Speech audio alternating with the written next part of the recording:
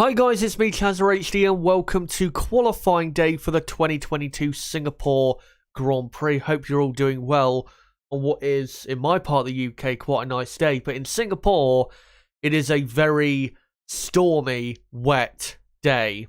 And at the Marina Bay circuit, from what I saw about 40 minutes or so ago, the circuit is absolutely covered in running water. And it's just, it's an absolute mess, the circuit, from what I saw at the end of the W Series qualifying session. If you didn't know what the W Series is, it's the women's only series.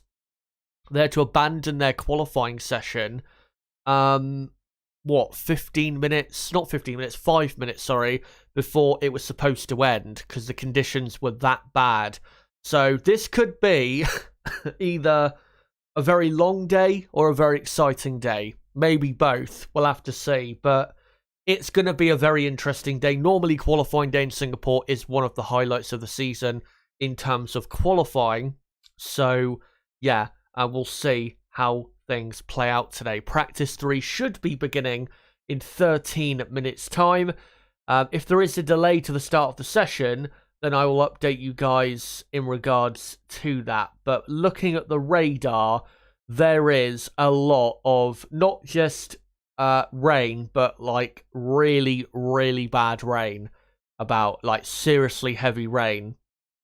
I wouldn't see the cars going out at all for practice 3. But now, Sky F1 have started their coverage for the session.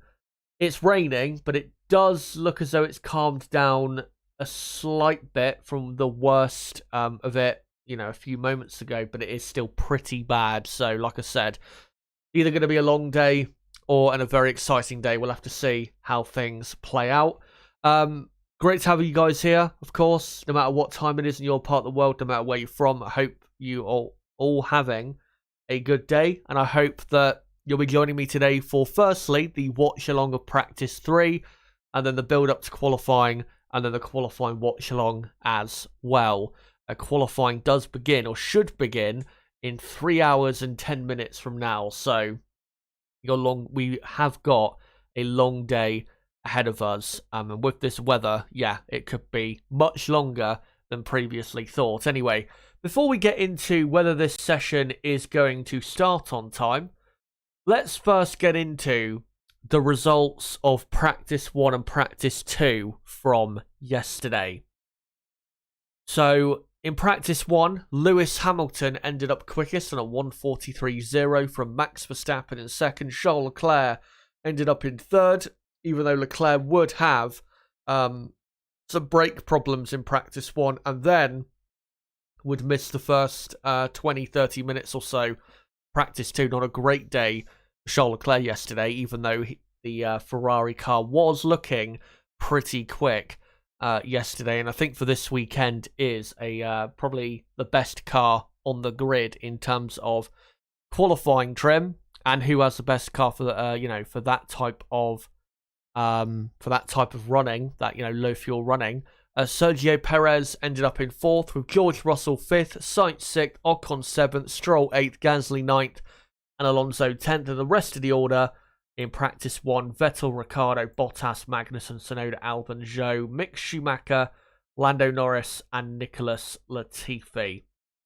And then in Practice 2, we got a bit of an idea of what the pecking order is for this weekend, in the dry at least. Carlos Sainz ended up quickest for Ferrari, 0.2 of a second quicker than teammate Charles Leclerc, who was in second place. George Russell was then in third, with Max Verstappen 4th. Verstappen, though, only did 8 laps in Practice 2 yesterday, with Hamilton in 5th, and then Ocon, Bottas, Alonso, Perez, and Stroll completing the top 10. And the rest of the field, Norris, Vettel, Magnussen, Gasly, Zhou, and then Albon, Tsunoda, Ricciardo, Schumacher, and Latifi. But coming out of Practice 2 yesterday, and after my qualifying preview that I did last night, make sure to check that out if you haven't already, before we get into qualifying properly itself. I did go through what my what I think the pecking order is going to be for qualifying today in the dry, And for me, Ferrari are the team to beat in qualifying today. Even in wet conditions, I think their car is too good. Even in wet conditions, we saw that at Silverstone, for example. They were very quick there. Obviously, Carlos Sainz got pole position. Charles Leclerc ended up third, but probably could have got pole himself. And Ferrari, yeah, were very quick in the wet conditions. And even in the wet conditions in Monaco, before they made their strategy mistakes, Ferrari were pretty quick compared to the rest of the field. So I still think Ferrari are the team to beat even in the wet. And then I think Red Bull will improve today, and I think Max Verstappen will be Ferrari's main challenger for pole position. And then I think it'll be the two Mercedes after the, say, Verstappen and the Red Bull. Perez will improve from where he was in practice, in practice 2, and he was in obviously P9. He won't be quite that bad today. And yeah, I think it'll be Ferrari, then Verstappen, then the two Mercedes, and then Perez. I think that's what the pace is looking like for the top 3 teams or the top 6 drivers/cars. And then for the midfield, I would say Alpine are the quickest team from the midfield pack, and they're the team to look out for if they're going to cause, or if any midfield team is going to cause a surprise today, especially those two drivers who are pretty good in wet conditions. And then McLaren weren't too great yesterday, but I think they'll improve on how they did in practice yesterday. I don't think they'll be quite that slow in qualifying. Aston Martin are looking pretty quick. Alfa Romeo also looking impressively quick. Valtteri Bottas P7 in practice too, so looking good for Alfa Romeo. And then, yeah, AlphaTauri, Haas, and Williams appear to be the 3 slowest teams from what I can see so far this weekend. Of course, though, in wet conditions, it's not going to play out totally in that way. I'm sure there'll be some differences today. And if it does dry up for qualifying, the track evolution is going to be mental around this track. I mean, it normally is pretty mental, track evolution, but yeah, if it does dry out at some point, the track is going to ramp up and get so much quicker with each lap. So we'll see how things go today. But we've got, what, 7 minutes? Just under 7 minutes to go now until practice 3 gets underway at the Marina Bay circuit. And yeah, from what I can see, it is raining still pretty heavily. I'm not sure if there's been any news in regards to the session being delayed or not, so I'll try and have a quick look on Twitter. Just want to say, though, if you are new to the channel, don't forget to subscribe for more content like this, because we do on this channel practice 3, qualifying and race watch-alongs for every Grand Prix in 2022, so make sure to subscribe if you haven't already. And also, if you have not already, don't forget to smash the like button on this video. Yeah, let me look at Twitter to see if there's any news in regards to the session possibly being delayed, which I think is definitely possible, to be honest. Yeah, just seeing if I can find any news at the moment. I can see people tweeting about, you know, how heavy the rain was at the end of the W Series qualifying session, but can't see any news in regards to a delay. And no, can't see anything at the moment. So I'm assuming the session is going to start as planned, which is good. At least, you know, that is something. Because my worry when I was watching the end of the W Series race, not race, qualifying session, which again was abandoned, I think 5 or even 6 minutes before it was supposed to end. My worry is that it would, that the practice 3 session wouldn't be able to get started on time. Just seeing now, though, the safety car out on track doing a lap around the track to see if the conditions are safe enough for the session to start on time. And, well, looking at that live shot of the final corner, it does look a bit drier than than it did. And one thing we do have to remember as well is if it does stop raining and doesn't rain again, which, to be honest, looking at the weather forecast, I'm not sure if that's going to happen. If it does stop raining, because of how humid and hot Singapore is, it will dry up pretty quickly, even though we're heading for nighttime. So, yeah, we'll see when it comes to that. As the F1 intro is now playing, and we're about 4 minutes away from the beginning of the session. So get ready, guys, for what's going to be a very tricky practice session. And I wouldn't be surprised at all if it was delayed to start the session. And I also would not be surprised if we had a couple red flags, to be honest. Or either heavy rain or accidents. Because we've never had... The only time we've had wet running around this track is the first 15, 20 laps of the 2017 Singapore Grand Prix, that infamous Grand Prix where obviously Vettel, Raikkonen and Verstappen had that massive accident with Alonso as well, and Hamilton took the victory that day, and that was the race that really turned the tide in Hamilton and Mercedes' favour in 2017. That was the only time it's rained for a Formula 1 session. So, yeah, if it rains really throughout this session and for qualifying and even the race tomorrow as well, then it is going to be a very, very tricky weekend for the drivers and very exciting for us because it will throw up a bit of a mixed field. And just to let you guys know, the 3 tyres on offer this weekend, the 3 softest compounds, the C5, C4 and C3. And if they do go on to dry tyres, then yeah, in the race at least, looking after those tyres will be absolutely critical with them being so soft.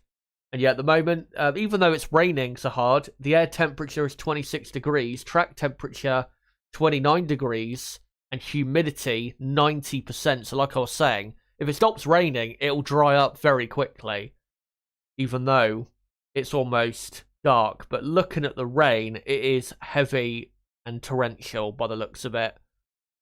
So, yeah, I guess we'll see in regards to whether this selection, what the fuck am I talking about? Whether this session is delayed or not. But if it is, guys, make sure in the live chat to post any comments or questions that you have for me, or if you want to continue the discussion about the alleged violation of the budget cap restrictions by Red Bull and Aston Martin. If you want to talk about that, then make sure to post your comments in the chat, because I wouldn't mind continuing the discussion on that we had last night. And yeah, no sign still in regards to the session being delayed.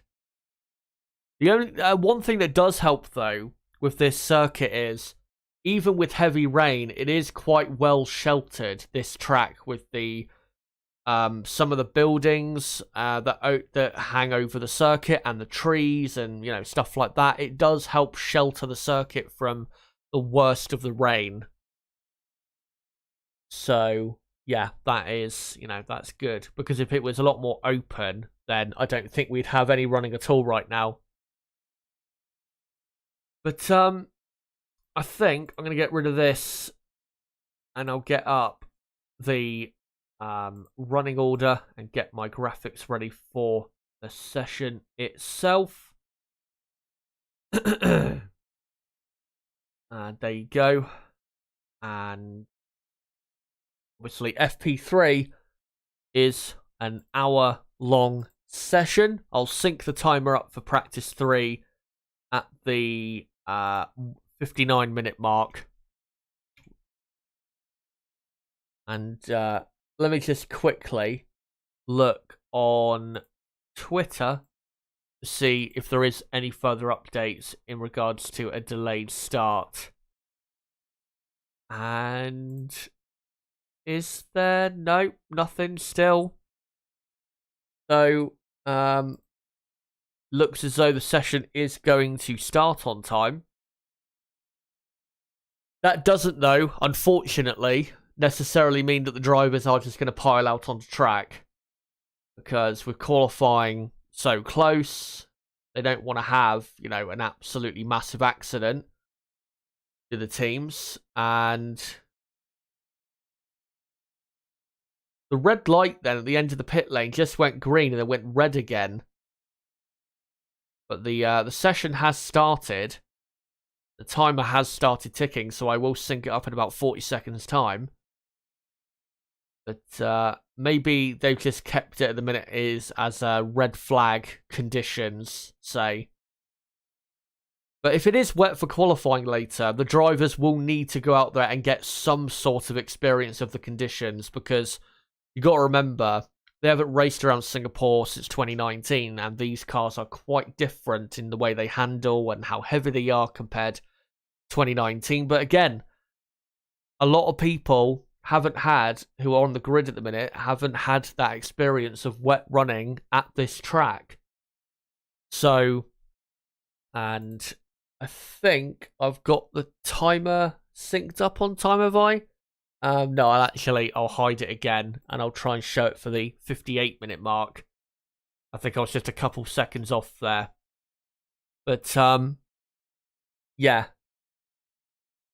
The drivers will need to get out there at some point and get some running, because you need, some sort of experience in these conditions going into qualifying. The worst thing to have going into a qualifying session is, no real confidence in the conditions and no real knowledge of what you're going to be facing out on the track.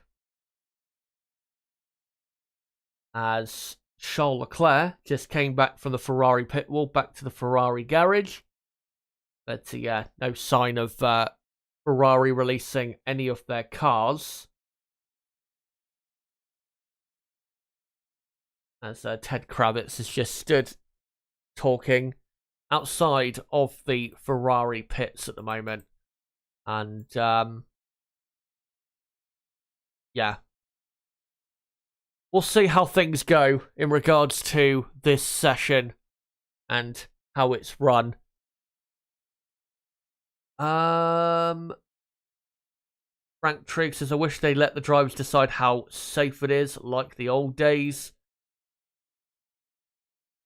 I see your point, but I think that's why they let the safety car go out there, because obviously the guy who drives the safety car, Bert Mylander, he knows, he's a racing driver, or has been a racing driver, I'm pretty sure himself. He'll be able to give good feedback that the drivers trust about the track conditions. Obviously, what he's driving in the safety car is different to what the drivers drive with the F1 cars. But yeah, I think the information he'll be giving, or would have given, is more reliable than others. And yeah. When I can, I will sync the timer on screen, because the session has started, but there is no one coming out on track. And from what I can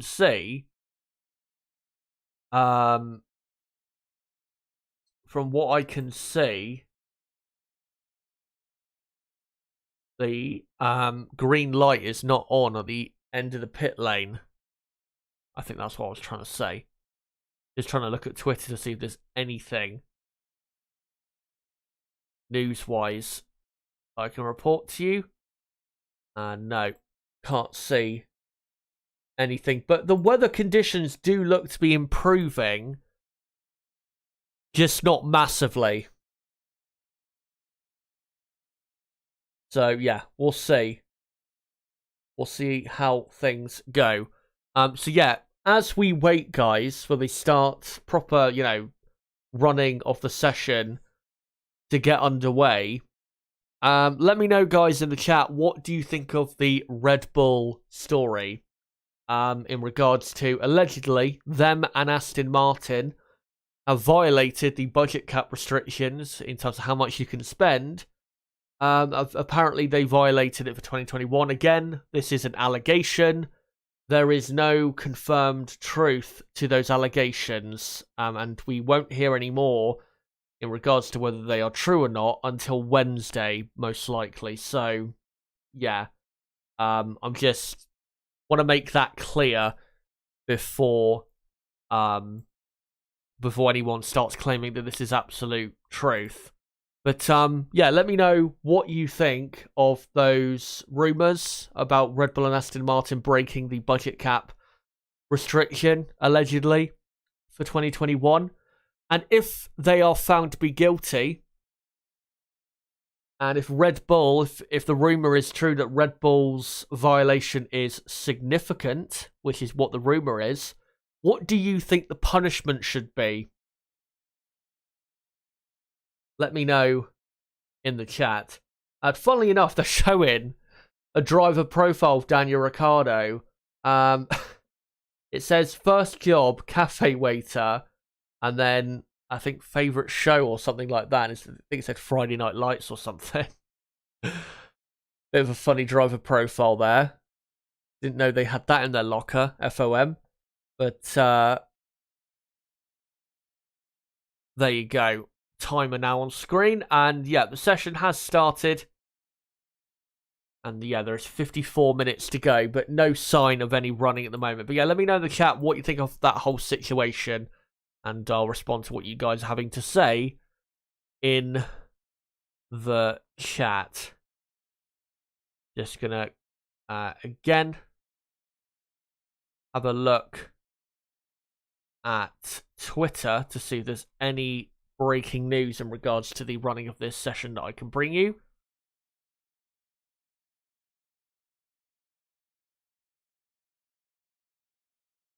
And no, still nothing, unfortunately. It's a bit weird how the session has started, but there's no running, and I don't think the green light is on the exit of the pit lane, so it's like, you know, what is exactly going on? Hard to tell, to be honest. But yeah, let me have a look to see what you guys are saying in the chat. Cam Wallace says it's funny how Horner last year always accused Mercedes of cheating. Now we know it was just projection. It's Red Bull who cheat. Again, allegedly, we don't know for sure. We'll see on Wednesday, when apparently Wednesday is when it will be reported by the FIA, this whole situation, you know, what's happened and what's gone down. So yeah, we'll see. And so the safety car, I think it's just done a couple laps around the track, and is he going out again, the safety car, to test the track conditions? Yes, he is, but Mylander is in the safety car going out again to test out the conditions. So yeah, I mean, on the exit, the pit lane, there is a lot of standing water. A lot of standing water. But after that, on the exit, it doesn't seem to be that bad compared to what it was like. And then through turn 5, I think that is, 4 or 5, it looks to be okay. On the exit of the corner, there's a lot of standing water, but it is looking a bit better than it was. But yeah, in some of the acceleration zones, there are some big puddles, which really could affect things. Rooksfoot, are ground effect cars more dodgy hitting standing water compared to old aero style? Asks Rooksfoot. I don't honestly know, to be honest. We'll have to see. I've just seen Felipe Massa's in the Ferrari garage, which is good to see. Never really had a good history around this track with his results. Obviously had that infamous incident in 2008, the first ever Singapore Grand Prix, where he got pole by quite a margin and was leading comfortably. And then at his first pit stop, the Ferrari mechanics couldn't get the fuel rig out of his car, and then he drove away. And that's the infamous scene of him driving with the fuel rig still stuck in his car. And that cost him really the championship, and obviously the Nelson Piquet deliberate crash as well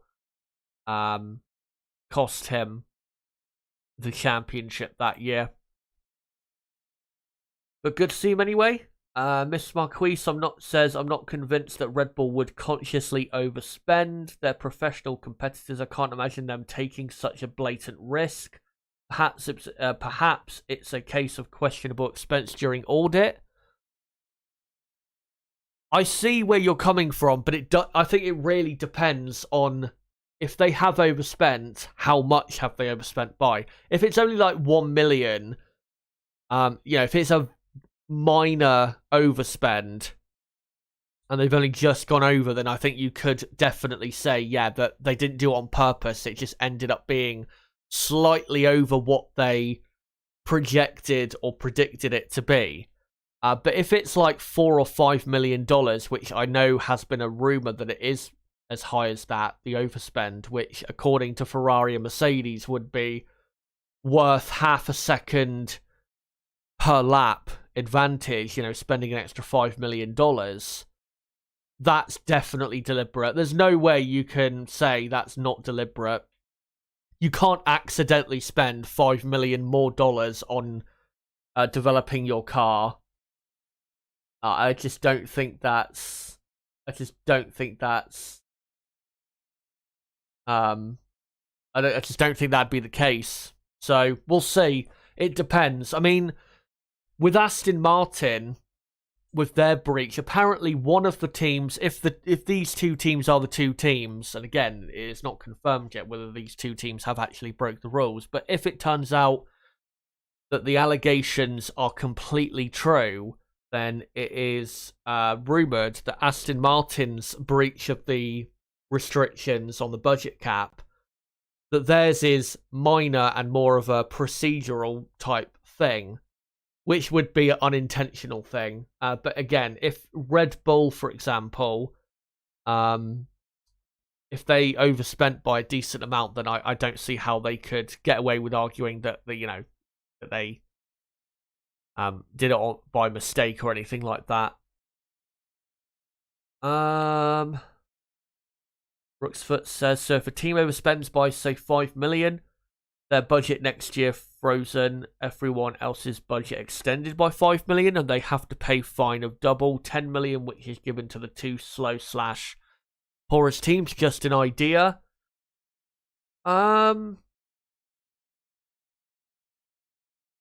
Yeah, I think, yeah, you could do that. I think that's possible. Ken Wallace says, if Red Bull are guilty, then they cannot just be fined because the cost cap would be dead. Indeed. If they've gone over, then they have to be properly punished. At the very least, constructors' points needs to be deducted. That has to happen.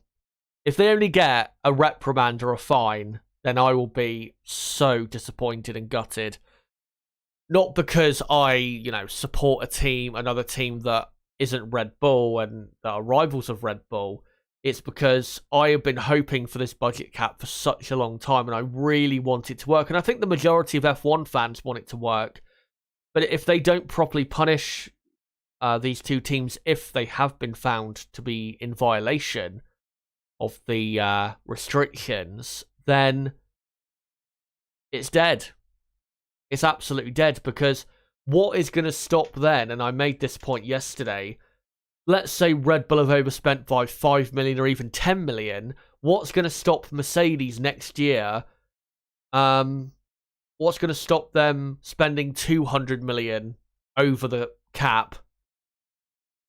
Because, even if they get a harsher punishment than Red Bull, if Red Bull, have been found in violation, then Mercedes can just argue, well, you've set a precedent by, fining Red Bull for a significant breach of the restrictions. So, yeah. I mean, honestly, sorry, my throat just cut out there.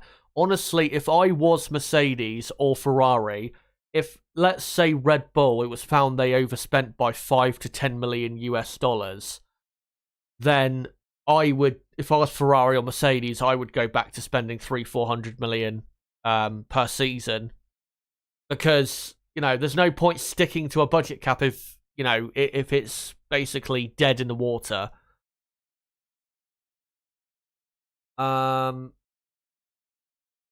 Forrester calls a sad face now the game of how good the Sky News commentators are at making up convo begins. Waltz Chen says if Toto cheats, it's okay. I mean, it does kind of work like that at times, where, you know, where one team principal is accusing another of cheating. It, you know, it does kind of work with all team bosses. It's not just a Toto Wolff thing.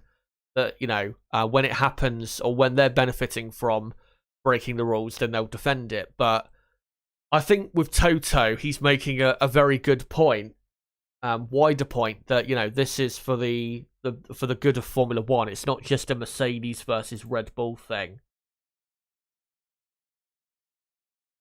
But to be honest, I mean, I can't think of anything Toto Wolff has done that is, you know, cheating or breaking the rules.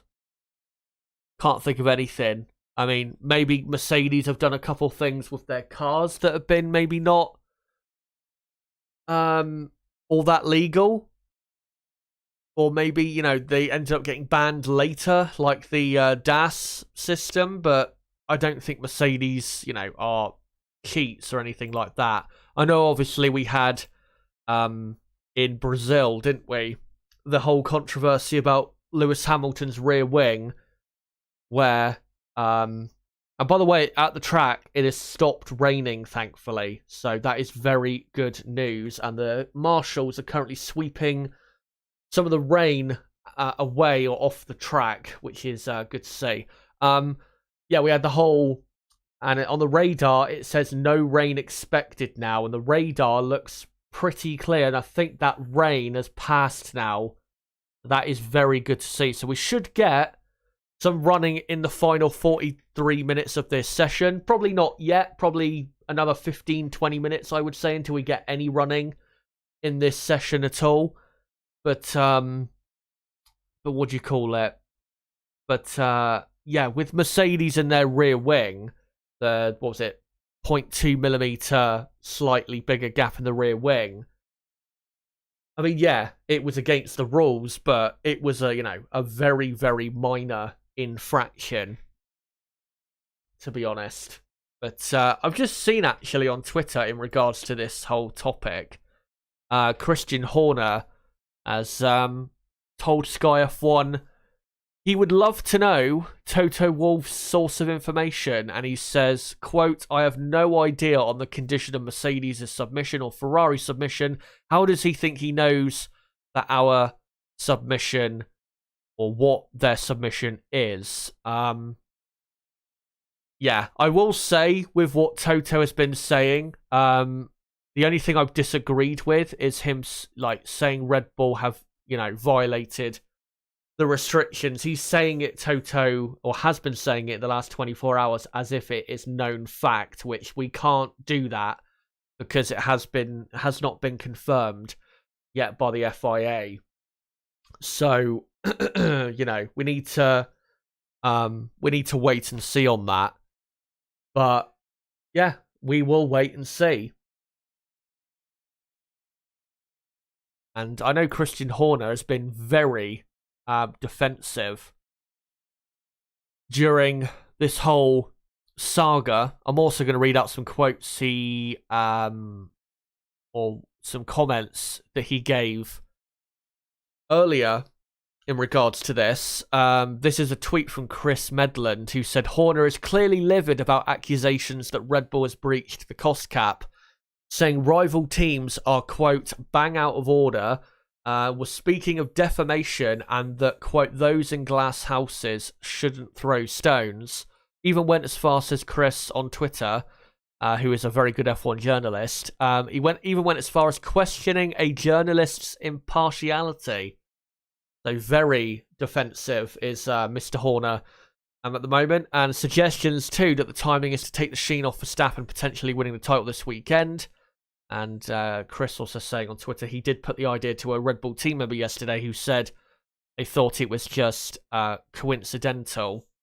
And then Chris also said Wednesday can't come or cannot come soon enough, which is, yeah, absolutely true. But, yeah, we will see. That's the only thing I can really say in regards to is it true or not, is we will see. Obviously, if you remember with the, what do you call it?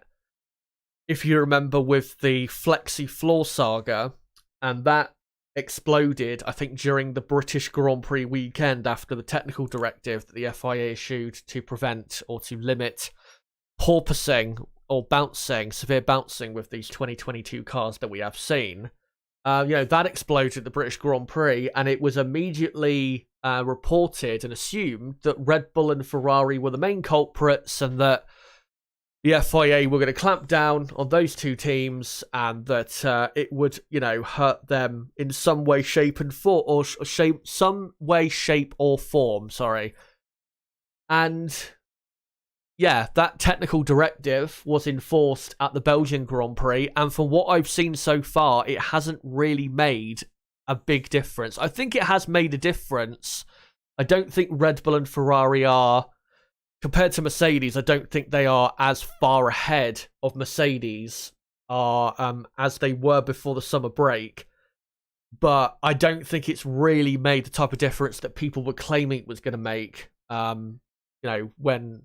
before we got to the Belgian Grand Prix, where people were just expecting Mercedes to suddenly turn up and start winning races dominantly from Red Bull and Ferrari, which was quite silly, to be honest. But yeah, we'll see what happens. Maybe the two teams in question, maybe there isn't two teams in question. Maybe it's just one team. Maybe it's three teams. We'll have to see. The FIA has been very strong on, or in their statement from last night, in saying, they don't want any outside speculation to affect their investigation. So yeah, we'll see what happens with that. Let's see in the chat some more comments. Is Sky F1 have gone to an ad break, and yes, still no running on the track, but I think we are going to get some running pretty soon, probably in the next 15 to 20 minutes or so. Given how the track is improving and drying up, I don't think we're going to get no running. I don't see what the benefit would be for the teams having no running at all, because you go into qualifying having had no running on a green track. That is not good, to be honest. They'd want to get some sort of running in, and also just to test their, the cars working. There's no little gremlins or sensor problems and stuff like that. So I think we will get some running before the end of practice 3, as we've got 37 minutes to go in this session.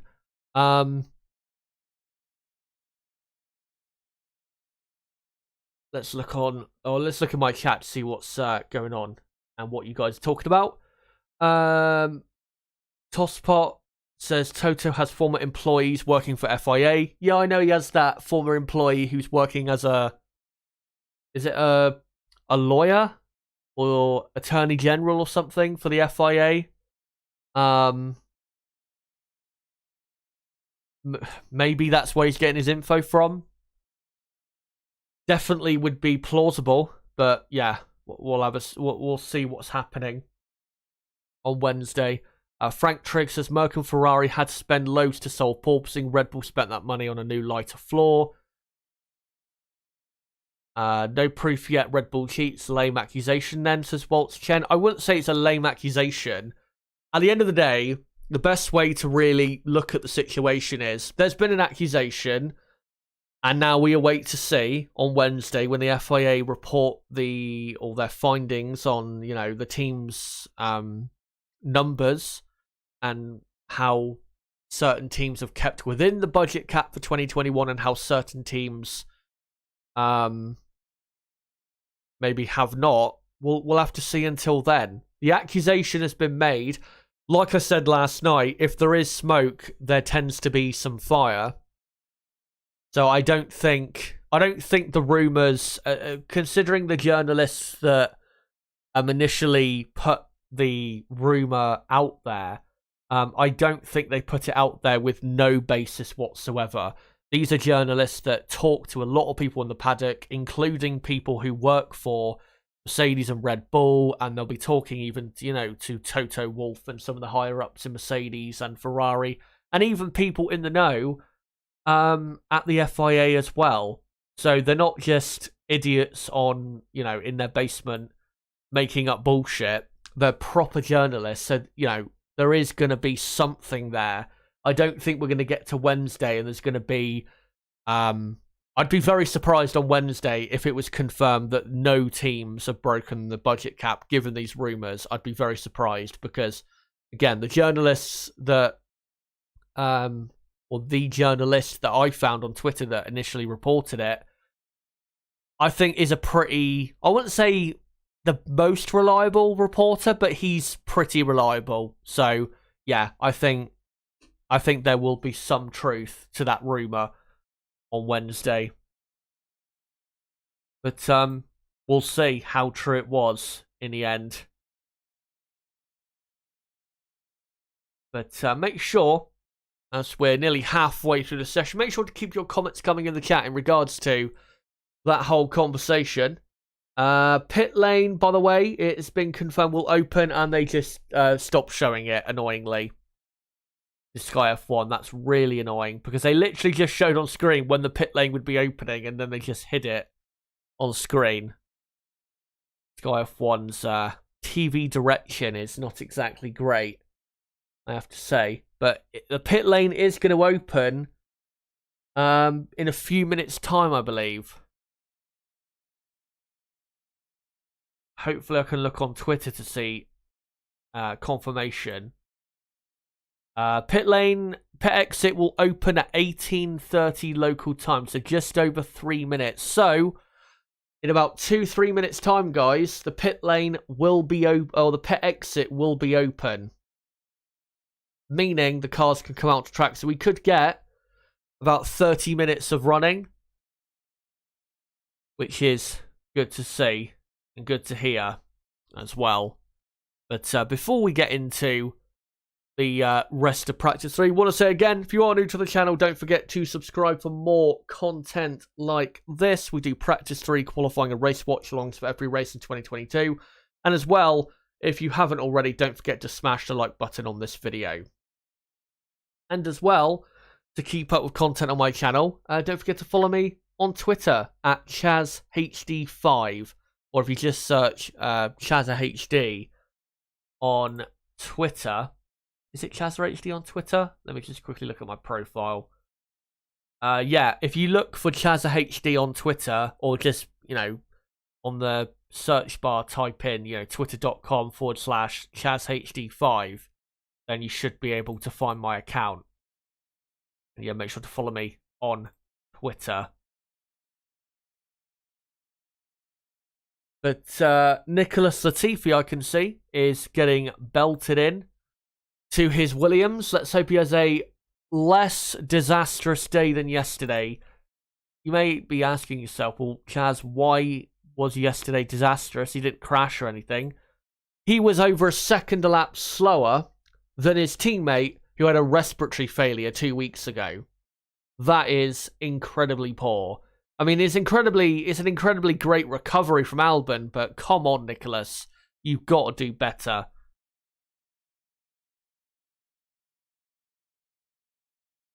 As Charles Leclerc gets into his Ferrari, it looks as though we are going to get some running on track. Be interesting to see what tyres they go out on. Probably the intermediate tyres, to be honest, because there will be some damp patches around the track. We may get some dry tyres probably in the final 10 minutes or so. So this could be a very quick ending, or very topsy-turvy ending, rather, to the session. with the leaderboard and, drivers moving around all over the place. But if it is dry for the rest of the day, which by the looks of it, it could very well be, then the track evolution in this session, but also in qualifying, will be immense. And making sure you do your best laps at the last point or the latest time you can in the session will be the key, because you'll have the access to the most amount of grip on the track. So, yeah, the session is, it's been going for 30 minutes, but the green light is now on the exit of the pit lane. So the drivers are now allowed out onto circuit for about 30 minutes of running. Let me just have a look at Twitter to see if there's any, if there's any new news I can bring you guys. No, can't see anything.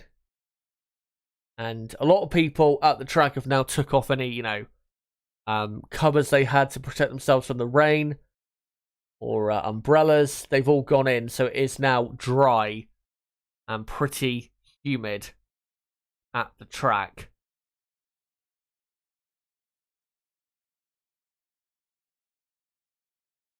And we're now looking on the TV broadcast at Pierre Gasly and his AlphaTauri. Of course, the AlphaTauri that has had a new update for this weekend. New front wing is on the AlphaTauri for this weekend's Grand Prix. And we haven't seen so far whether it has worked or not. So, yeah, we'll have to see in this session. And in qualifying, of course, whether that new front wing has actually improved their car. They did bring an update to the car in, I think at the French Grand Prix, did AlphaTauri, and that did improve the car, because they have had a couple points finishes since then, when before they were struggling to get anywhere near, really.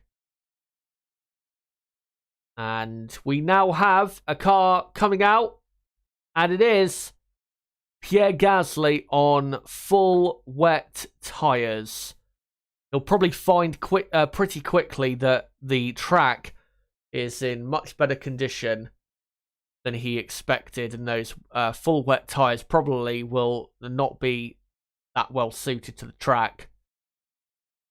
As, yeah, the track is wet, but it's not wet enough for full wet tyres. It's probably, I'd say, wet enough for just intermediates. But there is a couple puddles here or there, which could cause some trouble for sure. But it is drying out this track all the time, as Gasly is just coming through the lap and coming into turn 8. And there's a lot of puddles on the entry to turn 8. And a lot of oversteer Gasly was having there on the exit. Now into turn 9. And yeah, he's just trying to get a feel for the conditions. But yeah, the track, to me, I mean, there's certain parts of the track where, yeah, the full wet tyre will give the drivers some better grip. But I'd say most of the track is intermediate tyre condition. Especially on the more open parts of the track. Now that it is drying. As he's just coming down the final straight where we have DRS available between turn 13 and 14. And yeah, it's a lot drier towards that part of the lap. So, yeah. We'll see whether he comes back in straight away. He probably will, to be honest. I don't expect Gasly to, go for a flying lap or anything. As obviously now goes through turn 18 into 19, where it's completely dry because of the grandstand that goes over the top. And Gasly, is going to continue on. So Pierre Gasly will do a flying lap. And yeah, I'd say probably 70-75% of the track is in intermediate tyre condition.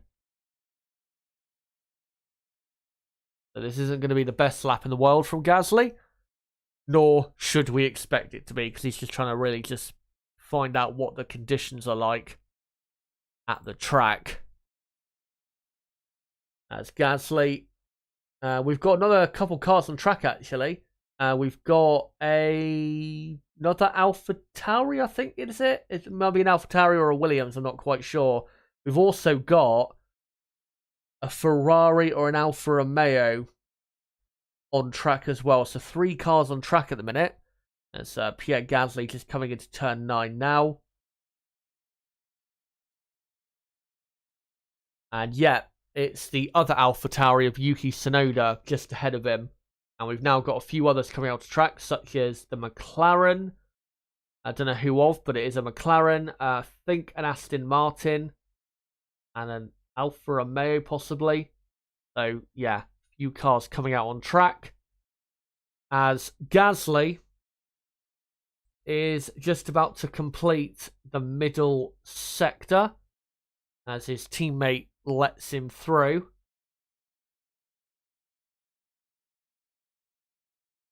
And Gasly should be completing his lap in the next, 30 seconds or so. As Pierre comes through turn 16 and 17, now into turn 18, where there's that big grandstand. Again, causes the drivers to then go underneath the grandstand to get to turn 19 from turn 18. And this is going to be a 2-minute 10 or 2-minute 15 type lap from Gasly, as the skies are actually going pretty clear over the Marina Bay circuit, and Pierre Gasly comes to the line and does a 2 minutes 9.8. So let me just update that quickly. So Pierre Gasly is quickest, and we should get a couple more flying laps on the board in the next couple minutes or so. But yeah, in wet conditions, let's say qualifying was in the wet. In these wet conditions, pole position would probably be in the 1:58 to 2 minute range, to be honest. So yeah, it'd become a pretty long lap, as Alfa Romeo asking Bottas how the track is. And he says, yeah, it's okay. No issues with the standing water. I actually think the Inters might be better. Yeah. Look at his onboard camera. The track is intermediate conditions, really. The intermediate tyre would definitely be the better tyre in these conditions. But they're not trying to go for the quickest lap possible right now, the drivers. If it was qualifying, they'd all be on intermediate tyres. I have no doubt about that. As Daniel Ricciardo is on a flying lap now, just coming through turn 5, I think that was. And Ferrari there just coming out. I think Max Verstappen is about to come out as well. And yet Ricciardo has gone 10th.5 quicker than Gasly in the first sector. Obviously Ricciardo, because he is doing his first lap of the session later, he'll have more grip as it continues to dry all the time. And Ricciardo, through turn 9 he went, and now comes into turn 10, where the Singapore Sling chicane used to be. And now through turn 11, 12, and into the hairpin of turn 13. And Max Verstappen is coming out on intermediate tyres, so clearly he has seen the track condition, or Red Bull have, and they've decided that intermediates will be the tyres of choice. Ricciardo now half a second down on Pierre Gasly for the lap after the second sector. And Ricciardo now just coming into the final sector. Will be interesting to see, though, with the amount of rain we had, just how much it does dry up the track between now and qualifying. Because when this session ends in 20.5 minutes' time, there'll be a 2-hour break. As you guys will know from my previous streams, we have like a 2-hour build-up between the end of practice 3 and the beginning of qualifying. There's, 2-hour break between the sessions. It'll be interesting to see how much the track dries up. Because there are still parts of the track where it is pretty wet, but there's other parts where it's, pretty dry, given what it was looking like some minutes ago. As Daniel Ricciardo, I think, just went into second position in the McLaren. And here's a replay of Ricciardo at turn 8, I think this is, and him just running a slight bit wide, and then firing the rear tyres up on the exit. And yeah, just losing the rear end a bit on the exit of turn 19 as well, where we saw in the dry yesterday in practice 2, so many times we saw drivers clipping the exit wall of turn 19. I don't know if it's these like heavier cars, they're just not accounting for that. But yeah, there were so many drivers that were clipping the wall there. Perez, Alonso, I think, Ocon, Leclerc. Yeah, so many people were clipping the wall. As Sky F1 have gone to an ad break, so I can't, unfortunately, at the moment, let you know what the pecking order is. But in a couple minutes, I will know once they come back from their break. But I did just catch a glimpse of Lando Norris being top of the timesheet. So currently, the top 3 is Norris, Gasly, Ricciardo, and then I think Mick Schumacher is in 4th. For Haas, and then Tsunoda, I think, is up there in 5th. We just, put those drivers up there.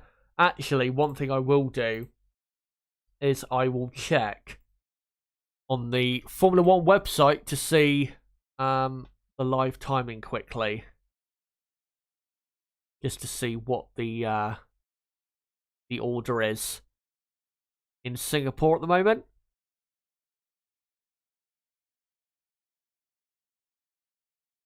And let me have a quick look. So yes, Norris, Gasly, Ricciardo, and then Schumacher 4th. Magnussen is in 5th. Let me just update that quickly. Magnussen up to P5, and then Albon is 6th for Williams, and then it is Yuki Tsunoda in P7 with Zhou in 8th, Bottas 9th, and then Latifi in P10. That is your running order currently in Singapore. I think Latifi actually has had his lap time deleted, as Carlos Sainz now goes quickest for Ferrari. As the big boys now get their first times on the board. Yes, Sainz up to 1st. And just 11 times at the minute on the board. We're waiting for Stroll, Vettel, Hamilton, Russell, Verstappen, Perez, Leclerc, Alonso, and Ocon. Alonso and Ocon have not even come out of the pits yet. I think the others I said haven't done a lap yet. Just on a lap. As Max Verstappen has now gone quickest on the intermediate tyres, 1.7 seconds quicker than Carlos Sainz, clearly proving that the intermediate tyres are better in these conditions. Verstappen quickest. And I'll get rid of that on my tab there, because we are now coming back from the ad break in a minute or so.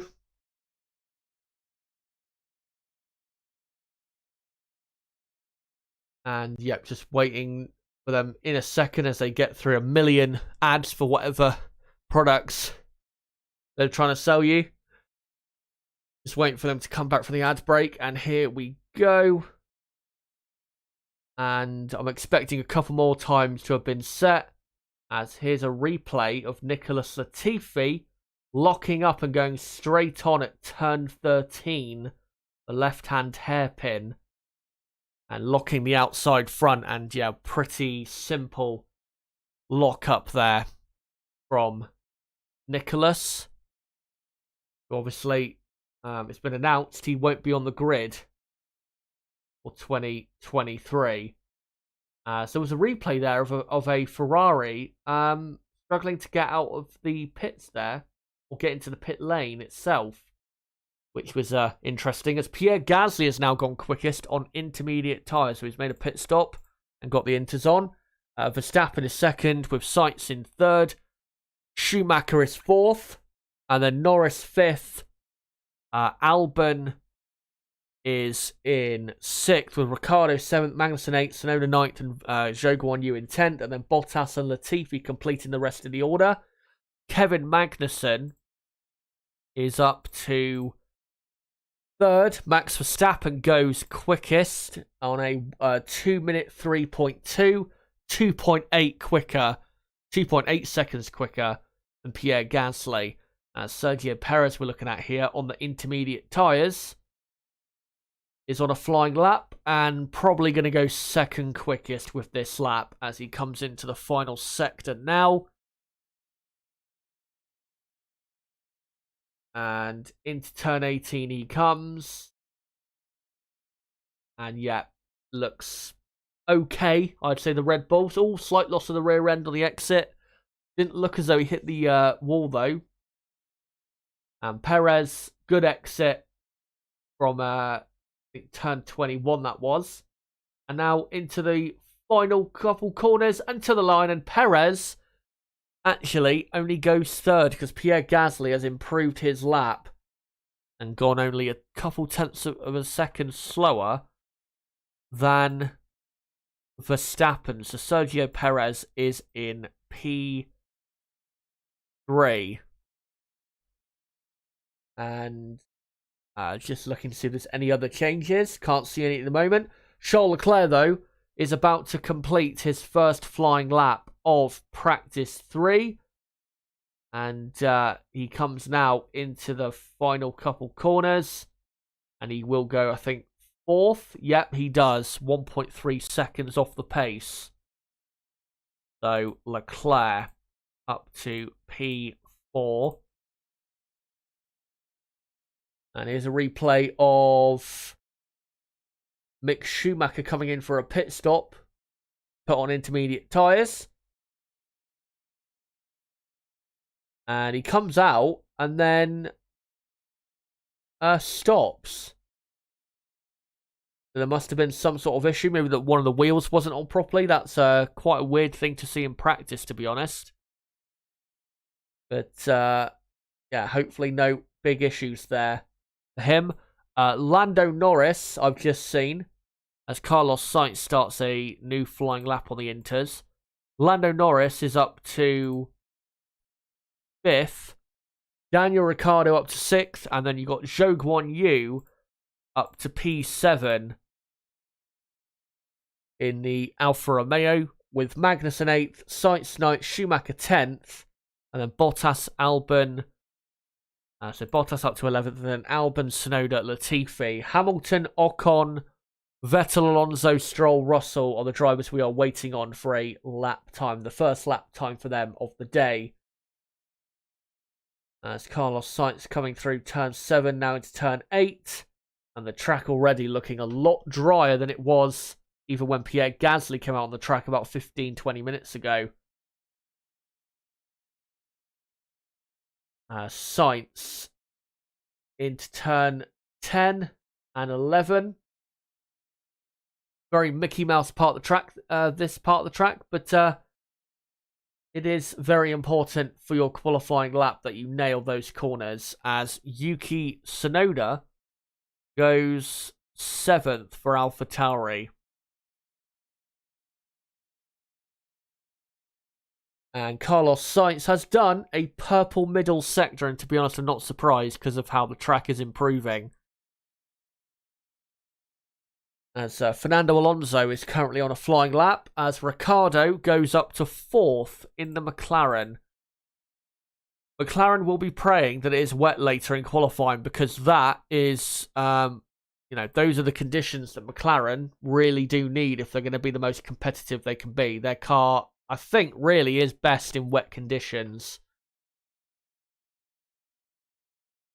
As Carlos Sainz coming through turn 23 now, and comes to the line and goes second, 0.06 of a second slower than Max Verstappen. So yeah, track improving quite a bit as Fernando Alonso goes all the way up to P6 in the Alpine, 2 seconds off the pace.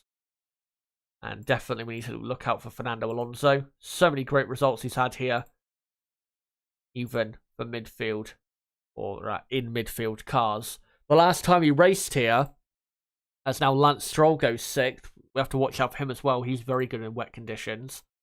The last time Fernando raced here, in 2018, he finished 7th in the McLaren. That was quite slow that year. So, yeah, Fernando, very good track record in Singapore, as, yeah, there was some sort of issue towards the rear of the car there. Yeah, I think the right rear tyre wasn't on properly. And did he get it tightened up eventually? Yes, he did. Or no, he didn't. He's shaking his head there. So, yeah, not great for Mick Schumacher. And Charles Leclerc now goes quickest for Ferrari, as Max Verstappen has done 2 purple sectors and is probably going to return straight away to the top of the timesheets. We'll see just how much quicker he goes. Yeah, Leclerc for the moment quickest from Verstappen in 2nd. Lando Norris is up to P5. And Verstappen, to the line he comes, and he goes 1.5 seconds quicker. And yellow flag in Sector 2, now green. So someone obviously went just off the track very quickly. But it is currently Max Verstappen quickest, with Charles Leclerc 2nd. Fernando Alonso is now 3rd for Alpine.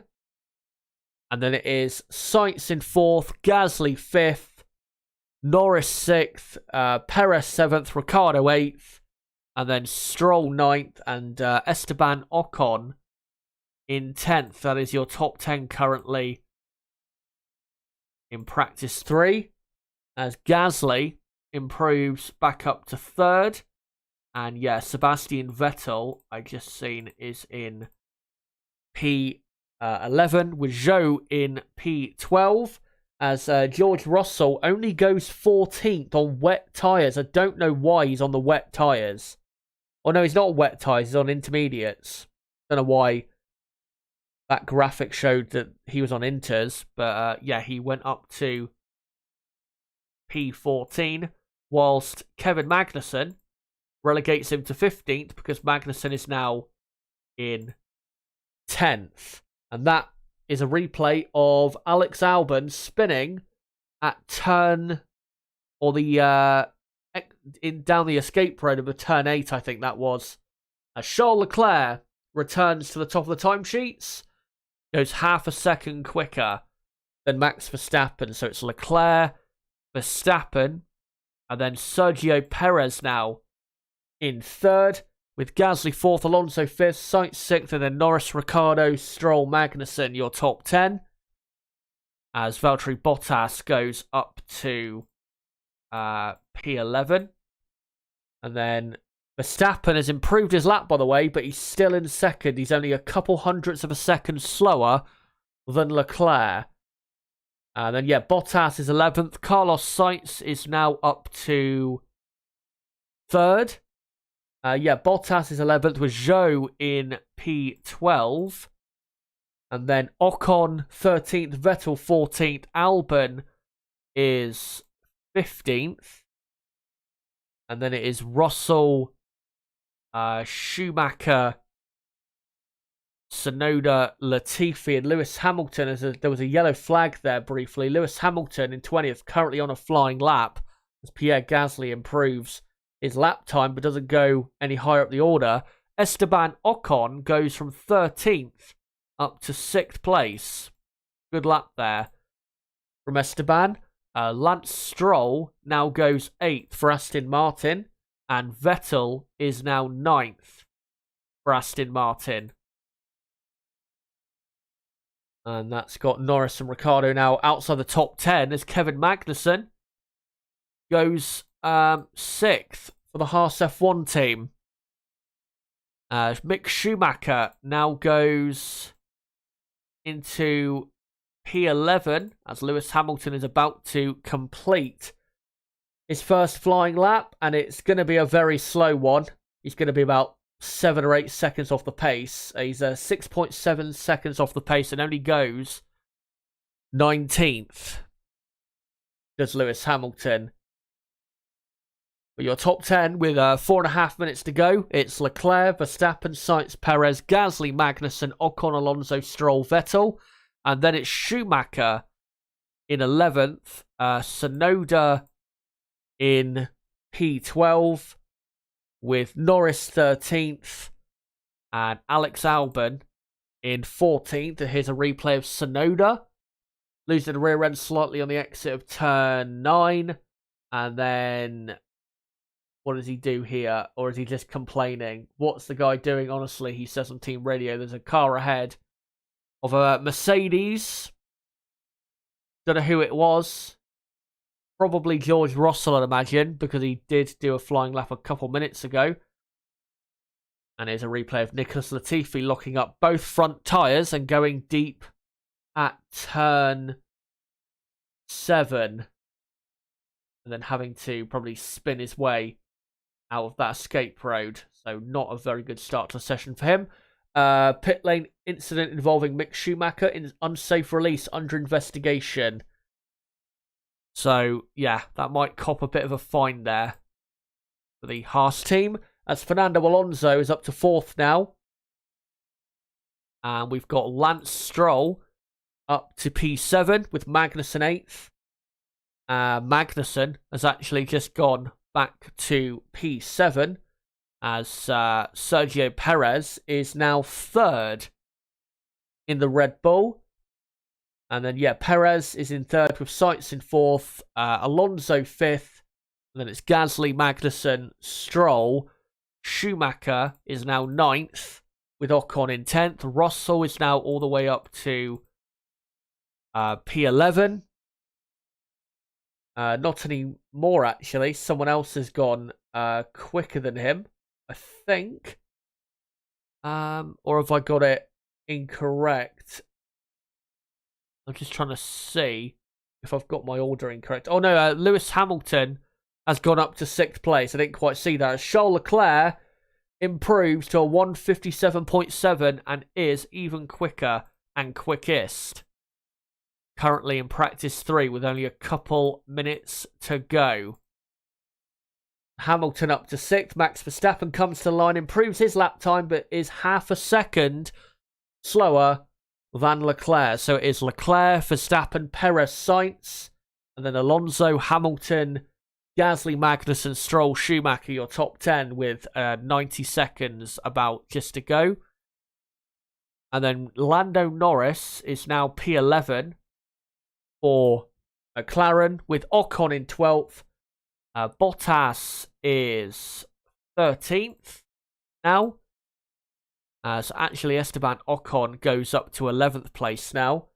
And then, yeah, Bottas is 13th with Ricciardo in 14th, with then Russell 15th, Zhou 16th, and then Vettel 17th, Albon 18th, Tsunoda 19th, and Latifi 20th. So finally, I've got the order bang on correct as we're in now the final minute of this session, and there's a bit of the track that is looking pretty dry around turn 7, turn 8. It is starting to look pretty dry.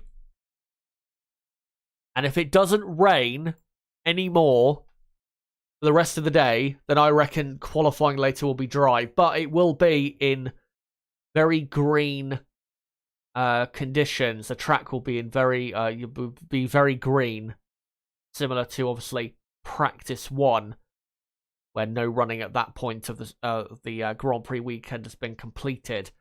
As Carlos Sainz, he's on a final flying lap. He's improved his first sector, but it's not a purple first sector, unfortunately.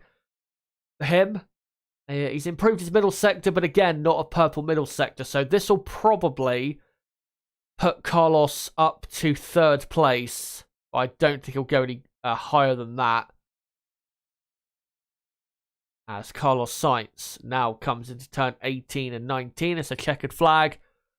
Is now flying, and Norris and Latifi and Verstappen have already met the flag. Ricciardo, with his final lap, jumps up to 6th place in the McLaren.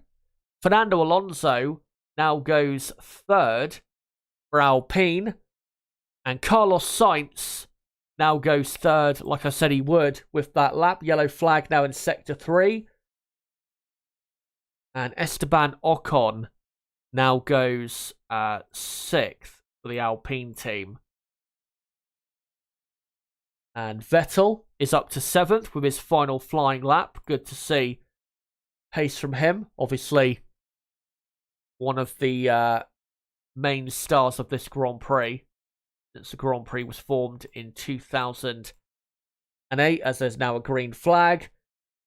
So yeah, Vettel is up to 7th, and then George Russell is up to P8, and there's a replay of probably what that was. I'm guessing Gasly went down the escape road at turn 18, and yeah, knew he was going to go wide. I thought better of it. Good driving there from Pierre not to turn in, because he would have ended up in the wall. As Lance Stroll now goes 6th for Aston Martin. And Magnussen improves to P11. Lewis Hamilton ends up in P12 as Alex Albon improves to 16th place. Yuki Tsunoda now goes 15th for AlphaTauri. And that is, I think, the whole order. So the finishing order, practice 3, is Leclerc, Verstappen, Sainz, Alonso, Perez, Stroll, Ocon, Vettel, Russell, Ricciardo. That's your top 10. And then it's Magnussen, Hamilton, Gasly, Schumacher, Tsunoda, Norris, Albon, Bottas, Zhou, and Latifi, guys. That is the final finishing order of practice 3. And let's just see a quick replay of the George Russell here at turn 7. Locking the inside front and deciding, like Gasly, better of it and going down the escape road, spinning his car back round.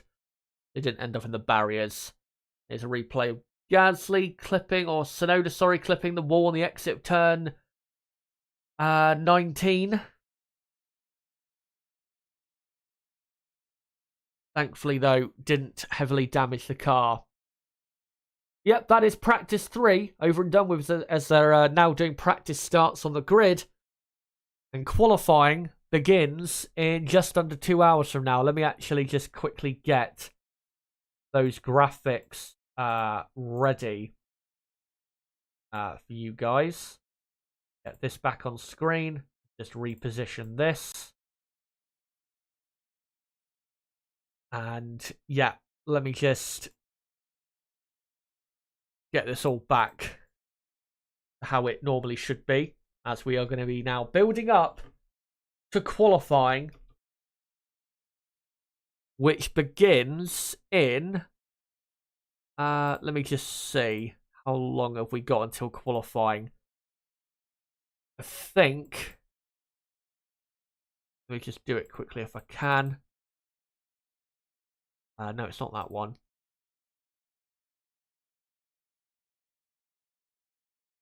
There you go. So 1 hour and 55 minutes to go, guys, until qualifying begins here in Singapore. And by the looks of it, it is going to be dry. There's a heat haze, actually, coming off some of the cars. I mean, they are very hot, but I think it shows that the humidity and the temperature is still pretty high. So, yeah, it's going to be dry, I think, for qualifying. But, yeah, what we're going to be doing is obviously what we do every Saturday qualifying day for a Grand Prix. We're going to be building up to the session itself, and I will be doing or showing a video of mine on screen as I'll take a little short break that will play in to some of the build up for qualifying that I'm going to have.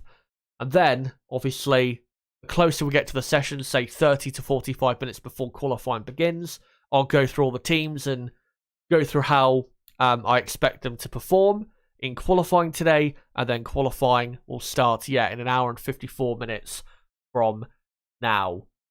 What I'm going to do quickly, though, is I am going to rename the stream, and I am going to post it back out in a couple places on my community tab, on my homepage, and also on Twitter. So just give me a couple minutes, guys, and then we'll get going with the build-up to qualifying. And yeah, let me just get this posted out in a couple places, and then I will play the video, the break video. And the video, by the way, is a video that I uploaded on Monday, but I actually recorded it as a part of a stream that I did a week after the Italian Grand Prix.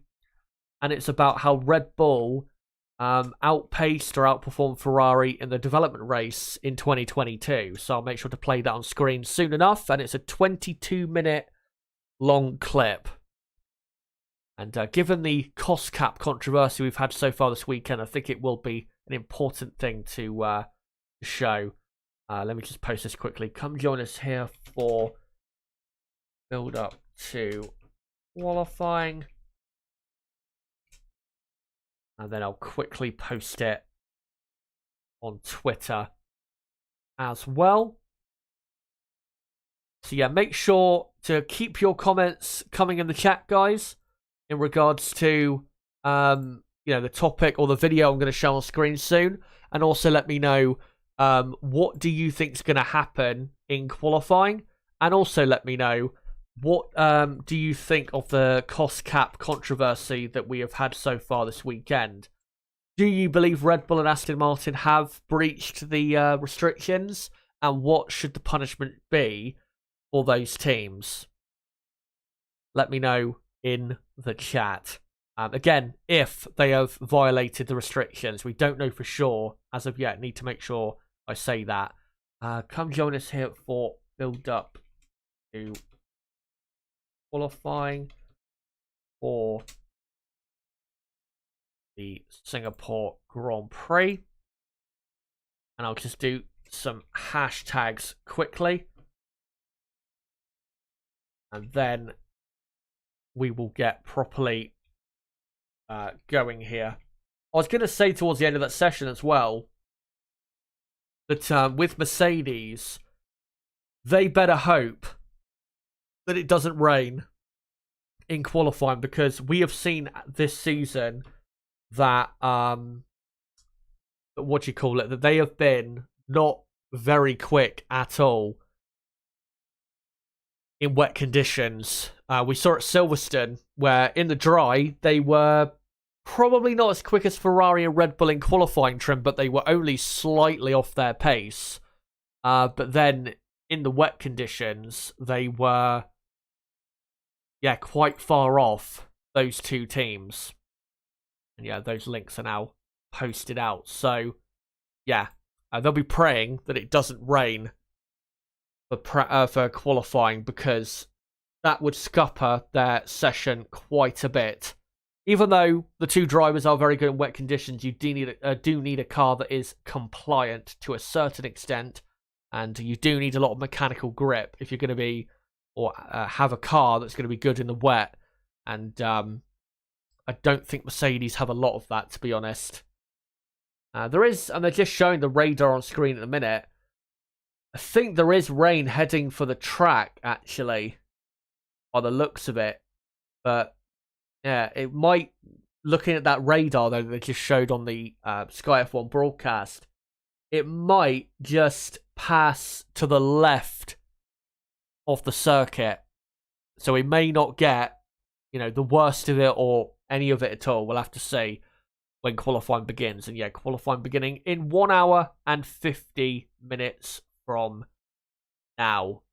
And good to see all of you in chat and all of you watching currently. I just want to quickly, though, play the video just to see if you guys can hear it correctly and see, if you guys, if you have no issues on your end. And then if you don't, then I'll make sure to play the video. So we just play it quickly.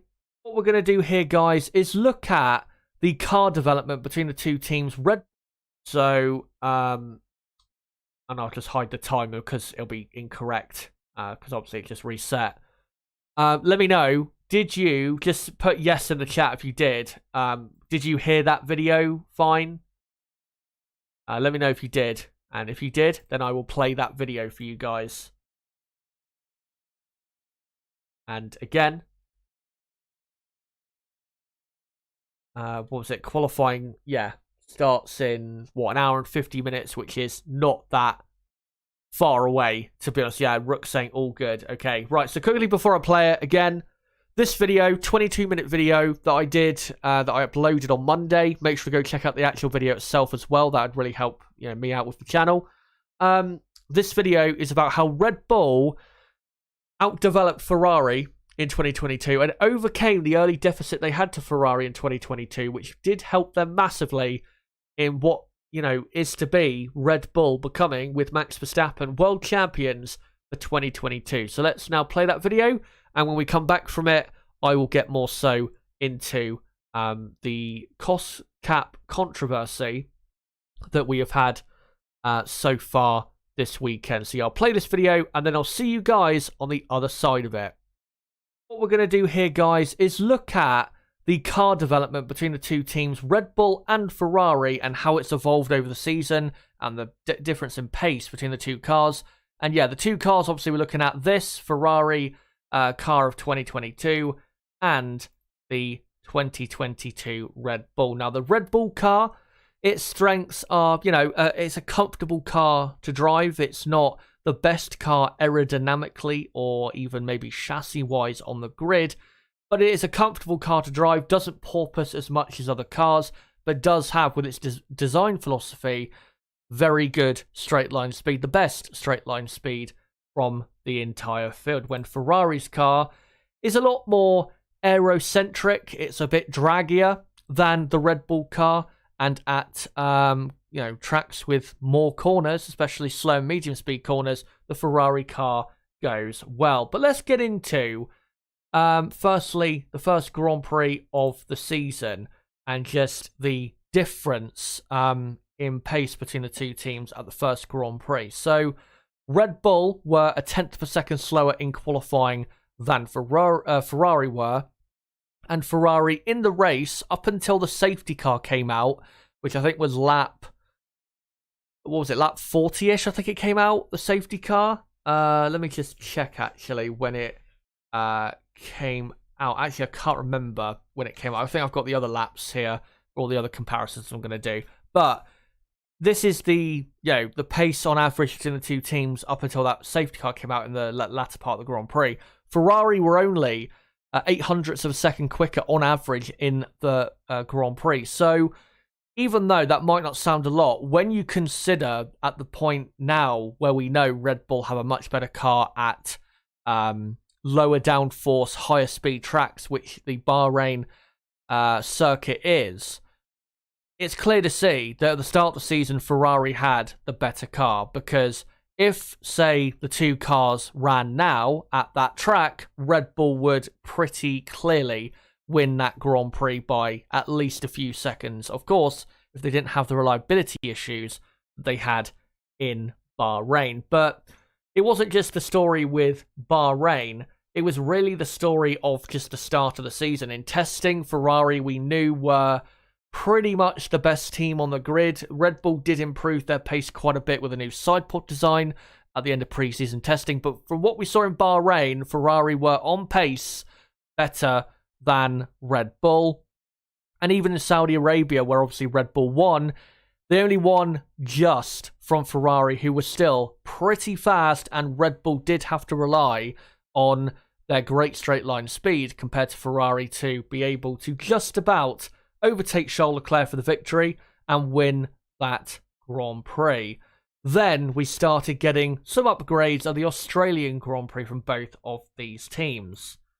Here you can see with Red Bull, they brought a new front wing end plate to the Australian Grand Prix. You can see the old there on the left-hand side and the new on the right-hand side. I'm pretty sure you will be able to see the clear differences in design here. Sorry, in design here.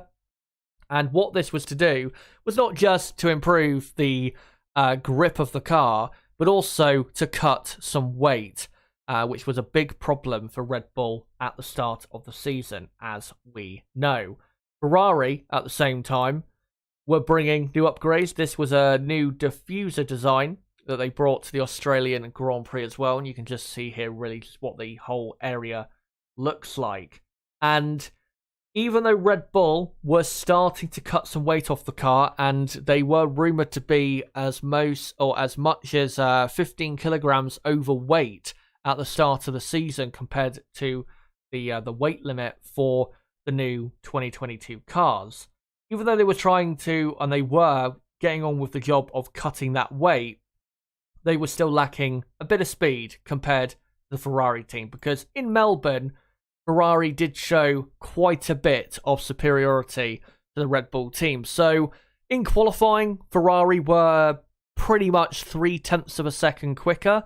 And then on average in the race, up until Max Verstappen's retirement, they were 1/4 of a second per lap quicker than Red Bull.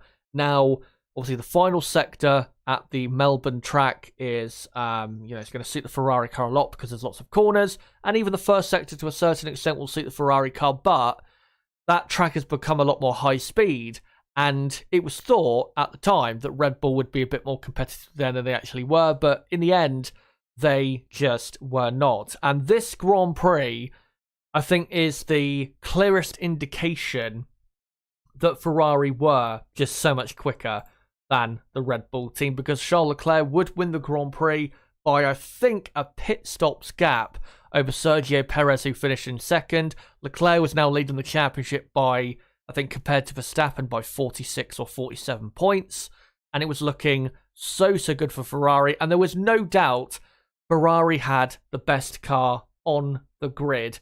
No real doubt about it. But then we got to the Emilia-Romagna Grand Prix, the race after. Here's an upgrade Red Bull brought to the splitter area of their car, a new winglet. But also at this Grand Prix at Imola, they started to significantly cut that weight at the Emilia-Romagna Grand Prix, where they did get a 1-2 finish and were quicker than Ferrari in the race. They were able this weekend to cut, I think, 5 to 7 kilograms of weight off the car. And by the time we got to the Spanish Grand Prix, which we'll get into in a moment, they were pretty much, maybe not the same as Ferrari in terms of weight, but they were about where they wanted to be in terms of their weight, and weren't too far away from where Ferrari were with the weight of their car. But once we got to the final Grand Prix before the proper European season started, obviously the Emilia-Romagna Grand Prix in Italy, but then we went back to America for the Miami Grand Prix. This was the pace difference now at the Miami Grand Prix between the two teams. Red Bull were 0.2 of a second slower in qualifying compared to Ferrari. Max did make a mistake, though, in his final run of Q3, so we don't quite know what he would have done with that final lap in qualifying. But then, on average, Red Bull were just over 1/10 of a second quicker than Ferrari in the race, and that is based on the lap times up until that final safety car of the Miami Grand Prix. And this is something we weren't seeing really up until this point, and even the Emilia-Romagna Grand Prix, where Red Bull were quicker and able to be quicker in the actual race itself compared to Ferrari. And they were also looking after their tyres a lot better. Ferrari was starting to struggle a bit more compared to that, or compared to Red Bull in looking after tyres. And it was definitely starting to swing more so in Red Bull's direction in terms of them improving their car a lot more than Ferrari and closing that gap, and now starting to get at least on equal terms with the Ferrari team, as Max Verstappen won, obviously, the Miami Grand Prix. But now let's get into at the Spanish Grand Prix, obviously a very important circuit for aerodynamics. Let's get into what the pace difference was at that Grand Prix, where we saw some upgrades there. So in qualifying, Red Bull were 0.3 of a second slower than Ferrari in qualifying, and on average during the race, up until Charles Leclerc's retirement, Leclerc was 0.2 of a second quicker than Verstappen on average up until his retirement. I know obviously Verstappen made a mistake, and then he was held up for quite a while behind, I think, his teammate and George Russell in the Mercedes, but there is no doubt about it, Ferrari were quite a bit quicker than Red Bull in Spain. And now we were coming to, say, more aero-heavy circuits in terms of the reliance more so being on aero, such as Spain, Monaco, Baku, I guess you could say to a certain extent. I know you have the very long straights there, but obviously the middle sector, they're very, very important in getting good lap time out of that track. We were starting to see Ferrari really showing just how good their car is when it comes to absolute pure downforce. And even though Red Bull's car was still improving and getting more some equal terms with Ferrari, it's a bit difficult to look at this time period in terms of Red Bull versus Ferrari, because in Spain, obviously, Leclerc retired from the race. Then in Monaco, it was a wet and then dry Grand Prix. We can't really compare the pace between the two different teams that much there. I mean, in qualifying, Ferrari were quite a bit quicker than Red Bull. Not really a surprise because of the type of track that Monaco is. Then, of course, in Baku, Leclerc and Sainz had a double engine failure. And then at Silverstone, Max Verstappen had a problem with debris getting in or damaging his floor, I think, of his car, which caused him to go a lot slower in the final 80% of that Grand Prix at Silverstone.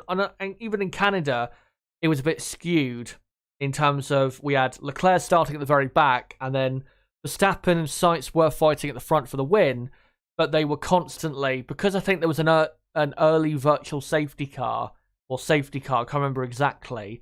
They were constantly, Verstappen and Sainz, varying on their strategies. One driver would be on fresher tyres, and suddenly the other driver would be on fresher tyres. It was never the same. So it's pretty difficult, like I said, to look at the pace difference between the two cars during this period because of all those variables that were happening at the time. I just want to show this as well. This was a rear wing mirror update that Ferrari did bring, I think, at the British Grand Prix. So Ferrari were still bringing upgrades, but Ferrari's strategy in 2022 has been really just to maximize what they have rather than slapping loads of upgrades or as many upgrades as they can on the car. We'll get onto, though, why that strategy maybe hasn't worked out so much, but also an upgrade they did bring to the French Grand Prix and how that did actually affect their pace in, say, the races closest to us in this 2022 Formula 1 season. But what we will do is compare the Red Bull and Ferrari teams and the pace they had compared to each other for the Austrian Grand Prix. The Austrian Grand Prix, obviously, is a power circuit, and you'd think that Red Bull would have dominated that Grand Prix, how they've gone as of late at those type of circuits, and also how they've gone most of the season at higher speed circuits. But in qualifying, Red Bull were only a couple hundredths of a second quicker in the Friday qualifying we had that week, and obviously we had the sprint race on the Saturday. But in the race itself, Ferrari, on average, were a tenth of a second quicker than Red Bull in the race. Obviously, lots of times during that Grand Prix, Ferrari were on either older and then fresher tyres. So when they were on fresher tyres, Ferrari were gaining quite a bit more than a tenth of a second on Red Bull on average during the Grand Prix. But Ferrari were definitely faster in that Austrian Grand Prix. There is no doubt about that.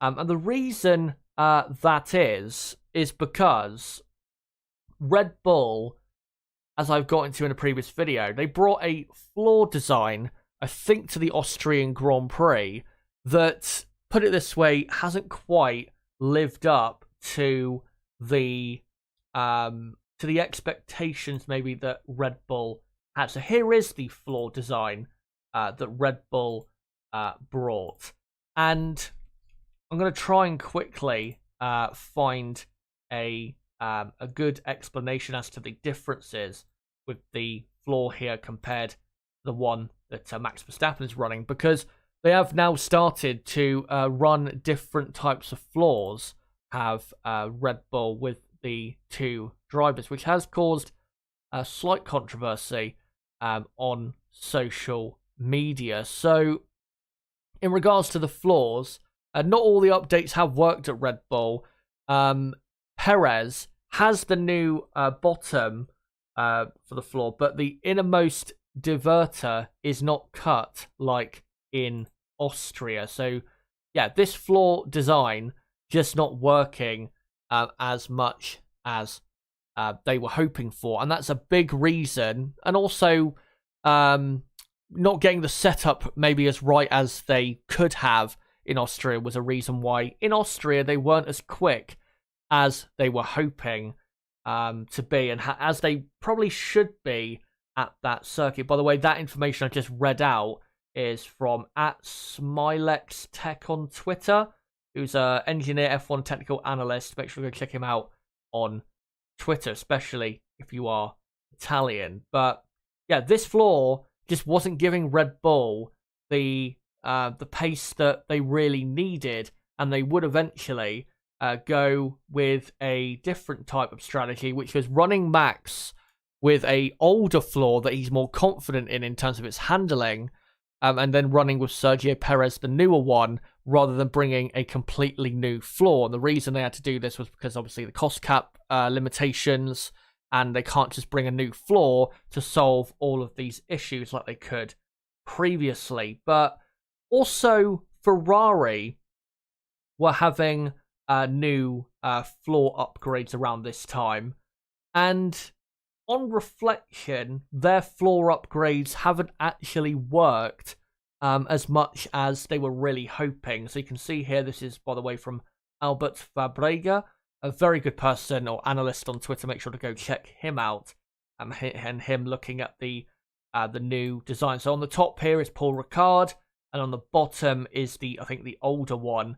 And if I just scroll back up, you can see differences in the shape of that particular part of the car.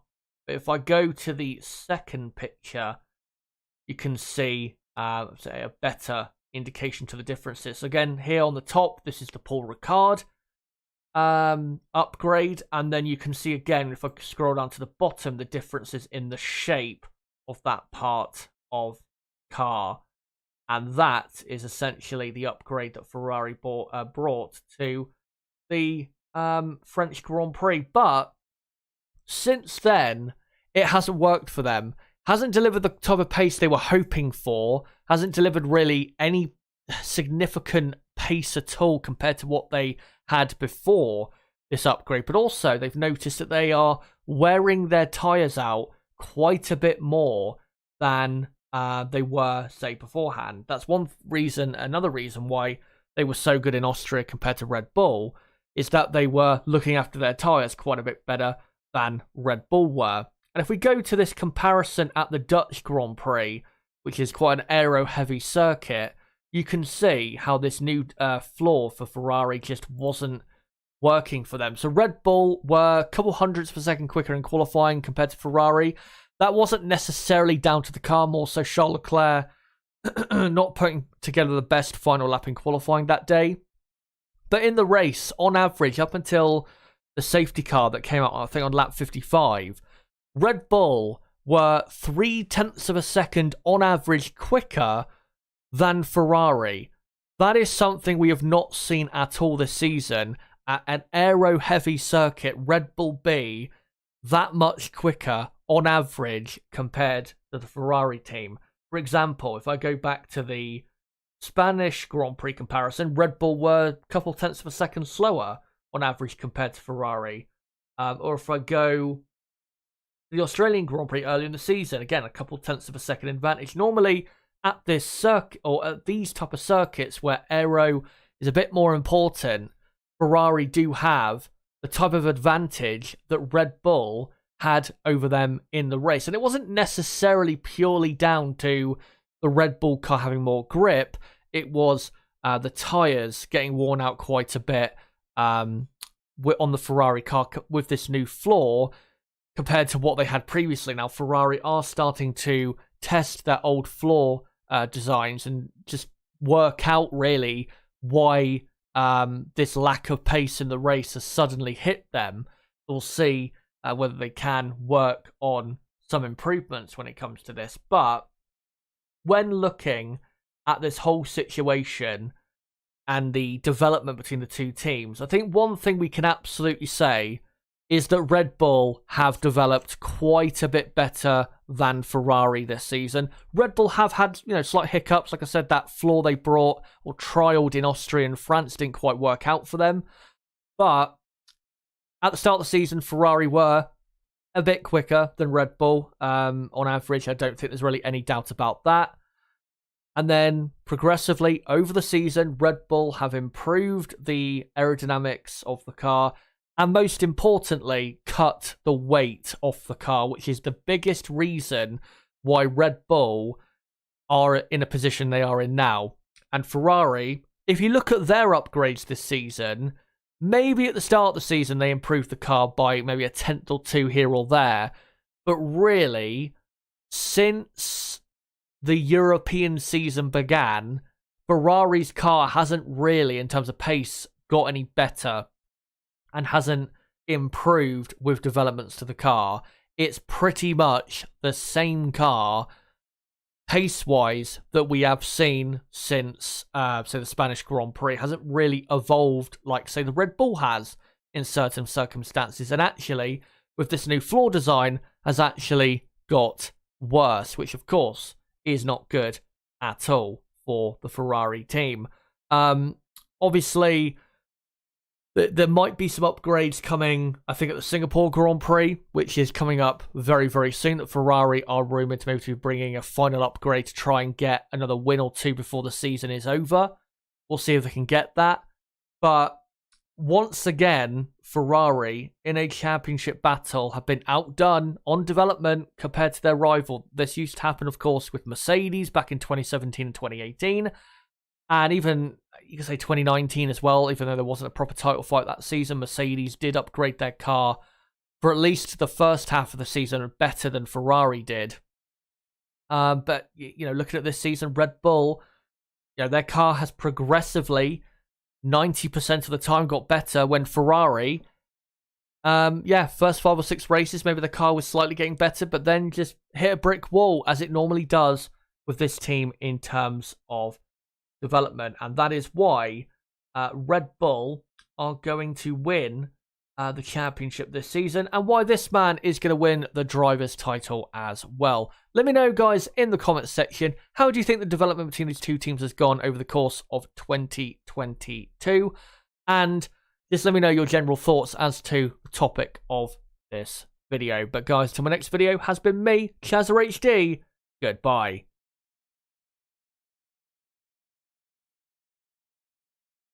So hopefully you guys enjoyed that little video I did on Monday. And if you didn't see the whole clip, if you only just tuned in for the final 5 minutes of it or whatever, then make sure to go check that video out. It's on the channel and it was uploaded on Monday. So it's not, too far back to search for that video. And again, it's about how Red Bull overcame the early deficit they had to Ferrari in 2022 in terms of car development. Now, after that, I just want to let me know, by the way, in the chat, guys, what you thought of what I had to say. what were the key aspects of the development race that you would like to talk about, and just what do you think of the development race between Red Bull and Ferrari? Let me know in the live chat. By the way, we've got an hour and 25 minutes to go until qualifying begins in Singapore. I will get the timer back on screen soon, but I do want to go through a couple more things before I do so. So let me just quickly go on to now the cost cap controversy and go through a series of tweets quoting an article that really does describe well the situation. So let me just quickly go to that now.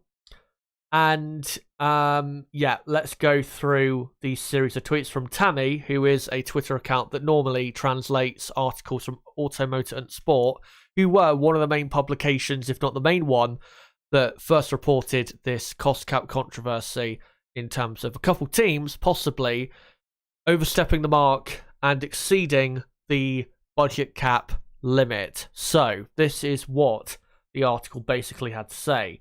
Paddock rumours say that already in the first year, 2021, of the budget cap, two teams exceeded the $147.4 million limit, one of them to a considerable extent.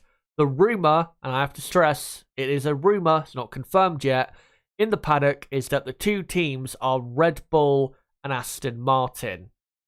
Mercedes and Ferrari are told that an extra $5 million in development can be the equivalent of up to half a second on the track. Those who are above the $5 million will have to reckon with harsher penalties, possibly a points deduction and demotion in the championship. Another option is that the money will be deducted from the budget cap in the following year. Mercedes and Ferrari think this is questionable. According to their calculations, Red Bull not only exceeded the limit in 2021, but also this season. Again, allegedly, we don't know that for sure. That might be the reason why the Red Bull lightweight chassis isn't coming this year anymore. It was rumoured that the lightweight chassis that I think was supposed to give them an extra 2 or 3 tenths of a second was going to be coming to this Grand Prix, but yeah, it's going to be coming probably next year, is that lightweight chassis. And it goes on to say the costs for material and production are only added to the budget when it is used for the first time. Only the design costs are included in the budget immediately. If it turns out that Red Bull really did spend too much money in 2021 and gained an unfair technical advantage, it would be the last straw for Mercedes after what happened with the safety car in Abu Dhabi. Ferrari is pissed for a different reason. They believe that the extra money has then not only gone into 2021 or into the 2021 car, but also into the development of the 2022 car. Now, even if it's confirmed that Red Bull did overspend by, say, $5 million, we don't know for sure, what that money went into exactly. So it's hard to say at the moment. But it goes on to say, which would explain why Red Bull had such a strong start to the season, which I disagree with because I don't think Red Bull had a strong start to the season. Ferrari definitely had the quicker car compared to Red Bull. And then it goes on to say, originally, nothing seemed suspicious to the FIA detectives, but there are people switching between teams, and it is believed that this is why the FIA took a second look at the matter. I think, haven't Mercedes, got some ex-Red Bull people working for them? And I think as well, obviously Aston Martin have hired some ex-Red Bull people, so yeah, that's what that's kind of talking about in regards to that. And then it goes on to say, we hear from FIA circles that the results will be communicated next week. Wednesday, apparently, is the day that it will be announced, the report into the findings that they have, tried to go after. Then it says, allegedly, the two teams are only accused of minor misconduct. Apparently, there is room for interpretation. The competition fears that the case has been glossed over to avoid a big scandal. The FIA is facing a severe test. The teams operating in the legal area are demanding total transparency, which they should be, and drastic penalties for rule breakers and faster processing of the test in future. Those who are only caught in October of the following year will benefit twice, which is true. It's just too late in how they're coming to processing the test of who's kept in line with the budget cap regulations. And then finally it says, If the FIA isn't strict, the other teams will say the whole idea of the budget cap is pointless. The FIA, for its part, wants to avoid the worst case scenario. That would be an intervention into the 2021 World Championship standings. So that is the story to do with the alleged violation of the budget cap restrictions by Red Bull and Aston Martin. And again, it is an allegation. We do not know for sure whether this is true. We will find out later next week. But if it is found that Red Bull have significantly violated these restrictions, which is a rumour that we are hearing at the minute, that they are the team that is, more so violating these restrictions than the other being Aston Martin, then something has absolutely got to be done about this, because if they do not properly punish Red Bull and it's only a fine or a reprimand, then the budget cap will be officially dead in the water, and Mercedes, Ferrari, and all the other teams will start spending whatever they want, because they know that all they'll get probably is a fine for any incursions when it comes to the budget cap. So this is a massive moment in Formula 1 right now.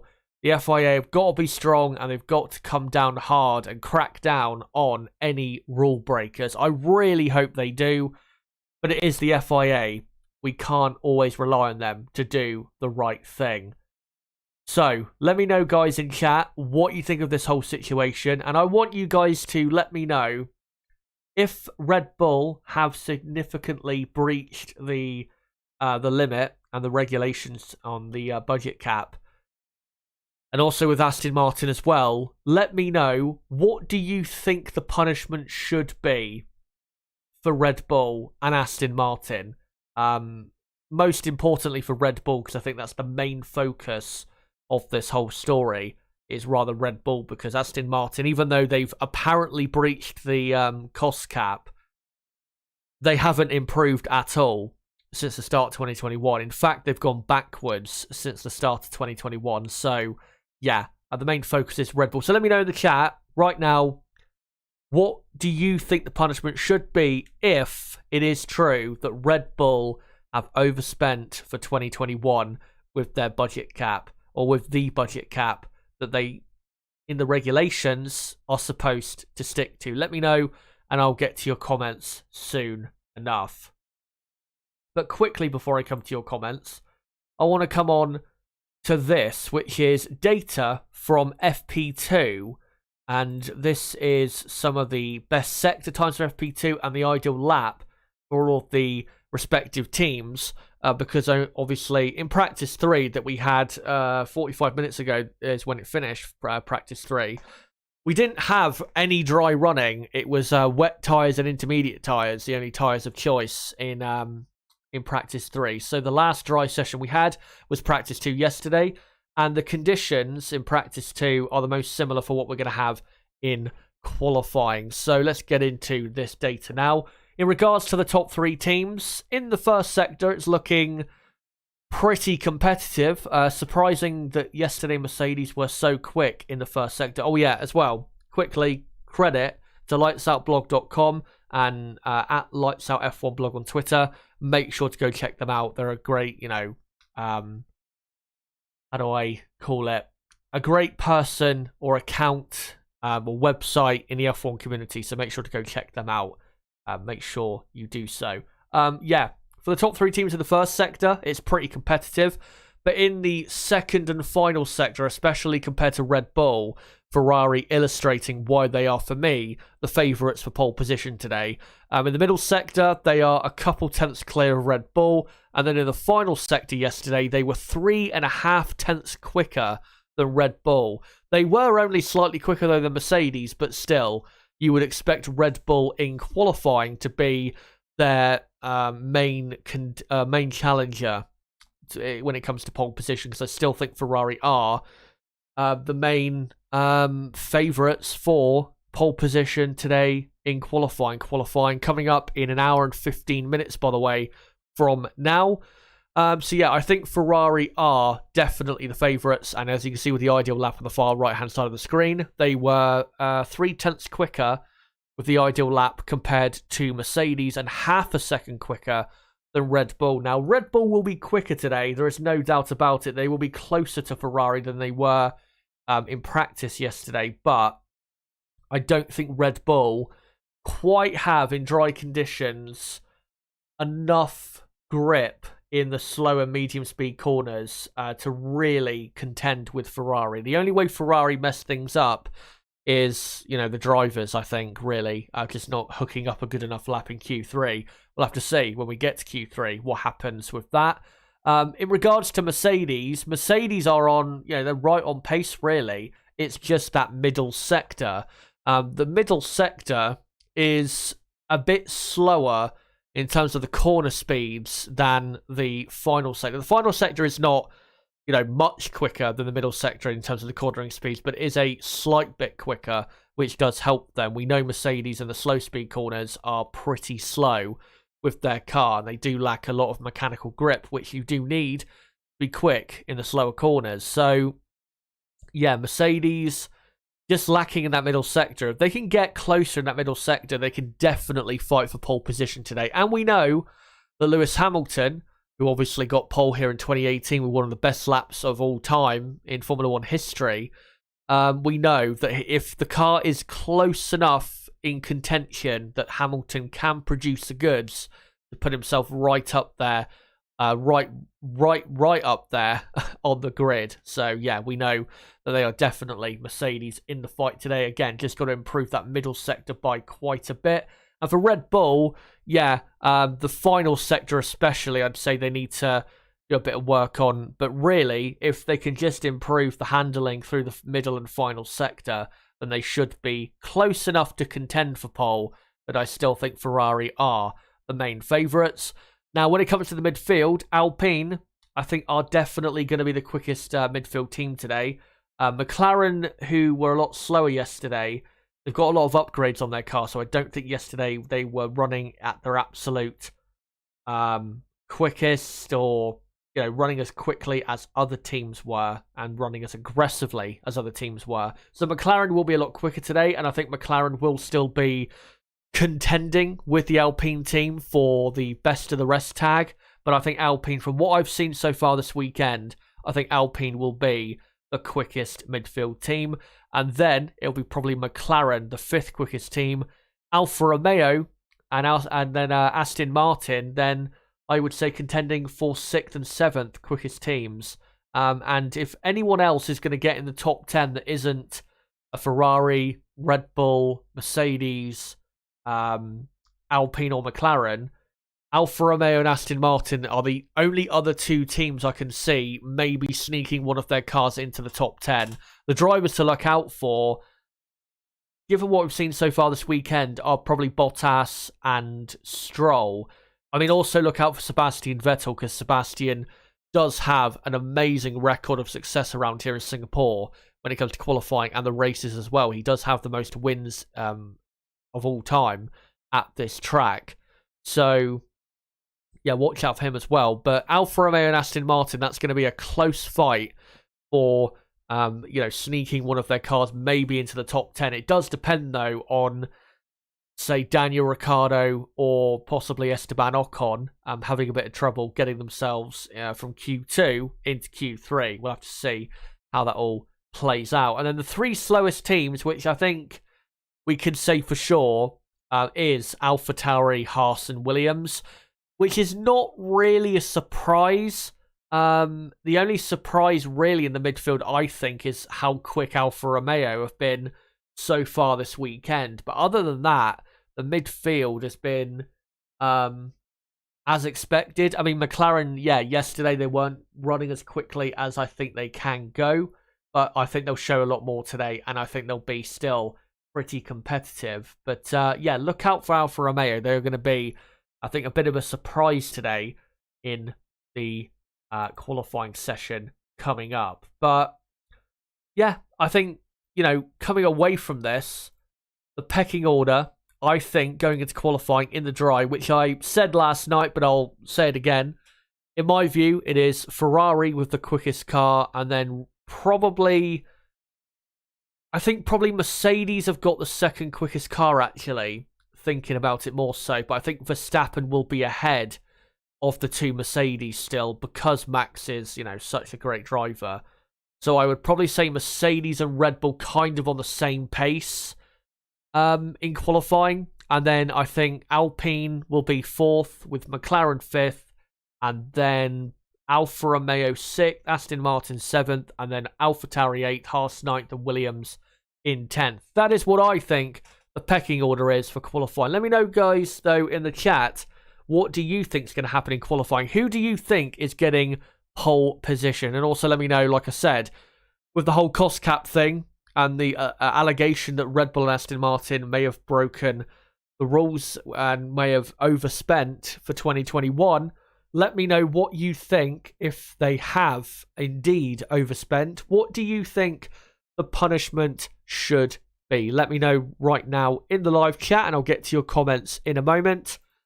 I just want to, though, reset the timer on screen. Let me just do that. And there you go. So we've got 1 hour and 9 minutes to go until qualifying begins in Singapore. And it's a lot drier in Singapore than it was, say, a couple hours ago, where it was torrential, the rain, at the Marina Bay circuit. But I'm just going to quickly have a quick drink, and then I'll come to you guys in chat and see what you guys have to say about those topics that I want to hear from you guys on there. Again, the Red Bull cost cap controversy, and what do you think is going to happen in qualifying today? Let me know in the live chat. But yeah, I'm going to quickly just have a sip of water, and then we'll get to your comments.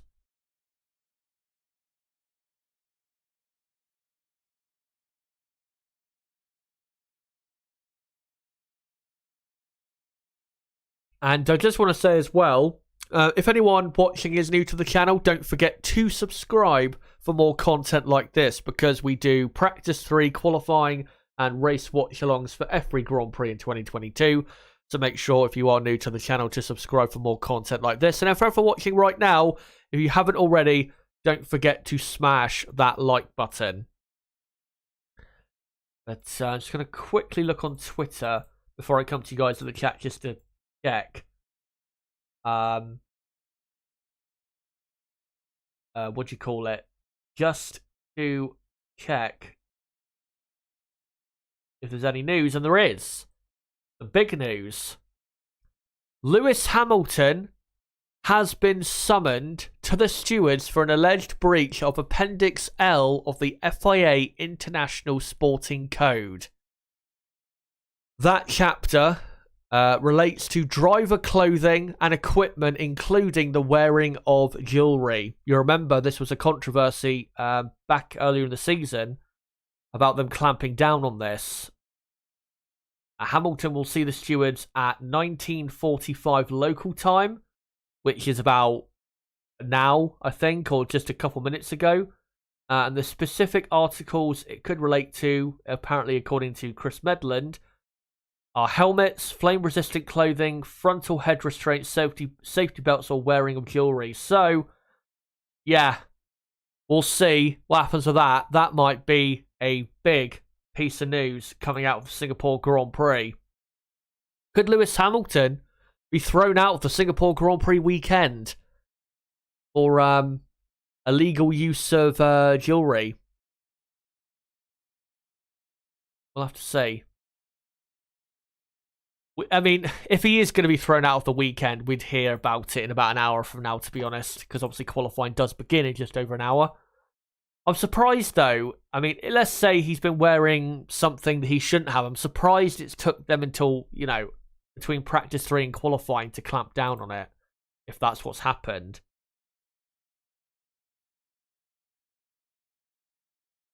Let me just see if there's anything else. Yeah, can't see. Can't see anything else, but that is the big story at the minute, and we'll see what happens with that. Let me look to see what you guys are saying in the chat. By the way, hello to everyone. Great to see you all here.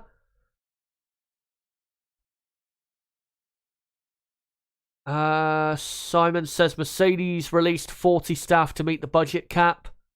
Yeah, that's true. the thing is, though, because obviously Toto Wolff was saying that in his Sky F1 interview yesterday, was making the point that, you know, we've let go staff to abide by the budget cap. Do remember, it's not just Mercedes who have let go staff. Everyone has. Maybe not everyone, but definitely the top teams have. Red Bull have let go of a lot of staff to abide, supposedly or allegedly, by the budget cap. So it's not just Mercedes. Ferrari have let go of people.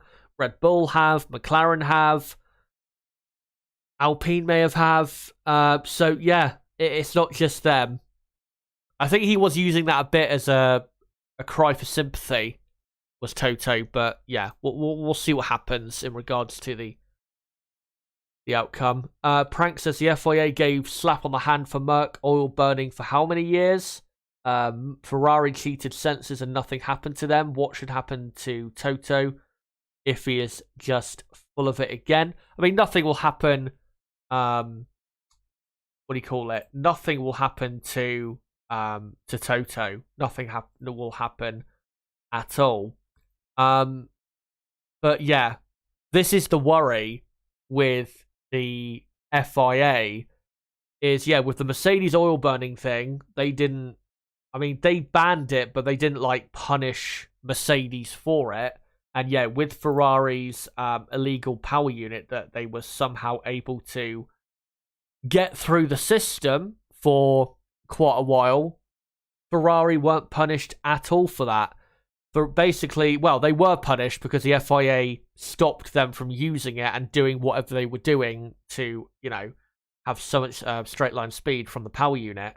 So much power, but they weren't punished with their results. They were allowed to keep the results and nothing happened. And to be honest, that is one of the biggest scandals, I think, of the last 10 years or so when it comes to Formula One. How Ferrari and the FIA basically just did a backroom deal, and the FIA basically did I think a tactic you see in criminal investigations, even, where, let's say, I don't know, the FBI in America, they arrest someone who was this master scammer and they finally catch him. You sometimes may see or hear certain investigators being like, look, we'll do a deal. If you tell us how you did it, we'll give you a lesser punishment. That's basically what the FIA did in regards to this or that situation with the Ferrari power unit. They basically said to Ferrari, look, just tell us what you were doing and, we'll sweep this under the carpet. And that's exactly what they did. I mean, it did hurt Ferrari for 2020 and 2021. But, yeah, it was a bullshit thing that happened there with the FIA and Ferrari, when the FIA should have properly punished them, to be honest. They should have, I think, really, they should have deducted them a lot of points from the 2019 championship, if not just not banned them, but had basically wiped out all of their points for 2019, because they clearly gained a massive advantage with having that power unit. Because we saw the following year in 2020 how much worse they were without that power unit. I mean, in 2019 they could have legitimately been miles off the pace like they were in 2020, had it not been for that incredible power unit they had. Let's look at some other comments here in the chat. Labguru says, all the best to anyone in Florida smashed by the hurricane. Yeah, absolutely. And yeah, Vinster was just saying in chat, good morning from Florida. I hope you've kept well during that whole hurricane. I saw some clips from it. It was quite a bad one. Not as bad, I don't think, as the one...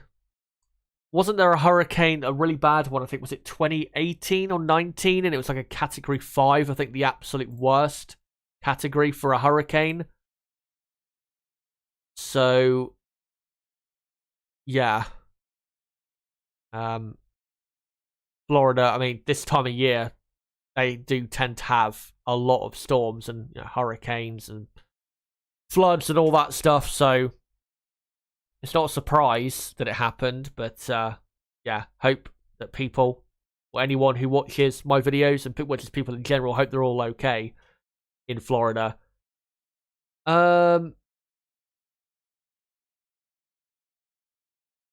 Let's find some other comments here in the chat. Labgunner says 50 points deduction from both championships and reduced spend cap for next season is what Lab Gorilla thinks it should be. I mean, that sounds, I think, fair enough. I mean, Red Bull would still comfortably win the Constructors' title. Max would probably have to wait a bit longer to win the Drivers' Championship, but it would be...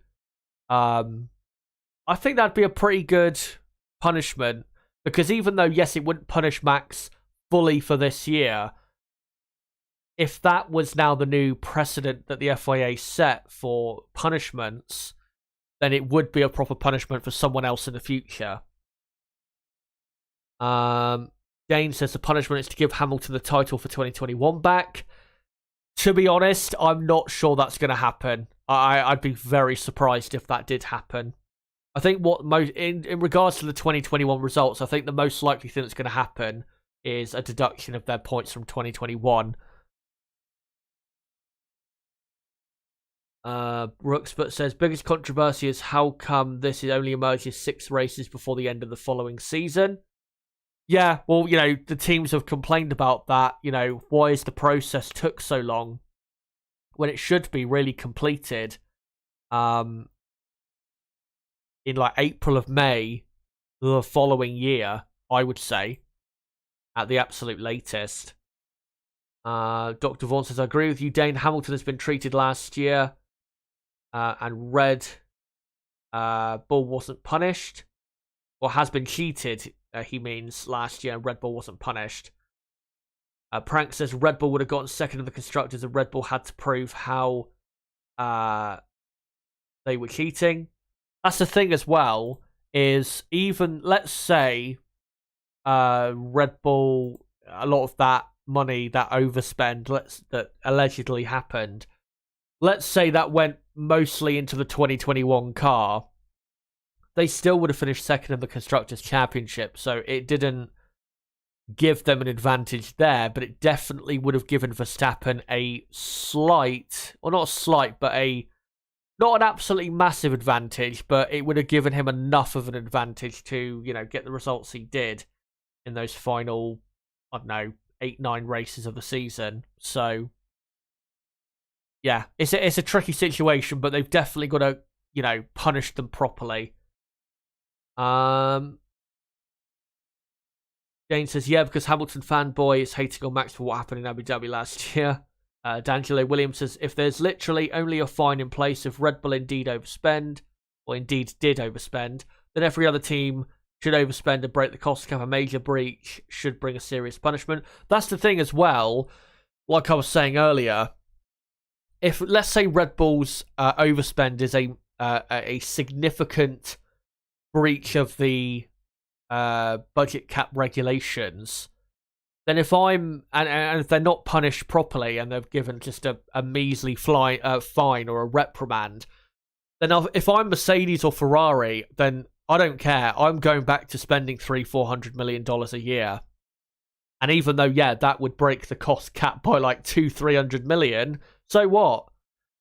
If you're not going to punish Red Bull for what is deemed a major breach or a significant breach, then, you know, the FIA won't have a leg to stand on in the future, because if other teams break it by an absolutely massive amount, then I don't see how the FIA can give them a more severe punishment if it's still a significant breach, even though if it's, you know, 200 million, 300 million more than what the limit is. So yeah, that's why this is so important, because if they don't properly enforce and stamp down their authority here, then yeah, this is a massive own goal for the FIA and for Formula One. D'Angelo Williams, it says it doesn't make sense for the sport to want to promote closer racing but have a team like Red Bull overspend and break the cost cap. Cam Wallace says Red Bull should be disqualified from the 2021 championship. I think you could definitely make the argument that they should be disqualified from the Constructors' Championship, but I wouldn't disqualify Verstappen from the Drivers' Championship, because I think the team is who is who or what should be punished. I don't think Verstappen should be punished because even though yes he did gain, I don't think punishing him so severely is the answer. I think punishing the team more so is the answer. And what I would do, let's say if you decided, let's disqualify Red Bull from the Constructors' Championship for 2021.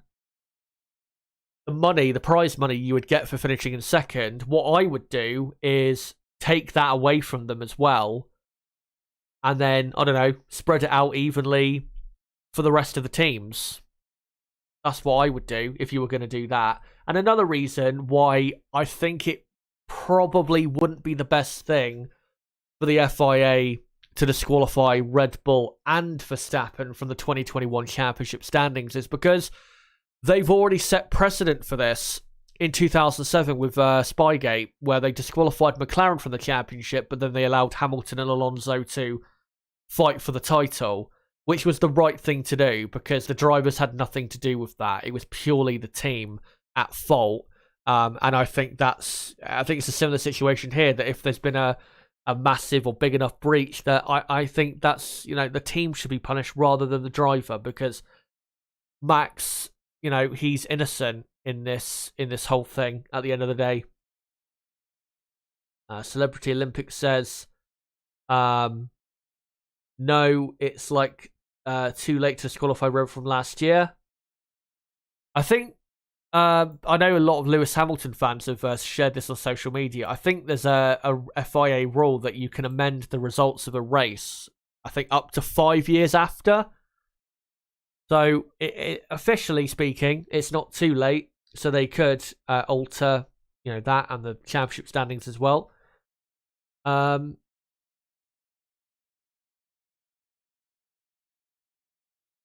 Wallace says, so it's okay to cheat. I think he's responding to Celebrity Olympic there, and then says, sorry, but isn't Max a member of the team? The team win and lose together. True, but he is not responsible at all for this alleged violation.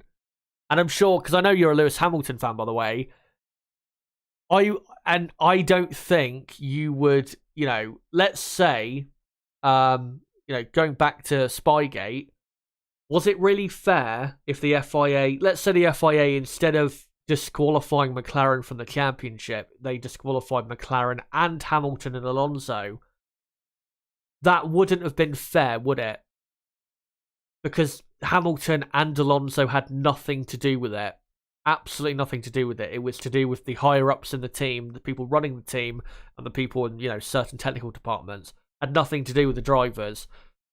And I think with this, I think it's a similar situation. I don't think you should punish the drivers because I don't think they have any responsibility here. It's different as well to when you get a penalty in a race for an unsafe release, if a team releases a car that hasn't had their wheels done up properly, or they release a car into the path of another. The reason that's different is because the driver does, technically speaking, still have control of the car. So there is an element of responsibility there with the driver because he is in control of the car and is driving the car. But in this situation, I don't think you can hold Max responsible. And I think that would go... I think that, for me, that's the same with everyone else. If this was any other team, I would say the same thing, that the drivers cannot be held responsible because it has literally nothing to do with them. It's to do with the team. No one else.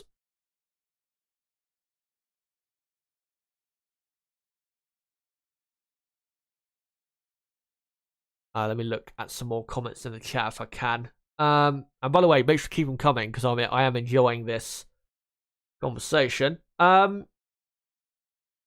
Celebrity Olympic says Lewis fanboys can't get over 2021. Like, come on, he has 7 other world titles. They should enjoy those. But no, the 2021 championship is more valuable than all of his other world crowns. Well, I mean, it is. If he had won the 8th world title, that would have been more valuable than all the other ones, for sure. Because it's the one that breaks the all-time championship record. And I completely understand why they're still furious over it, because he was, even though I I don't think.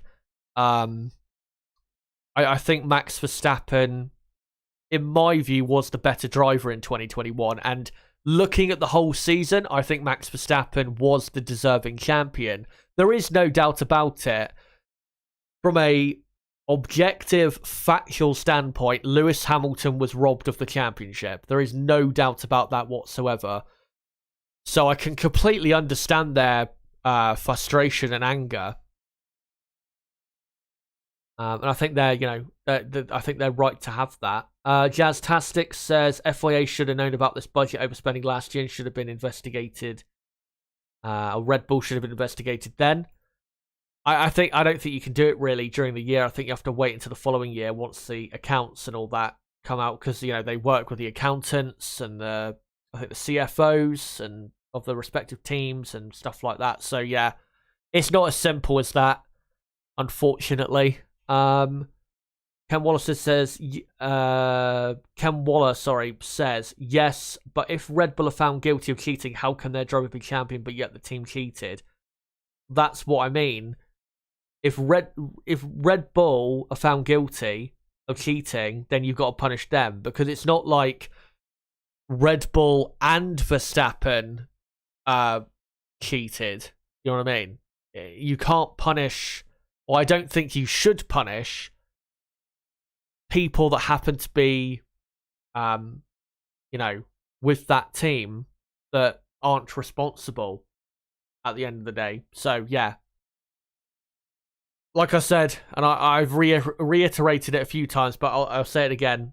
Punish the team, not the driver. The team is, if they have, again, it is an allegation at this point. We don't know for sure, but what do you call it? If it is true that they broke these rules, then it's Red Bull, in my view, that should be punished. By the way, great to see Count Blah in the chat. There's a budget fuckery. What's going on? Basically, Red Bull, it's come out that allegedly, and it's a rumour, that Red Bull and Aston Martin overspent last year with the budget cap and may have gone a few $1 million over. And we're apparently going to hear next Wednesday in regards to an official confirmation from the FIA into whether there has been any teams that have violated the budget cap for 2021. And yeah, we're just talking about the, what should their punishment be? Ken Wallace says, yes, but Chaz and Max would have won a championship illegally, surely, mate. The thing is, and that's one thing I was saying last night. Let's say most of, like I said earlier, let's say most of those upgrades, or let's say they did overspend by $5 million, which I think is one of the rumors out there, that for 2021 that they overspent by about that much, possibly. We'll have to see again on Wednesday whether that is indeed true, or whether they indeed were actually in violation, because the Red Bull team principal, Christian Horner, says that they weren't at all, so we'll have to see.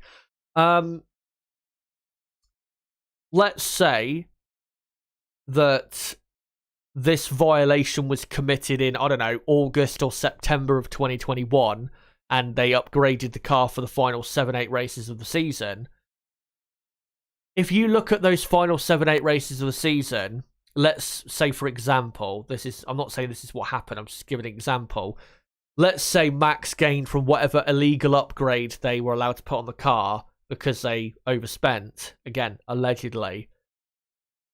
You would then have to prove that Max would have finished in a lower position in those races without that upgrade.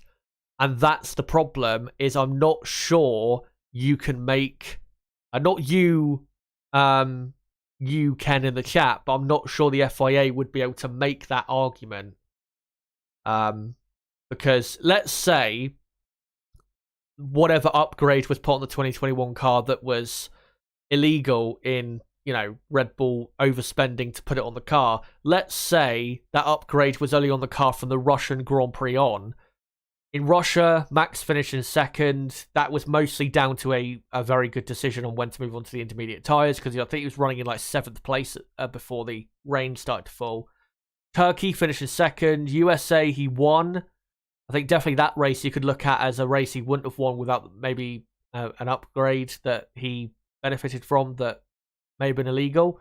Mexico, he won. I think he would have won that race anyway, even without an upgrade, to be honest, that he may have illegally had.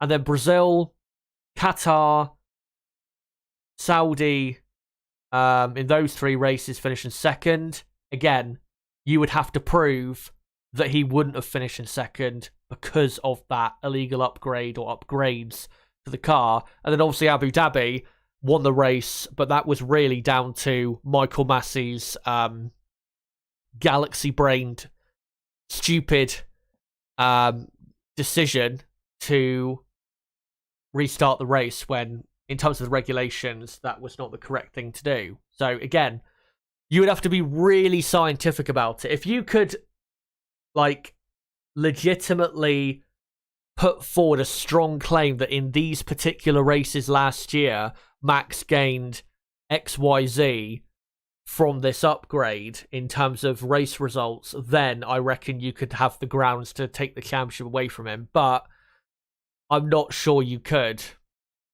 because again, it would be difficult to prove. Right. Let me just look for some more. What do you call it? Let's look for some more comments and questions to do with this. We will, by the way, guys, in the next probably about 10 minutes time, I am going to start building up properly to qualifying. So don't worry, we will get into qualifying and the build up to it. But this story, is a big story. Count Blast says, thanks for the recap, no problem. Dane says, when Alonso blocked Hamilton in Hungary, people blame Alonso, but Hamilton was robbed of a 2021 title and people blaming the FIA. Is this Alonso hate thing? I'm not quite sure what you're talking about there, to be honest. D'Angelo Williams says, I agree with you, Chaz, in punishing the team. I think 2023 development is what would hit the most, in my opinion. Teams could quickly catch up to them. Yeah, I mean, if they limited their development by like 75% compared to what it would be if they, had not broken the rules, then what do you call it? Then if they didn't start the season off, let's say they start the season off the quickest team, but not that much quicker than the teams behind them, then yeah, that would hurt them quite a bit for next year. Celebrity Olympics says, track question, what Southeast Asian country should be next to host a Grand Prix? Malaysia and Singapore cannot be counted because they already have hosted races in the past. I'm not sure, to be honest. I mean, I'll be honest, my knowledge of the Southeast Asian area isn't great. I'll be honest with that. I mean, we were supposed to have the what Grand Prix were we supposed to have? Was it the Vietnam Grand Prix for 2020? I think it was in Hanoi. I don't know if that's Southeast Asia or not, but yeah, maybe you could throw that in there. But I'm not quite sure, to be honest. My knowledge of Southeast Asia is not great, so I'm not going to pretend like I know what I'm talking about in regards to that. Jazztastic says, wish I could overspend by that much, lol. Yeah, we all wish we could.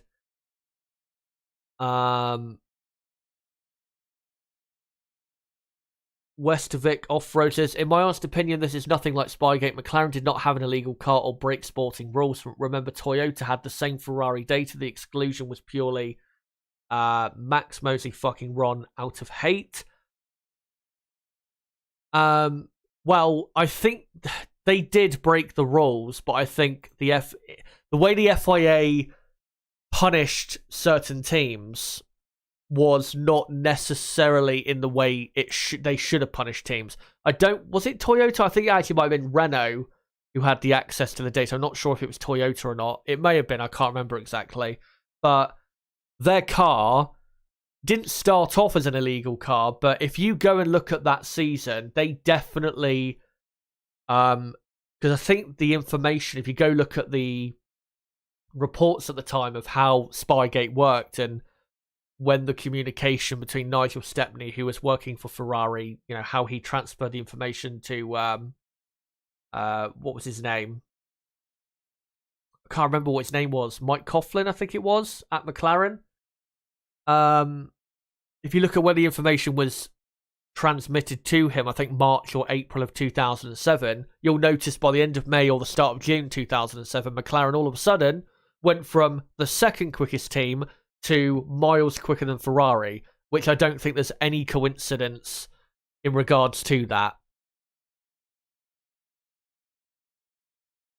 Paul James Squibbs says, I think Red Bull's punishment should be to swap their cars with Aston Martin for the rest of the season. Paul 59 says, too many interventions these days. I've been watching for 40 years plus and considering giving it a miss. Very sad. Well, I think this is an important thing to, have an intervention about. I do agree with you, though. I think sometimes the FIA can be a bit too, I think sometimes, I don't think even sometimes, I think this has been a Formula One problem for a while, that the rules are they're too tight in that they don't allow, massive innovations or massive differences between car design, really. So yeah, I kind of agree with that.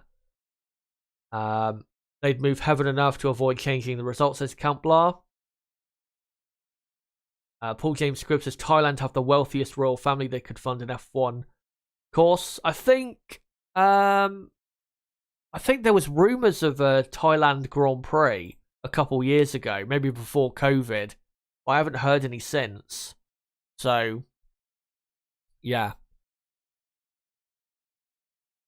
Dane says, how many championships Kimi Räikkönen would he have won? In my opinion, 4. 2003, could have won 2005, 2007, 2008. I would say 03, 05, and 07 really are the years where Räikkönen deserved to be champion in those years. 03 because he was so consistent and so good in a year-old car. It was a 2002 car he was driving that year, but just upgraded, obviously, compared to 2002.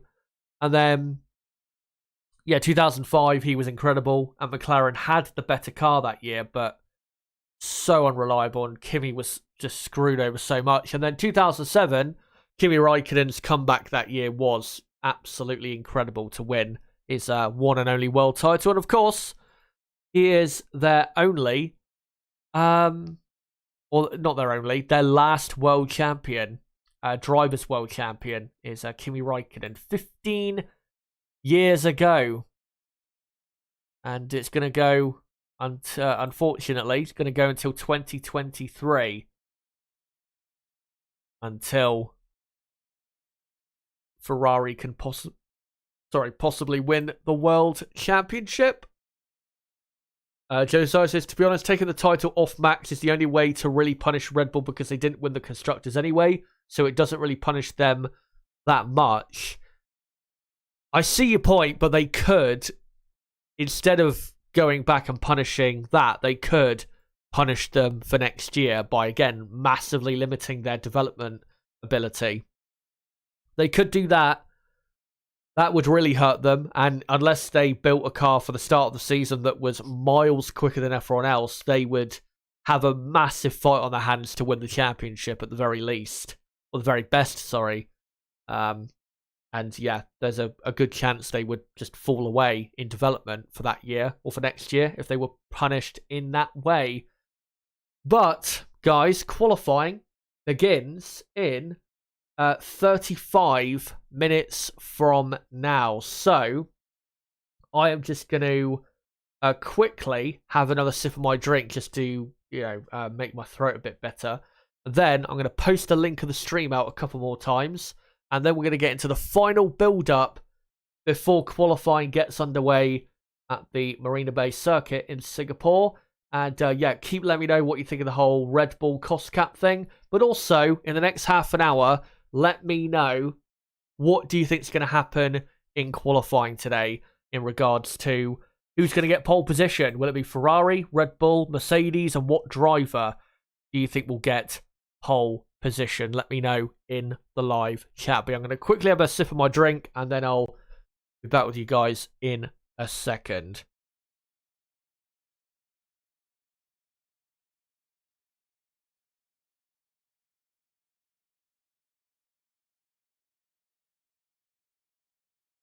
Right, and yeah, I'll just quickly post the link back out on my community tab and on Twitter as well.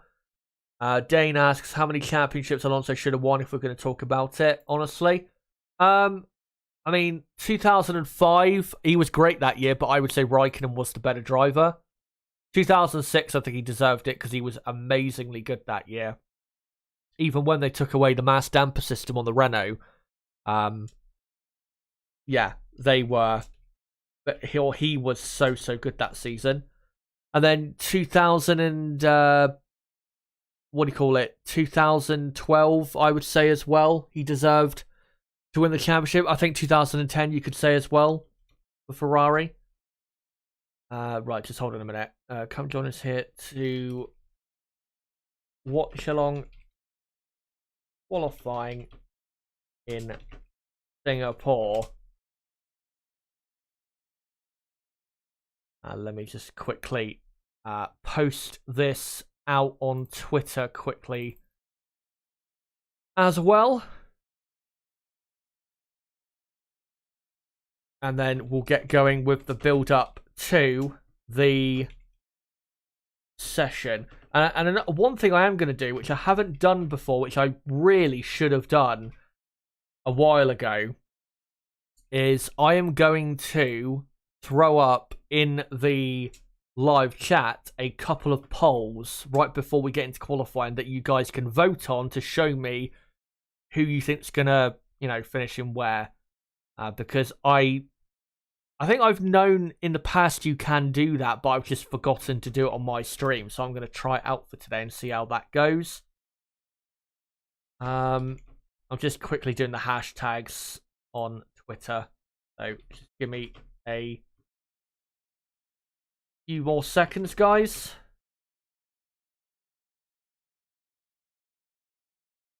And then we'll get underway.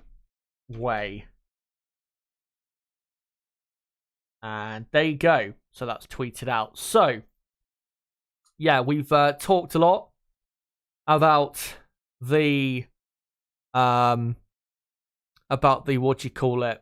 the whole Red Bull cost cap controversy. But we'll put that to rest for now. I'll probably talk about it more next week, to be honest, because obviously next week we'll know the Japanese Grand Prix a lot more about this situation. We'll now get into the final 30 minutes or so build up into qualifying for the 2022 Singapore Grand Prix. And I can say that it is bone dry in Singapore now, but the track is very green. So it's not going to be a simple session. The track is going to ramp up a lot in terms of grip. The track evolution is going to be mental in this session coming up.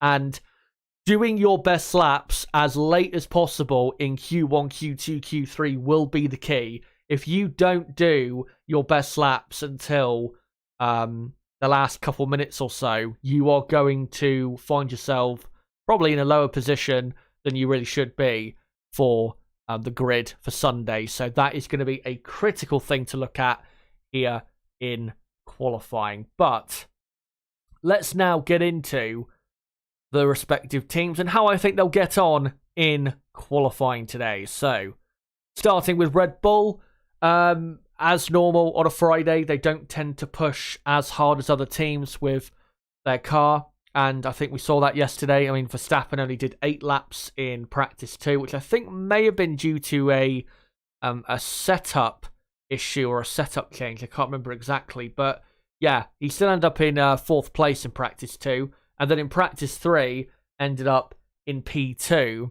even though it was in intermediate conditions on the intermediate tyre. So, yeah, those conditions won't be, to be honest, that relevant to what we're going to be seeing here in 30 minutes' time in qualifying. But what I think will happen is this. Max Verstappen, I think, will be competitive for pole position. I think he'll be close enough to cause a bit of a scare for Ferrari and Mercedes, but ultimately, I don't think he is going to get pole position. Not because he's not good enough. He's definitely good enough. We've seen him on the front row here twice before in 2017 and 2018 in cars that were quite a bit slower compared to the cars around at the time than now. So he's definitely capable, but I just think ultimately Ferrari have the best car, and Ferrari do have a driver in Charles Leclerc who is very clinical at taking pole positions, as we've seen in 2022. So, yeah, I think Verstappen, I think, will qualify second. And then Sergio Perez, I think, will qualify probably 5th or 6th. And the reason I say that is because Perez isn't that great around this track. I think he'll probably become a bit more relevant in the podium picture tomorrow, because looking after your tyres will be so important tomorrow, and we know how great he is at that. So look out for him tomorrow. But yeah, it won't be pole today for Red Bull, I don't think, but they will definitely be close enough to cause a bit of a scare. And for Ferrari, yep, I think Ferrari are the favourites for pole position today. And I think they will be definitely getting pole position. I think, honestly, there's a very good chance they could lock out the front row. I don't think they will, but I think that there's definitely the opportunity there for them to lock out the front row. Carlos Sainz is looking pretty quick in the dry so far this weekend in the Ferrari. So, yeah, we'll see how he gets on. I think if, they're going to get a 1-2 finish, it really is dependent on Carlos Sainz and how close he can get to his teammate Charles Leclerc, who I think will be definitely the quicker Ferrari driver. And the reason, as I got into in my qualifying preview yesterday, the reason I think Ferrari are so quick here is for a reason. They've been so quick at street circuits earlier this season, such as Monaco. They have the best car in slow and medium speed corners, but also they have the best car in traction out of slow and medium speed corners. Their car is very good on the exit of slow and medium speed corners, and it's been quite a big advantage they've had in that certain area compared to Red Bull. So I think really when we get into the middle and final sector of the lap, that is when you'll see Ferrari really show their quality. The first sector is going to be all over the place between the top 3 teams, but I think the middle and the final sector will be the sectors where Ferrari really show just how, just how good their car is in those type of slow, medium speed corners. But yeah, Ferrari for me are the favourites, and I do think Charles Leclerc will get pole position. Carlos Sainz, I think, will end up qualifying 3rd, but I think definitely it is possible that Carlos will, or could be, on the front row.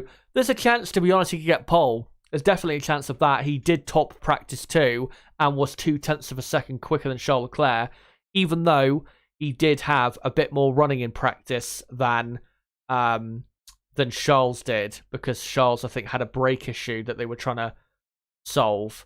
Sorry, I'm just watching one of the things they have on Sky F1, a little bit they're showing with Anthony Davidson and Natalie Pinkham with Sebastian Vettel. It's quite funny. Yeah, I think with Sainz, it's possible that he can get on the front row or even get pole, but most likely, I think it's 1st and 3rd for Ferrari. And given the track layout, even with these cars that can follow a lot better and overtaking is definitely easier, if they can get pole position or even lock out the front row, their chances of victory are very good for tomorrow. If you look at the record that pole position has around this track of converting it into victory, it is pretty good. The winner of 2009, 2010, 2011, 2013, 2014, 2015, 2016, 2018, all of those years here in Singapore, those winners started from pole position. And obviously, we've only been racing in Singapore since 2008. So pole position is critical in Singapore. And I think it'll be Charles Leclerc, this man on screen, getting the pole. And obviously, he was the last man to get pole in Singapore in the last Grand Prix we did here in 2019. So look out for the Monegasque. On to Mercedes, though. Thankfully for them, it's dried out because in wet conditions, I don't think this car performs very well. And with the track being in a bit of a green condition, I think that probably does suit Mercedes because it won't allow Ferrari and Red Bull to absolutely have the confidence, I don't think, to go out there and get some really good laps put in, especially in Q3. And I think it will bring Mercedes closer to Ferrari and Red Bull, the track being in a bit greener condition. And I mean, I don't think Mercedes will still end up, getting pole position. I think the best they could do is probably third place, I think, in qualifying today. But as long as they can get, at best, fourth place on the grid, then I think their chances of victory are decent at the very least, if not pretty good. And the reason I say that is because they will have very good race pace tomorrow. I have no doubt about it. They always do. And around a track like this, I don't see why they wouldn't have good race pace. And as well, we have the 3 softest compounds for this weekend. And obviously looking after those compounds as best as you can will be very important tomorrow. And we know they look after the tyres the best out of anyone on the entire grid. So as long as they get one car on the second row of the grid, that's all that matters. And the reason I say fourth place is still good enough for victory is because if, starting from fourth, they were able to get a good start to the race and get ahead of third place, then, they're straight into the top 3 then. And then they can straight away be fighting for the victory with, most likely, Leclerc and Verstappen. So, yeah, that's Mercedes, I think, aim for this session. I mean, they'll probably be aiming for pole position, but I don't think we have enough evidence so far this weekend to suggest that Mercedes are absolutely quick enough to get pole. I know they topped practice 1, but practice 1 was not... Practice 1 was not held in representative conditions at all compared to what we're going to be seeing here in qualifying. So, yeah, I don't think there's really much to read into that. But 4th and 5th is where I think they'll be on the grid. I think Lewis Hamilton will qualify in 4th, and I think it'll be George Russell in 5th. Let me know in the chat, guys, whether you agree or disagree with my predictions for the top 3 teams. But now, let's go into the midfield teams, starting with the McLaren team. And yeah, McLaren so far this weekend have not really shown any pace. They've had a lot of upgrades to the car. Lando Norris, the man on screen, has, he's got the new McLaren upgrade, which is mainly to the side pod, engine cover, and barge board area. The side pod inlet, you might notice on the right-hand side, more so. It's a bit smaller than the one on Daniel Ricciardo's car. He is not running the upgrade as of yet. So, yeah, we'll see how that works for McLaren. I think they'll be a lot quicker than they were in the dry running yesterday. I think they'll have at least Norris in the top 10 in Q3. Can Daniel Ricciardo get into Q3? I don't see it happening. I just don't think he has the confidence right now. I know, obviously, Monza he drove very well, got into Q3 there, and ended up starting, I think, 4th on the grid behind his teammate Norris. He was 3rd, but I just don't see Ricciardo getting into Q3 here, because around Singapore, one thing you do need in qualifying especially to perform well is confidence, and I just don't think Ricciardo has the confidence in himself that he did have previously, but also I don't think he has the confidence in the car, and I don't think he's had it really at all this season. Maybe he's had it for the odd race, the Australian Grand Prix, for example, where he finished in 6th behind Lando Norris, his teammate, who finished in P5. And there's been a couple other races this season where Ricciardo's been, pretty competitive. So there's maybe a couple races you could point to where he's had, some decent performance or decent confidence. But really, for 95% of this season, Ricciardo just hasn't had the confidence in the car, so I don't think he'll be in the top 10. Most likely, he'll qualify 12th or 13th. But really, after, them outscoring Alpine by a few points in Monza, they've got to make sure that they get Norris high up on the grid to try and come back at Alpine. And talking of Alpine, let's go on to them now. And yeah, so far this weekend, they've been quite clearly the quickest midfield team. Fernando Alonso, I think, even in practice 3 in the wetter conditions, was in P4 or P5. So yeah, great session for Fernando there.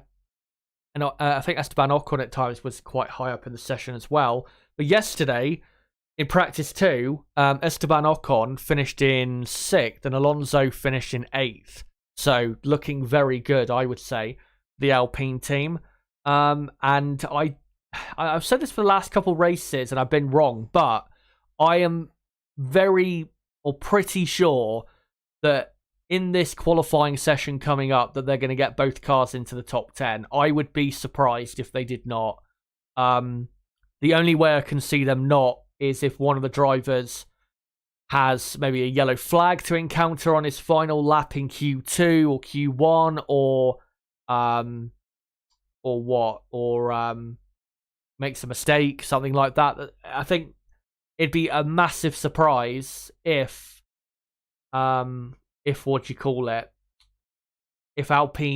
don't get both cars into Q3 on pace. I just don't think that's going to happen. I think they've got the pace absolutely to do that. And as well, one thing that does help is the two drivers they've got, Fernando Alonso and Esteban Ocon, are both pretty good around this track, especially Fernando Alonso, who is one of the best drivers in the history of this Grand Prix at this circuit. Obviously, he's won twice here. One of them was a false win, but yeah, he has had great history around here for the other teams he's raced for. Renault, who obviously are the same team now with Alpine.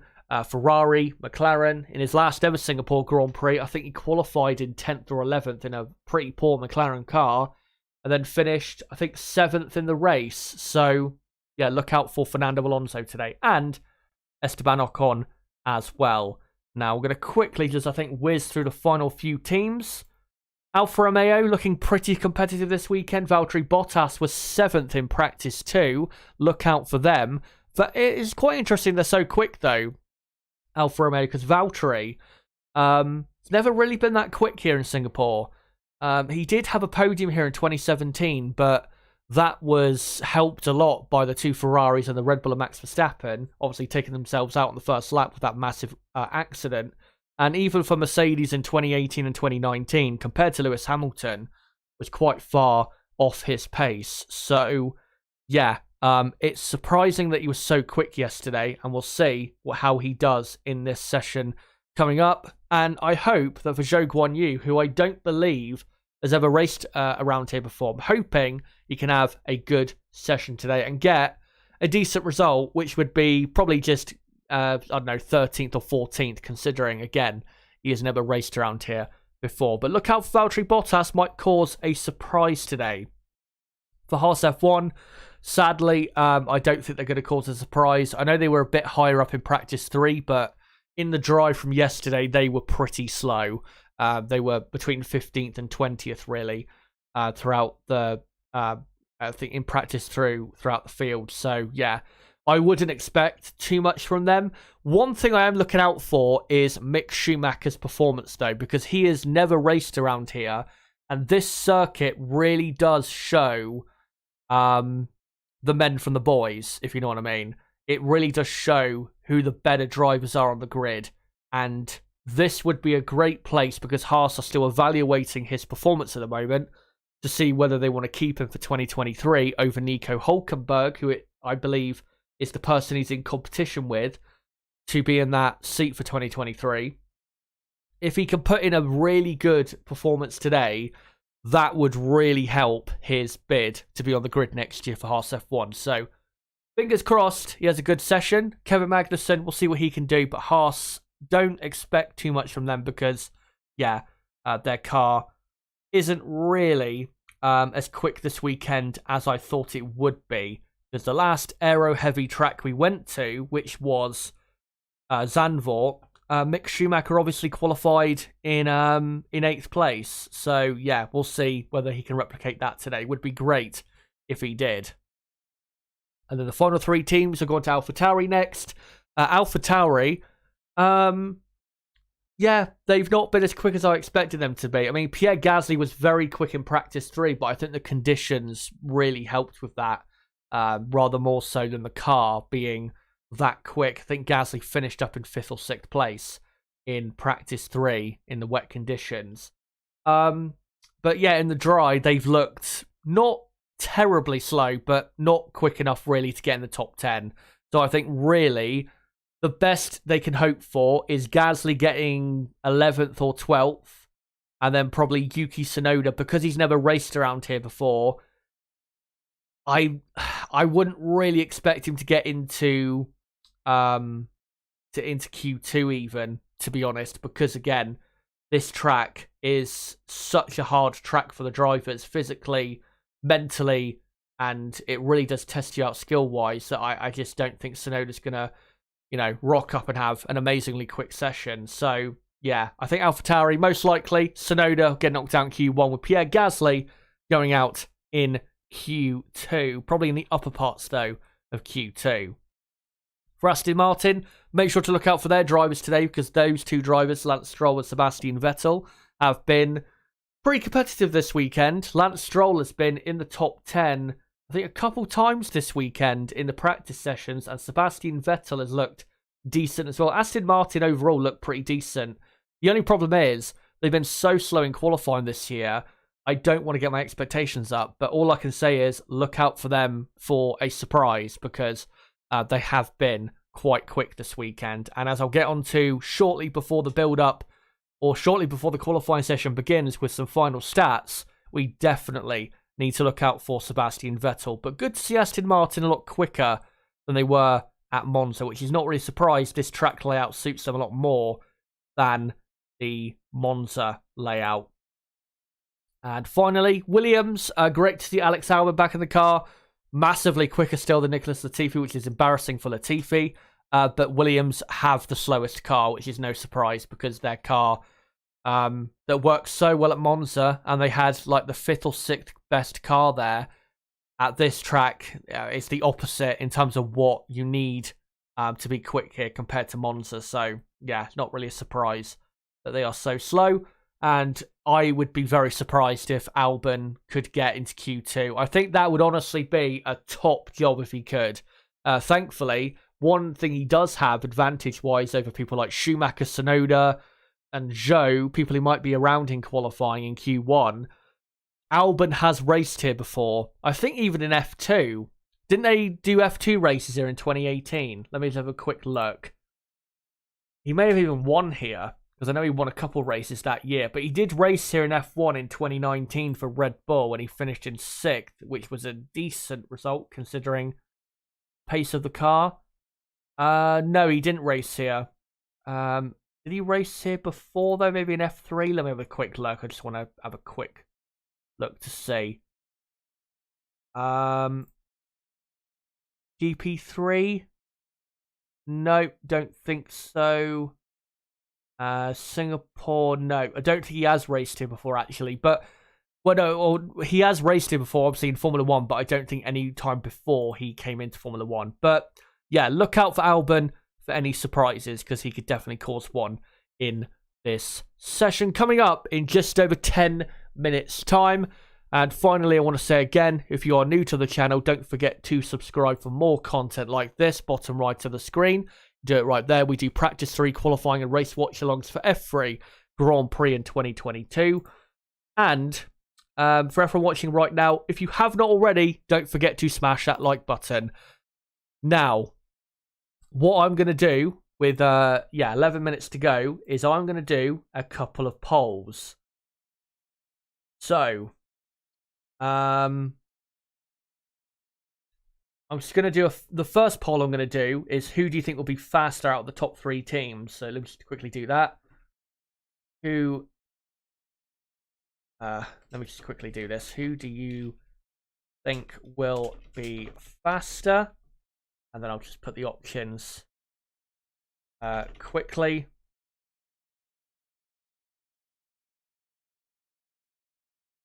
And yeah, make sure in the next couple minutes or so to put what you think.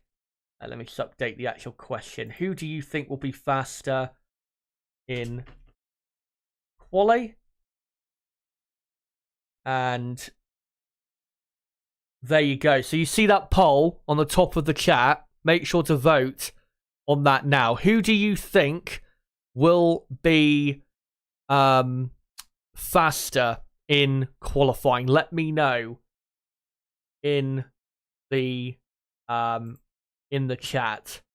See, there's already 9 votes, 13 votes. Most of you so far going for Ferrari, which is, something I'd agree with. I do think Ferrari will be the quicker team. Oh, my stream froze there briefly. Sorry about that.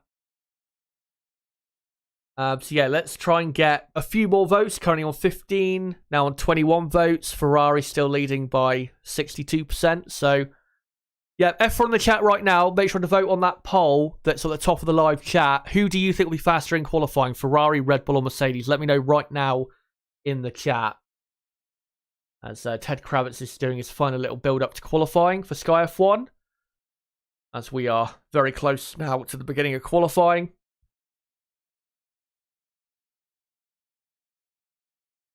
And one thing I will do actually quickly is, actually I'll do it in a moment because I'm going to do another poll in a moment asking you a further question in regards to qualifying.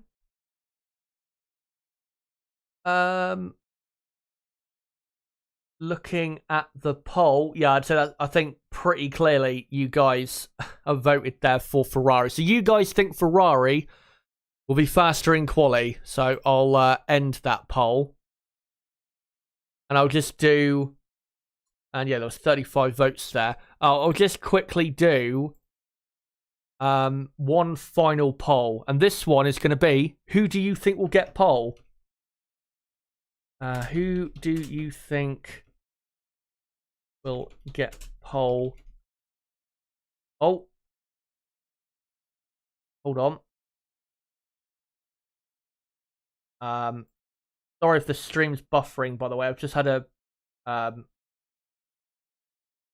some message on my streaming thing. Who do you think will get pole? Let me just ask you guys quickly. Leclerc, Verstappen,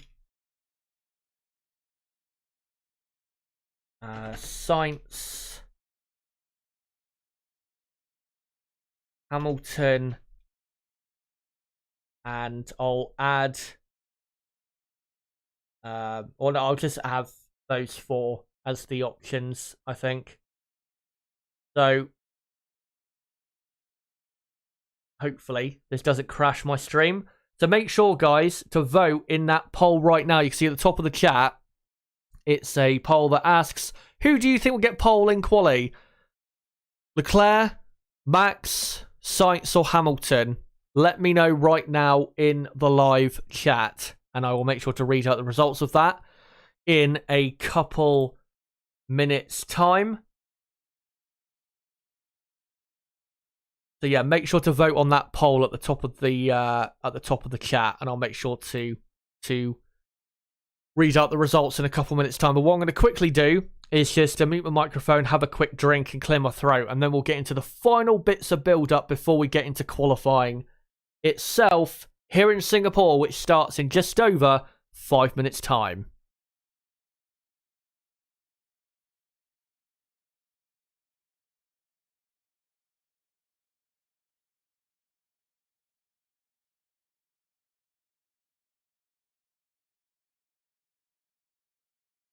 Right, so let me just see what the poll is looking like.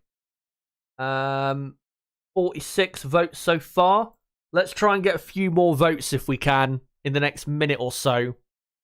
By the looks of it, though, you guys are going for Leclerc on pole. The second choice at the minute is Hamilton, interestingly, then Verstappen, and then Carlos Sainz. So yeah, make sure to vote in that poll that's at the top of the live chat, and let me know through that who you think gets pole position today. And I'll make sure to read off the results in just a minute or two. As Sky F1 are just going through their final ad break before the action begins. So get ready, guys, for qualifying. And this should be a pretty exciting session. One of the most exciting qualifying sessions of the year does normally tend to be in Singapore, because of how great the laps have been in the past and how close things can be. And like I said before, this track does separate the men from the boys. We'll see who gets pole here. Right, so let's see what the I'll wait till it wait for a couple more votes, and then I'll what do you call it? I'll read off the results of that poll. And there you go. We've got 60 votes there, so I'll just end the poll there. And there, you can actually 65 votes in total. Do you guys think Leclerc will get pole? Hamilton is your second choice. Verstappen third. Sainz in fourth. So yeah, you guys agreeing with me as to who will get pole, but yeah, in terms of your second choice, Lewis Hamilton, that's interesting. I think Hamilton, if the car is close enough to Ferrari and Red Bull on pace, I think Hamilton can definitely contend for pole. There is no doubt about that. He has had pole here quite a few times. But anyway, let's now get into some final stats before we get into qualifying itself. Let's start with Red Bull. Max Verstappen has never taken pole position in Singapore, so look out for him to get that first ever pole for him in Singapore. Red Bull's last ever pole position in Singapore was in 2013 with Sebastian Vettel, a classic session for Vettel that was, where he only did one run and didn't do a final run towards the end of the session and still ended up with pole. How dominant he was that year that he was able to do that. Red Bull have also taken 37% of pole positions in 2022. The percentage of pole positions they have been getting this year has been improving, but they are still not quite the team for Saturdays in 2022. For Ferrari and Charles Leclerc did take the pole position in the last ever Singapore Grand Prix in 2019. Ferrari have taken 4 pole positions in Singapore since 2010, in 2010, 2015, 2017, and 2019 with Leclerc. And Ferrari in 2022 have taken 56% of pole positions. And despite what they've done in the races so far this season, they have been the team without doubt on a Saturday in Formula 1 in 2022. And for Mercedes, look out for them. And for Lewis Hamilton, Lewis Hamilton has taken pole 4 times in Singapore since 2009. He holds the joint best record for pole positions here in Singapore since the Singapore Grand Prix began in 2008 Formula 1. Mercedes have also taken pole 3 times in Singapore since 2014. And Mercedes have taken just 1 pole in 16 races in 2022. That 1 pole was George Russell in Hungary a few races ago. So the wait goes on for their next pole, and the wait goes on still. I think 18 races it is now since Lewis Hamilton's last ever pole position. Can he break that drought? We'll see today. And finally, for Aston Martin and Sebastian Vettel, most importantly, look out for him, because he has taken pole position 4 times since 2011, and he also holds the record for most poles here alongside Lewis Hamilton. And Vettel's last Q3 appearance was in Baku in 2022. He's had a lot of Q1 elimination, Sebastian. Hopefully that doesn't happen today. And quickly, I'll show the championship standings going into this qualifying session. Max Verstappen leading by 116 points. He needs to outscore, or he needs to be, rather, 138 points clear of whoever is second to be world champion at the checkered flag of tomorrow's Singapore Grand Prix. Leclerc is second, Perez is third, with Russell in fourth, Sainz fifth, and Hamilton sixth. And then the rest of the top 10 in the driver's standings, Norris, Ocon, Alonso, and Bottas. On the constructor side, Red Bull leading by 139 points over Ferrari. Ferrari not that far ahead of Mercedes, who are third, as the drivers, by the way, are about to come out on intermediate tyres. And then you've got Alpine in fourth place, only 18 points clear of McLaren in fifth. And then the rest of the order in the constructors table, Alfa Romeo, Haas, AlphaTauri, Aston Martin, and Williams. And now I will get my graphics ready. The session hasn't started yet, by the way. The two Mercedes have just queued up at the exit of the pit lane at the minute, but the session will start in about 30 seconds from now. Get ready for the beginning of play here. And I will get the what do you call it? And I'll just show the running order there from what it was earlier. As the green light is now on and the session has begun, I will sync up the timer for Q1 at the 17-minute mark, so in about 45 or just over 45 seconds from now. But qualifying, guys, is underway in Singapore. And the drivers have come out on intermediate tyres. Or, well, the two Mercedes have, which I've got to say is a surprising decision. I would have expected dry tyres, and I think they'll be back in for dry tyres, because from what I can see from Russell's on board already, it looks pretty dry to me.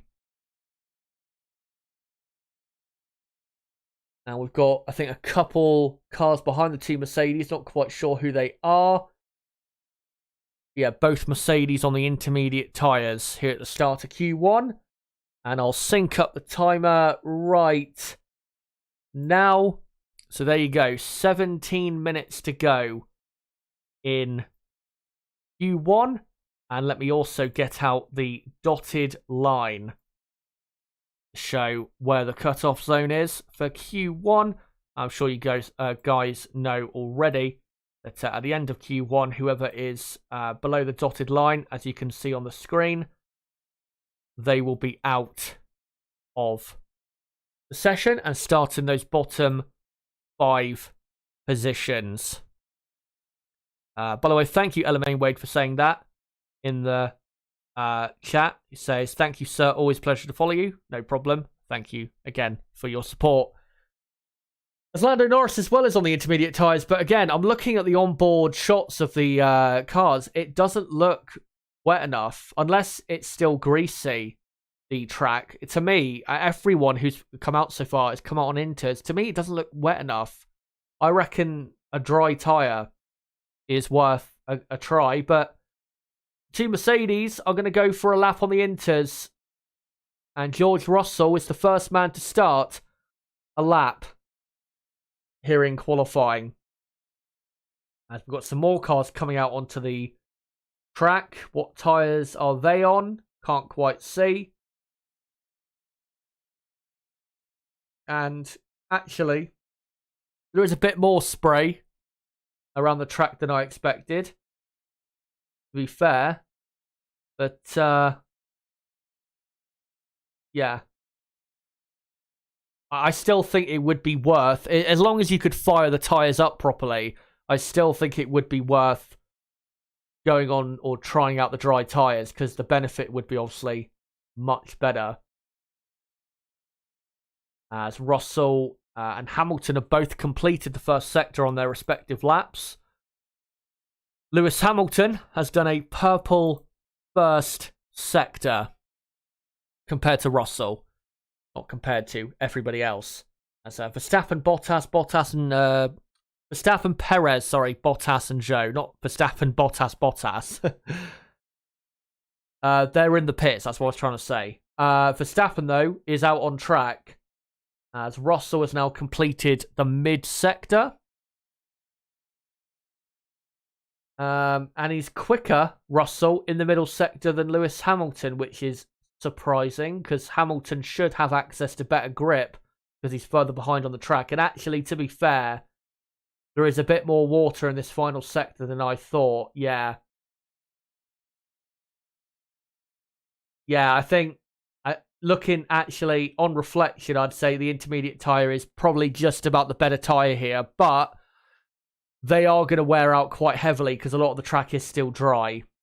But in that final sector, it is quite wet. As George Russell goes fastest, but not for long, as Lewis Hamilton is now quickest for Mercedes, as Lando Norris is just coming through the final few corners on his first flying lap in qualifying. So Hamilton quickest from Russell in second.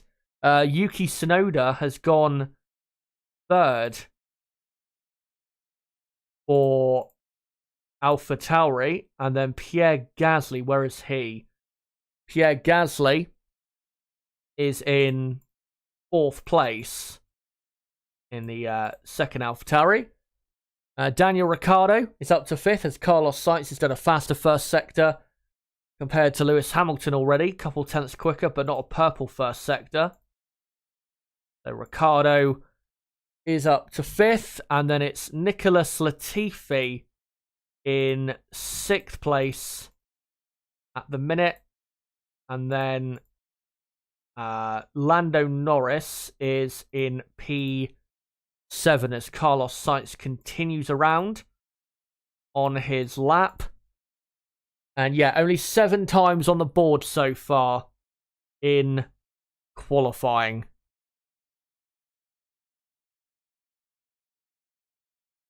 And Carlos Sainz actually, in the middle sector, has lost a lot of time. He's now 4.5 tenths slower than Lewis Hamilton, as Esteban Ocon goes third for Alpine. Ocon is up to P3. And yellow flag in sector 2 quickly goes green, so maybe someone just went slightly off track at maybe at turn 7, as George Russell does another lap and goes quickest on a 1:55.8, 1 second quicker than Lewis Hamilton, interestingly, as Carlos Sainz comes through the final couple corners, and Sainz only goes fourth, 2.2 seconds off the pace, as Charles Leclerc has done a very quick middle sector, half a second quicker than Russell. So Leclerc, I think, is about to go quickest here, as long as he doesn't make a mistake. Lance Stroll goes up to third. And Alex Albon goes 9th in the number 1 Williams, really. And yellow flag down in sector 3 as Charles Leclerc goes quickest on a 1:55.0, almost 8, or pretty much 8 tenths of a second quicker than Russell, as there was a Haas there, I think, and Max Verstappen has had to back off on his lap. There was a Haas that went deep at turn, well, what corner was that? I think turn 15 or 16, that may have been. But yeah, Charles Leclerc is currently quickest by 8 tenths of a second. And Sebastian Vettel has gone 13th, I can see, as Max Verstappen now goes 13th. The yellow flag now in sector 2, now goes green quickly. Sergio Perez has gone third for Red Bull. And let me just quickly update that. By the way, apologies if my OBS is freezing a bit. As just a replay of Kevin Magnussen going deep. Yeah, I think at turn 15 or 16. Charles Leclerc caused the second yellow flag, went deep at turn 8. And I'll just quickly move this picture more into focus. There you go. And Carlos Sainz has improved and gone up to second, only a quarter of a tenth slower than Charles Leclerc. But now Lewis Hamilton goes quickest for Mercedes by 3.5 tenths of a second. So it's currently Hamilton quickest, from Leclerc second, Sainz third, Russell fourth, Perez fifth, and then Stroll, Ocon, Tsunoda. Alonso is ninth. And then Ricciardo, is Ricciardo 10th? No, not quite, because Lando Norris has now improved up to P6.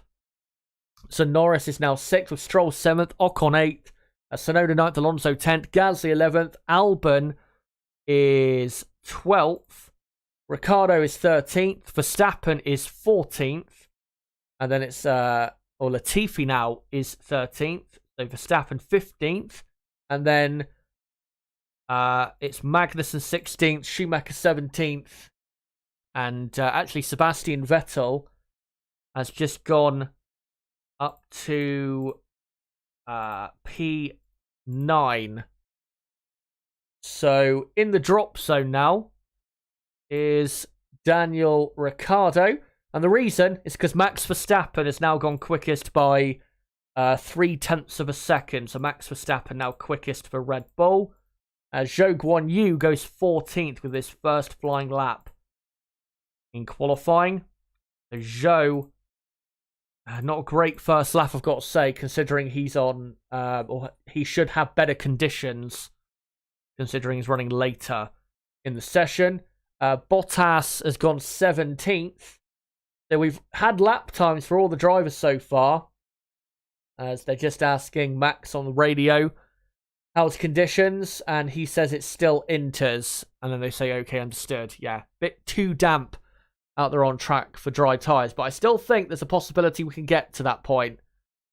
But currently, it is Verstappen, quickest from Hamilton, second, and then Leclerc, Sainz, Russell, Perez, Norris, Stroll, and then Gasly is now 9th, with Ocon in 10th.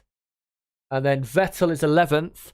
And then it's Tsunoda 12th, Alonso 13th, Zhou 14th, Albon 15th. And in the drop zone, Latifi, Bottas, Ricciardo, Magnussen, and Schumacher.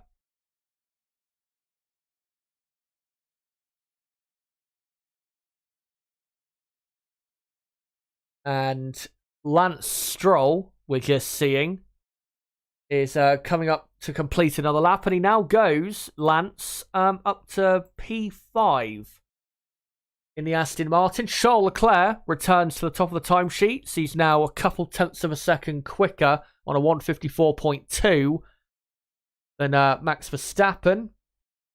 And we are now looking at Valtteri Bottas, who's about to complete another lap. Will he get himself out the drop zone? Not quite sure he will.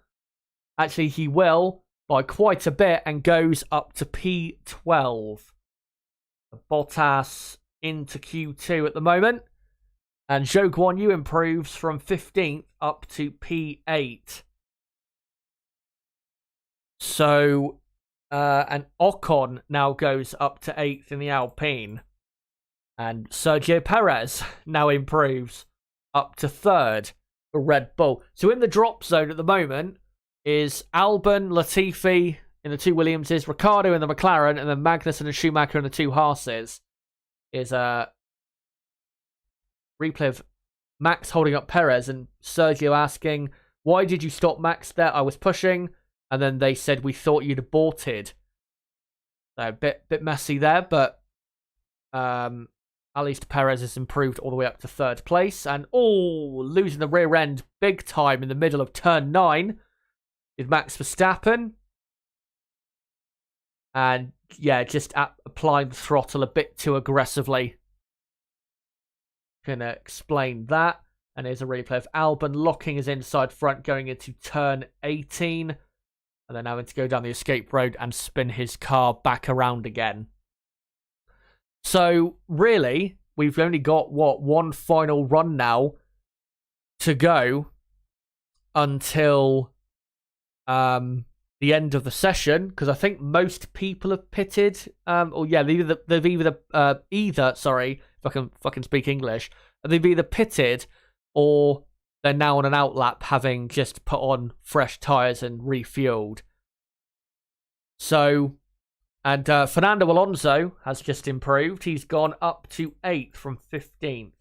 So, in the drop zone with 4 minutes to go, Albon, Latifi, Ricciardo, Magnussen, Schumacher. Looking at the lap times, hard to tell really who's at risk.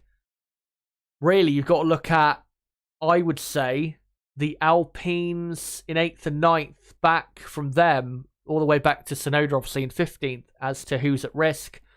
Maybe even Lance Stroll in 6th, you could say, and even Russell in 7th in the Mercedes. We'll have to see.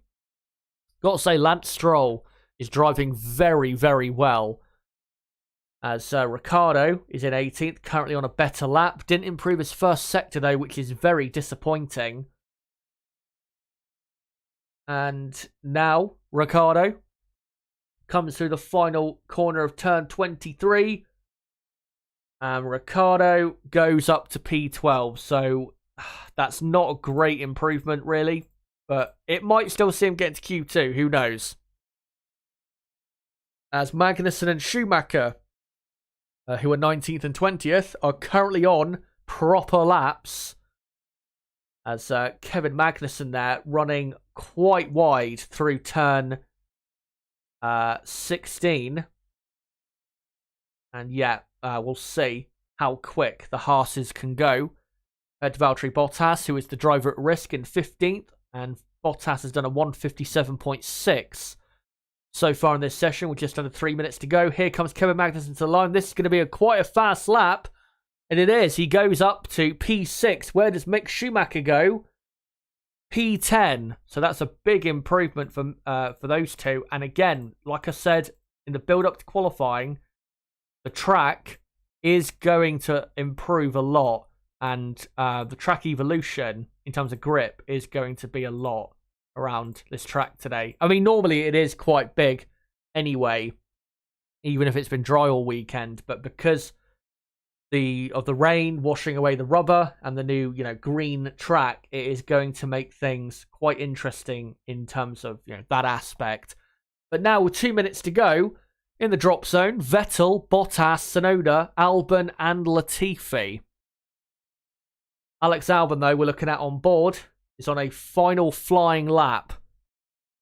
Can he somehow get into the next part of qualifying? Would be a phenomenal job if he could. I just missed what his first sector time was there. So didn't have the greatest run there through turn 8 by the looks of it. He's just overtaken a slow car. And he comes now to turn 10. Looking very good through turn 10. Hit the apex bang on. And yet looking good through turn 11, 12 as well. Thankfully that Haas got out of the way very well through that section, because if you get blocked through there, then your lap will absolutely be ruined and can even cause accidents.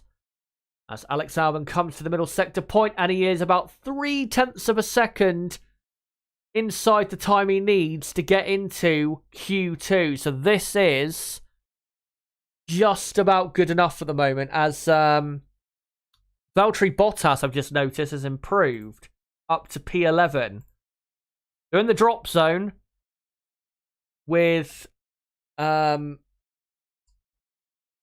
4 or 35 seconds to go. It is Gasly, Vettel, Tsunoda, or Vettel, Latifi, Tsunoda, and Albon. As Alex Albon, with his final lap here, surely comes through the final corner now. Can he get into Q2? No, he cannot. He only goes 16th. Where is Yuki Tsunoda, who is now 20th? Sebastian Vettel is almost a second up on the time he needs to get into Q2. As a lot of improvements we're seeing now. Yuki Tsunoda has gone all the way up to P8. What an improvement there by Tsunoda. As Gasly goes up to P11 in the Alpha Tauri. Yellow flags in Sector 2 and Sector 3. And Ocon has met the checkered flag and he's out in Q1. And Sebastian Vettel is now up to P11. And yes, still yellow flags in sector 2s and 3. Don't know what that was for. As Max Verstappen now goes quickest from Lewis Hamilton in second. Ricciardo currently in 18th. Can he get out of the drop zone? No, he cannot. Ricciardo out in 16th, but so is Esteban Ocon, who is also out in 18th. Mick Schumacher is on a final flying lap, and currently Schumacher is in 17th place. So in the drop zone at the moment, Ricciardo, Schumacher, Ocon, Albon, Latifi. The driver at risk at the moment is Valtteri Bottas, and Lando Norris is at risk a bit. We'll see. And I'll make sure to do the correct order, by the way, in a moment, because the order has changed around a lot with the track evolution. So I'll make sure to get it correct by the end of this session. But we're waiting to see Mick Schumacher and what he can do. Can he get out of Q1 and join his teammate Kevin Magnussen, who is solidly and very well into Q2? Schumacher into the final corner now. And Mick Schumacher does make it. He didn't improve his final sector, but he is in to Q2. Pushing Valtteri Bottas into the drop zone. So let me just quickly do the final finishing order. So Max Verstappen ends up quickest, and then Hamilton joins him in Q2, and so does Charles Leclerc, Sergio Perez, Carlos Sainz, George Russell, Kevin Magnussen, Yuki Tsunoda, Fernando Alonso, Zhou Guan Yu in P10, and then Vettel in 11th goes into Q2. So does Gasly P12, Stroll 13th, Schumacher 14th, Norris 15th. Those are the drivers that are into Q2. But guys, out in Q1, Valtteri Bottas, Daniel Ricciardo, Esteban Ocon, Alex Albon, and Nicholas Latifi. What a surprising end to Q1. I did not expect Ricciardo and Ocon to go out in Q1. That was definitely not on the cards whatsoever. But we'll see who or what surprises happen in Q2, if there is any.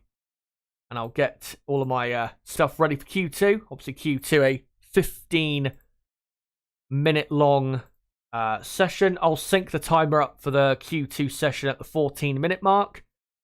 And I will get a second dotted line out, obviously to illustrate what the cutoff zone is.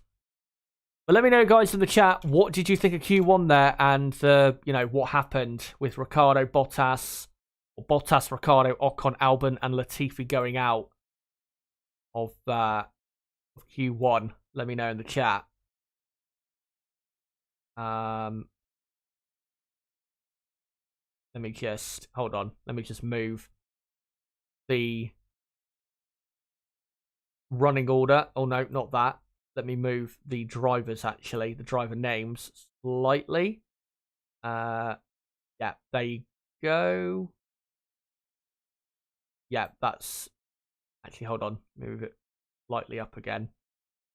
There you go, that's better.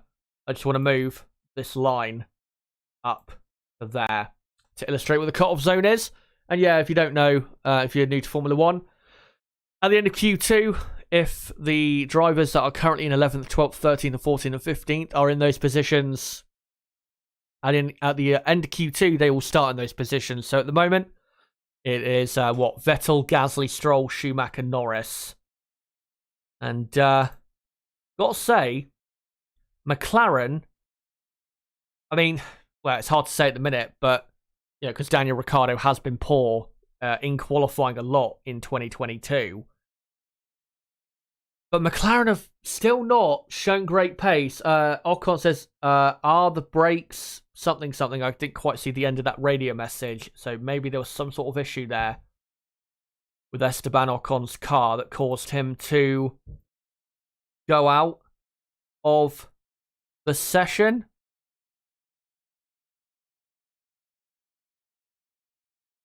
Just trying to see if there's any news on Twitter.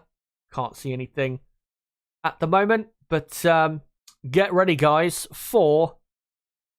Plush City asks, how wet is it there? It's damp. I think that's the best way to... It's damp enough for intermediate tyres, and it's... Actually, wait, let me redo that. It's too damp for dry tyres, but it's too dry... really, most of the track for inters. So because it's too damp in very important areas, they need to be on the intermediate tyres right now. So, yeah. Again, though, watch out, because if we get to Q3 and the crossover, it reaches the crossover point where the dry tyres could just start to be quicker than the inters, you might see a surprise. You might see a surprise pole position. Who knows? But Q2 will be underway in a minute or so, and we'll see who gets knocked out of this session. As the Mercedes mechanics just getting ready to release Lewis Hamilton, I think it is, onto track. And I think those are still intermediate tyres on Lewis Hamilton's car, as he's just getting his gloves on.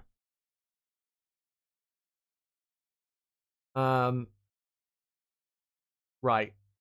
Just checking a few things stream-wise. Anyway, a Ferrari there just came out, I think, of Charles Leclerc on inters. So looks as though they're going to still be on intermediate tyres. But if I'm AlphaTauri, for example, or Alfa Romeo, let's say you get one of your cars into Q3, or even Haas with Mick Schumacher, towards the very end of the session, I think it's worth a gamble. Dry tyres. I think it is worth a gamble, because you never know, even with that damp patch in that part of the track, if you can gain enough time in the other areas where it's dry or drier, then it is worth the gamble. So, yeah. We'll see what happens with that. As Max Verstappen is about to come out on intermediate tyres as well. And I've missed the syncing up point, so sorry about that, guys. I just forgot to get it done in time. I was caught out by how quickly things got going, so I'll sync the timer up in about 45 seconds from now. As Carlos Sainz, out on intermediate tyres, and I'm sure everyone will be out on intermediate tyres at this point. And yeah, this little straight, if you're watching the broadcast, you can see between turn 9 and turn 10, it's bone dry.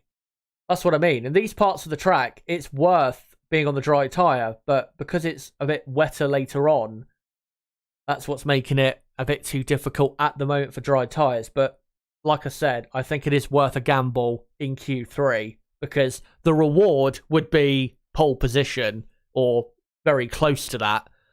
Right, 3, 2, 1. There you go. 13 minutes to go in Q2. Let's see who survives and gets into Q3 and who is relegated and out in Q2. And we've got a lot of cars now backing up towards the end of the lap.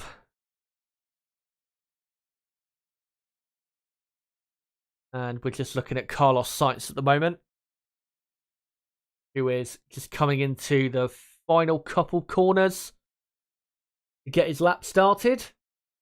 Obviously doesn't want to destroy those intermediate tyres because the track is so dry, and the intermediates, they require water to work properly. You don't want to wear them out massively on this mostly dry track. As Carlos Sainz, has started his lap, and it's just coming through turn 3 now. We'll see what he does for his first sector compared to others around him. As Sainz coming onto the main DRS straight, where the overtaking, if there is any overtaking tomorrow, will be done. And he's done a 30.9 for the first sector, Charles Leclerc is about to complete his first sector. What is his? A 29.8.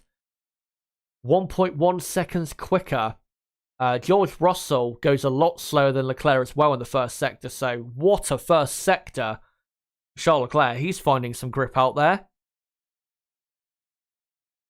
As Carlos Sainz just coming through.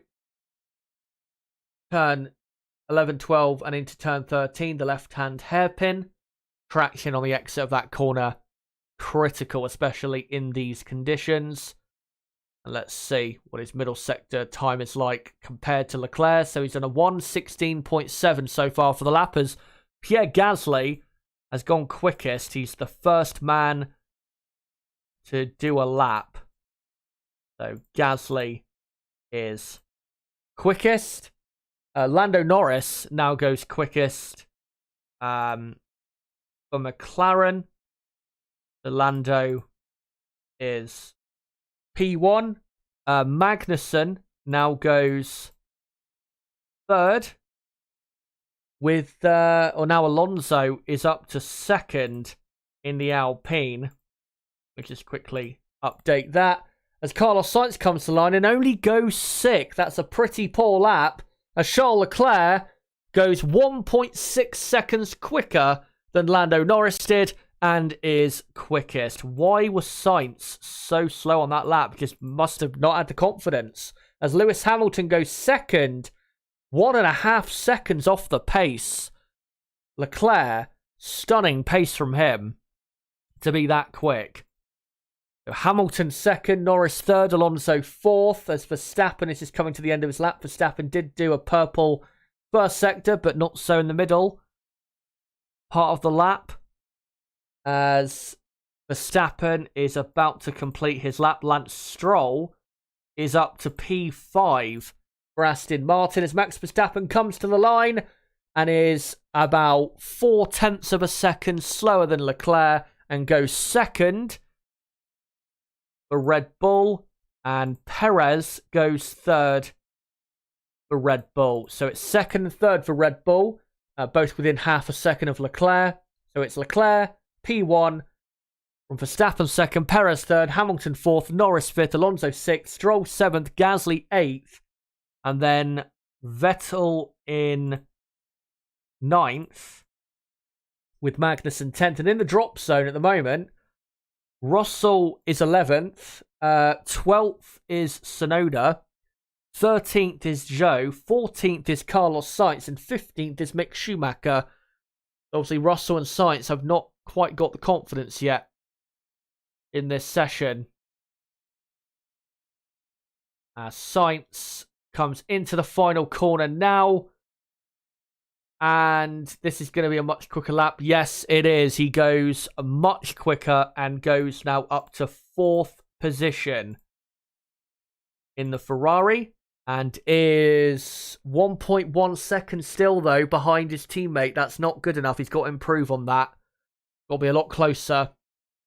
And Mercedes have got to improve a lot on what they've done. As Mick Schumacher has just improved his lap and gone ahead of his teammate, which is impressive, considering he's never raced here before, but is only P11, which would be the first of the eliminations, as Charles Leclerc, I think, has just started another flying lap, possibly. I'm not quite sure from that, whatever that was, replay or not.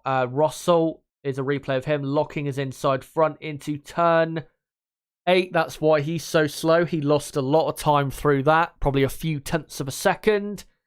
And here's a replay of Mick Schumacher straddling the exit curve of turn 7 after going a bit...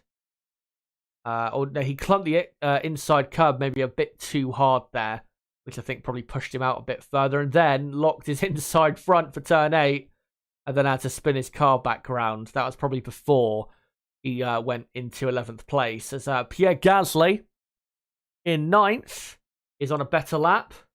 He's improved his first sector, but not his middle sector. We'll see if he can improve. I will say Gasly is driving very well today. It's good to see. He has been driving a lot better as of late. Obviously finished 9th in Spa, after starting from the pit lane and then finished 8th at the Italian Grand Prix. As Gasly comes to the line now and doesn't improve his lap time. Kevin Magnussen comes to the line and also does not improve his lap time. Fernando Alonso is probably going to come to the line in about 15 seconds' time. I have a sneaky suspicion that those intermediate tyres may not be good enough for the track anymore. And Charles asks, can we box for slicks? And they say, copy box, understood. So, yep, slick tyres are on their way as Alonso doesn't improve his lap there. And, yeah, the intermediate tyres, what's happened, the track is so dry now, they just can't improve on that tyre. As Zhou does actually improve on that tyre and goes up to 13th. George Russell now down to 14th. In the Mercedes. And we've only got 5.5 minutes left in Q2, so it's got to get on with it. Sebastian Vettel is on a better lap. He's improved his first and second sector, and he's still on intermediate tyres. As they've...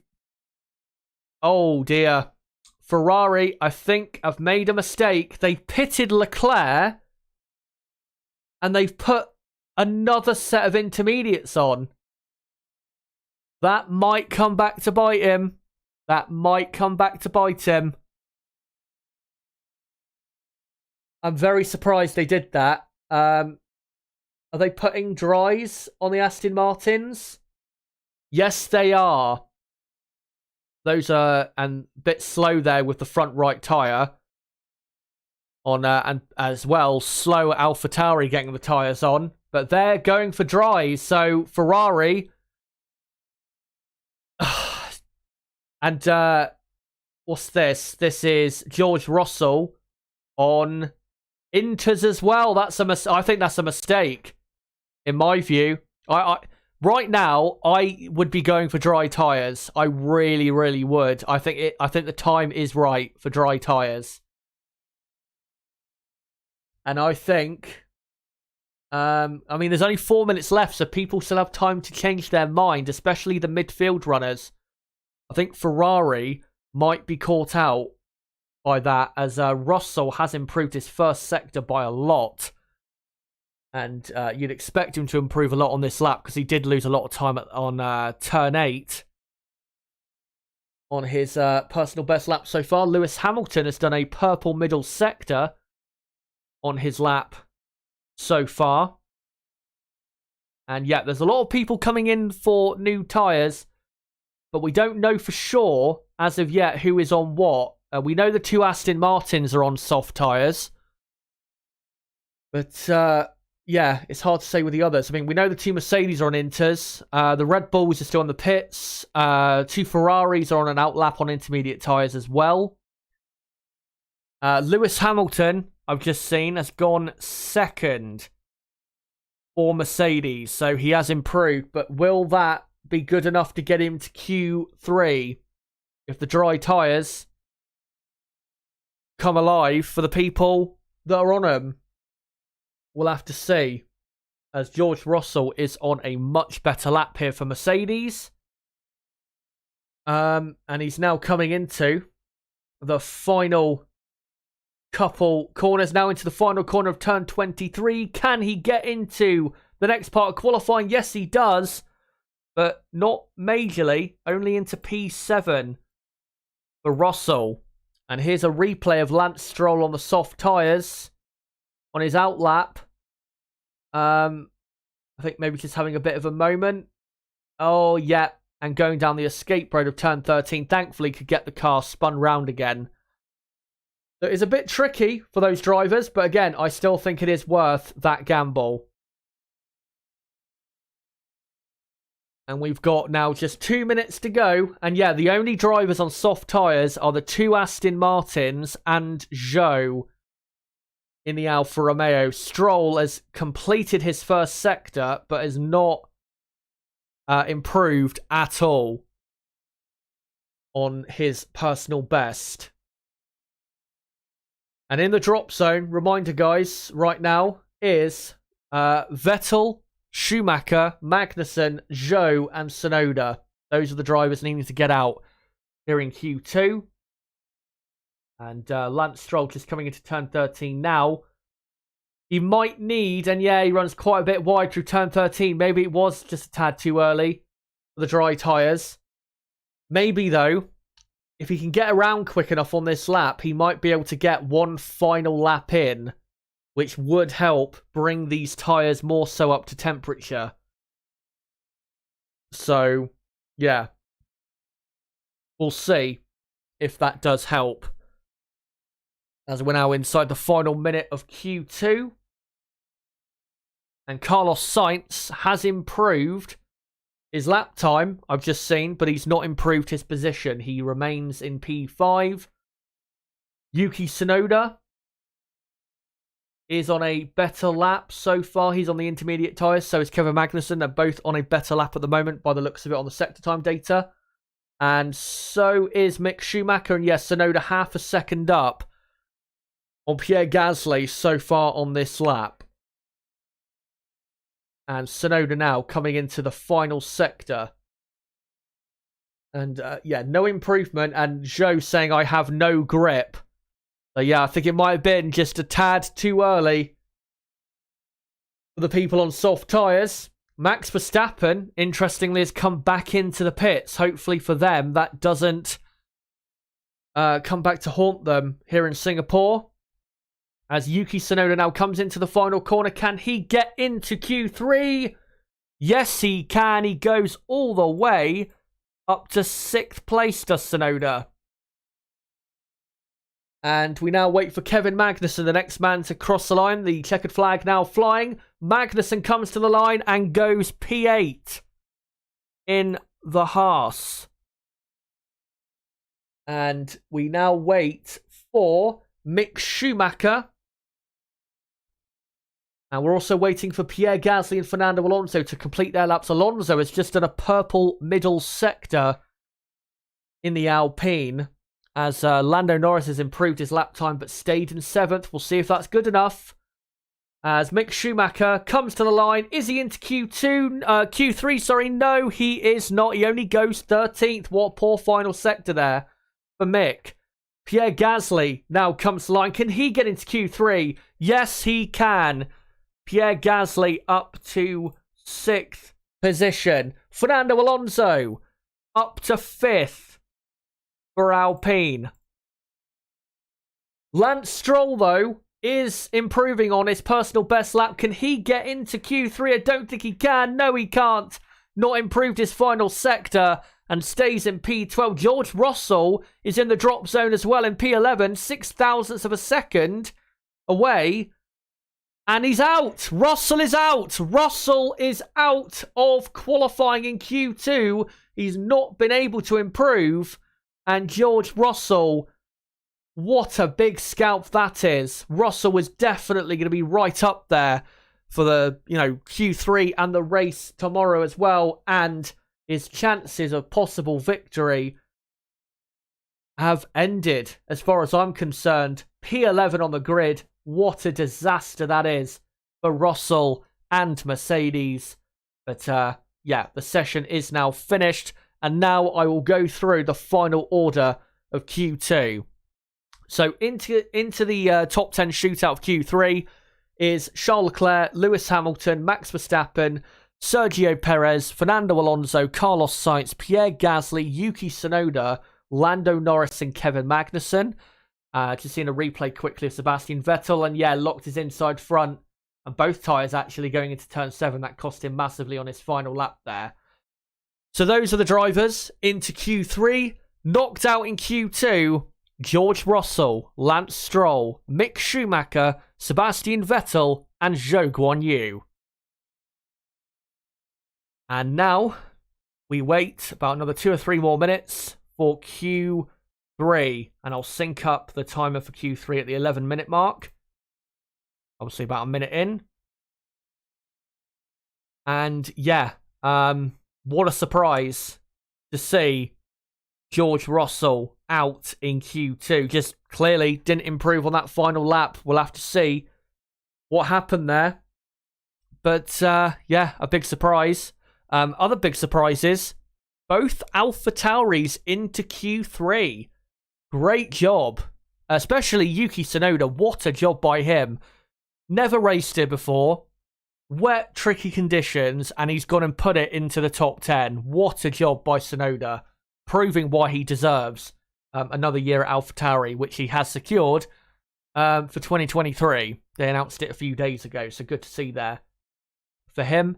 And good to see as well Pierre Gasly performing well. Also, shout out Kevin Magnussen for a cheeky top 10 appearance.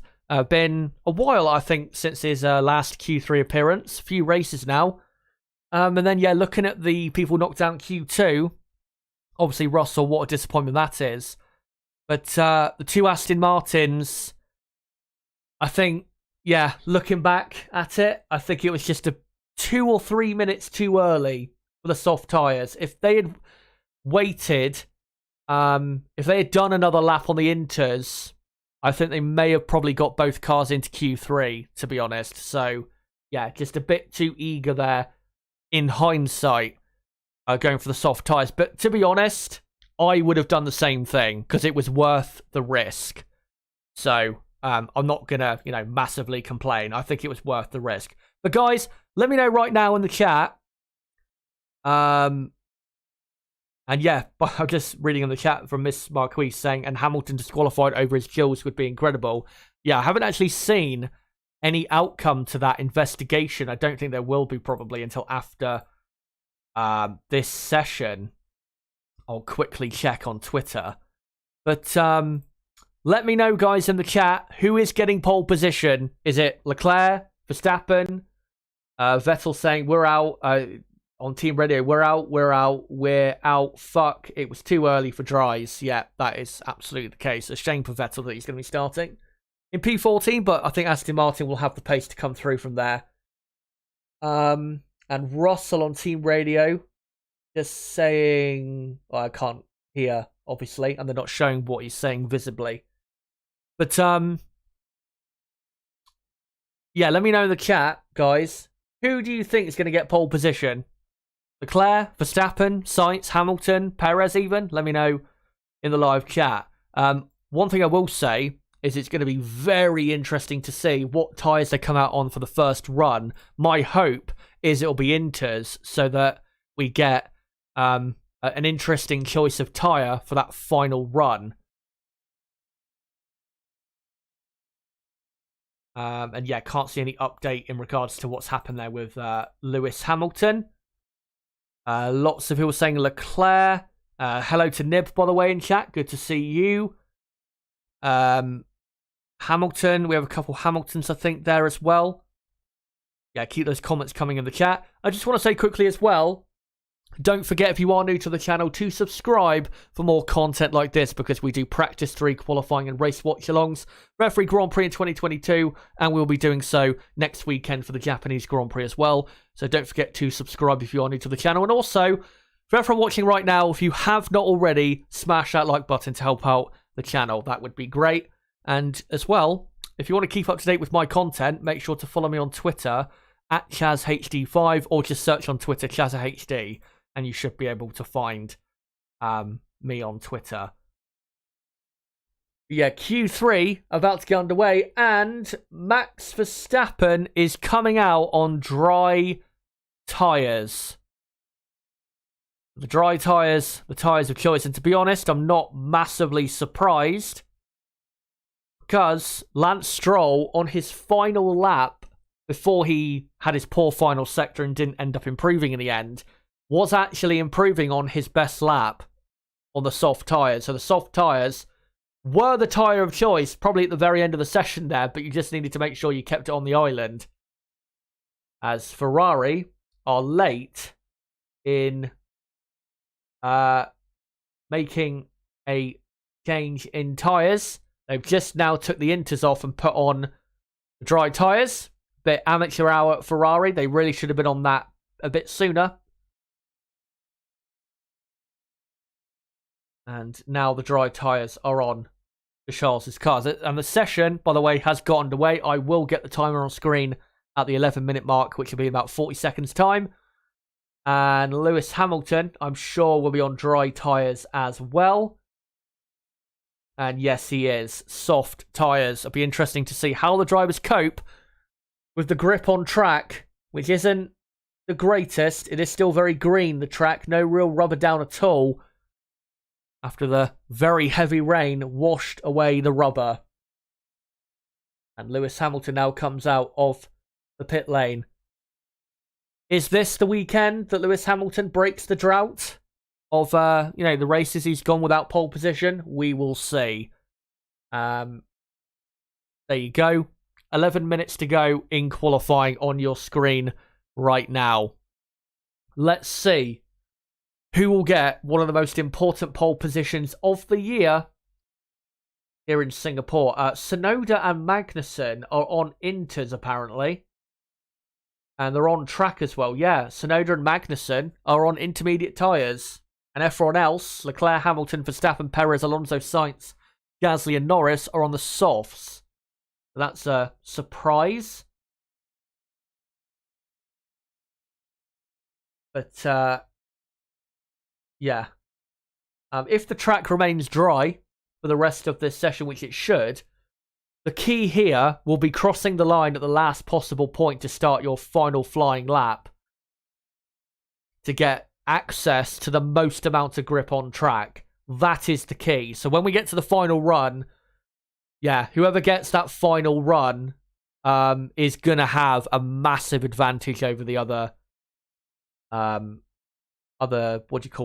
teams and drivers, as Max Verstappen comes into the final corner now and starts his first attempt in Q3 at his first ever, or getting his first ever pole position in Singapore. As he's into turn 3 now, not anywhere near as quickly as he would be in fully dry conditions. The track's still a bit damp in certain areas. As Verstappen coming through turn 5 now, and DRS not enabled at this point, which I think is the smart thing to do from the FIA. And Verstappen is a 30.9 for the first sector, which is not quick at all. Because you remember Leclerc's best first sector in Q2 was like a 29.8. That's a very slow first sector. Carlos Sainz does a 31.1 for the first sector. So yeah, bit of a struggle in the first sector. Maybe that'll play into Tsunoda and Magnussen's hands. Imagine a Yuki Tsunoda pole position. As Max Verstappen comes into turn 13 and loses the rear end slightly on the exit, but looks okay. What's his middle sector looking like? A lot better than his first sector in comparison to the middle sectors from Q2. And he's so far got the purple middle sector. We'll see if he keeps that. Probably not, given there's cars behind him. He will again have access to better grip as the track continues to improve with its grip. And, well, he's actually quicker than Sergio Perez in the middle sector, which is interesting.